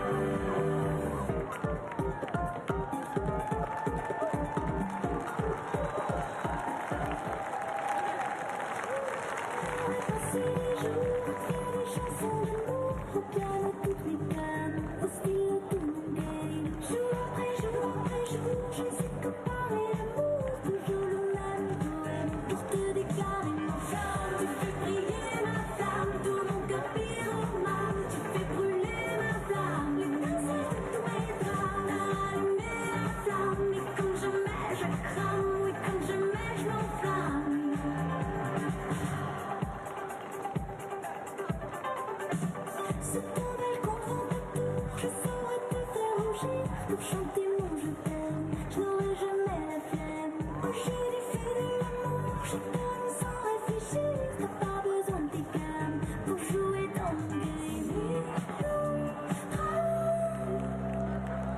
moment est venu désormais, mesdames et messieurs, de tirer le rideau sur cette très belle journée ici à l'Esplanade des Invalides. Il ne reste plus qu'à vous remercier d'avoir été de la partie. J'espère.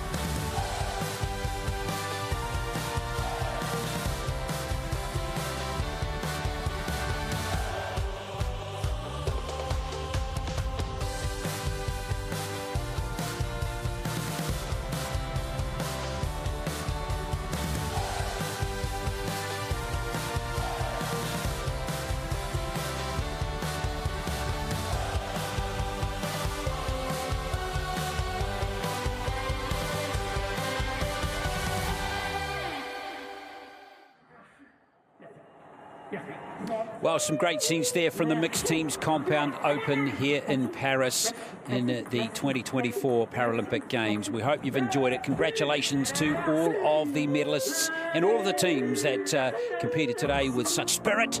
But a special mention to the gold medal winners, Great Britain, the silver medal winners, Iran, and of course the Indian team, which picked up the bronze. That concludes this session. Thank you for watching, and we will hope you enjoy more para archery from Paris very soon.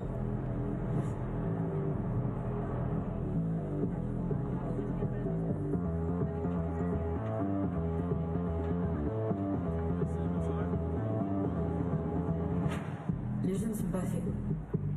Prenez place pour les Jeux Paralympiques. Billets à partir de 15 €. Here we are with the French. It seems very determined. I wonder why.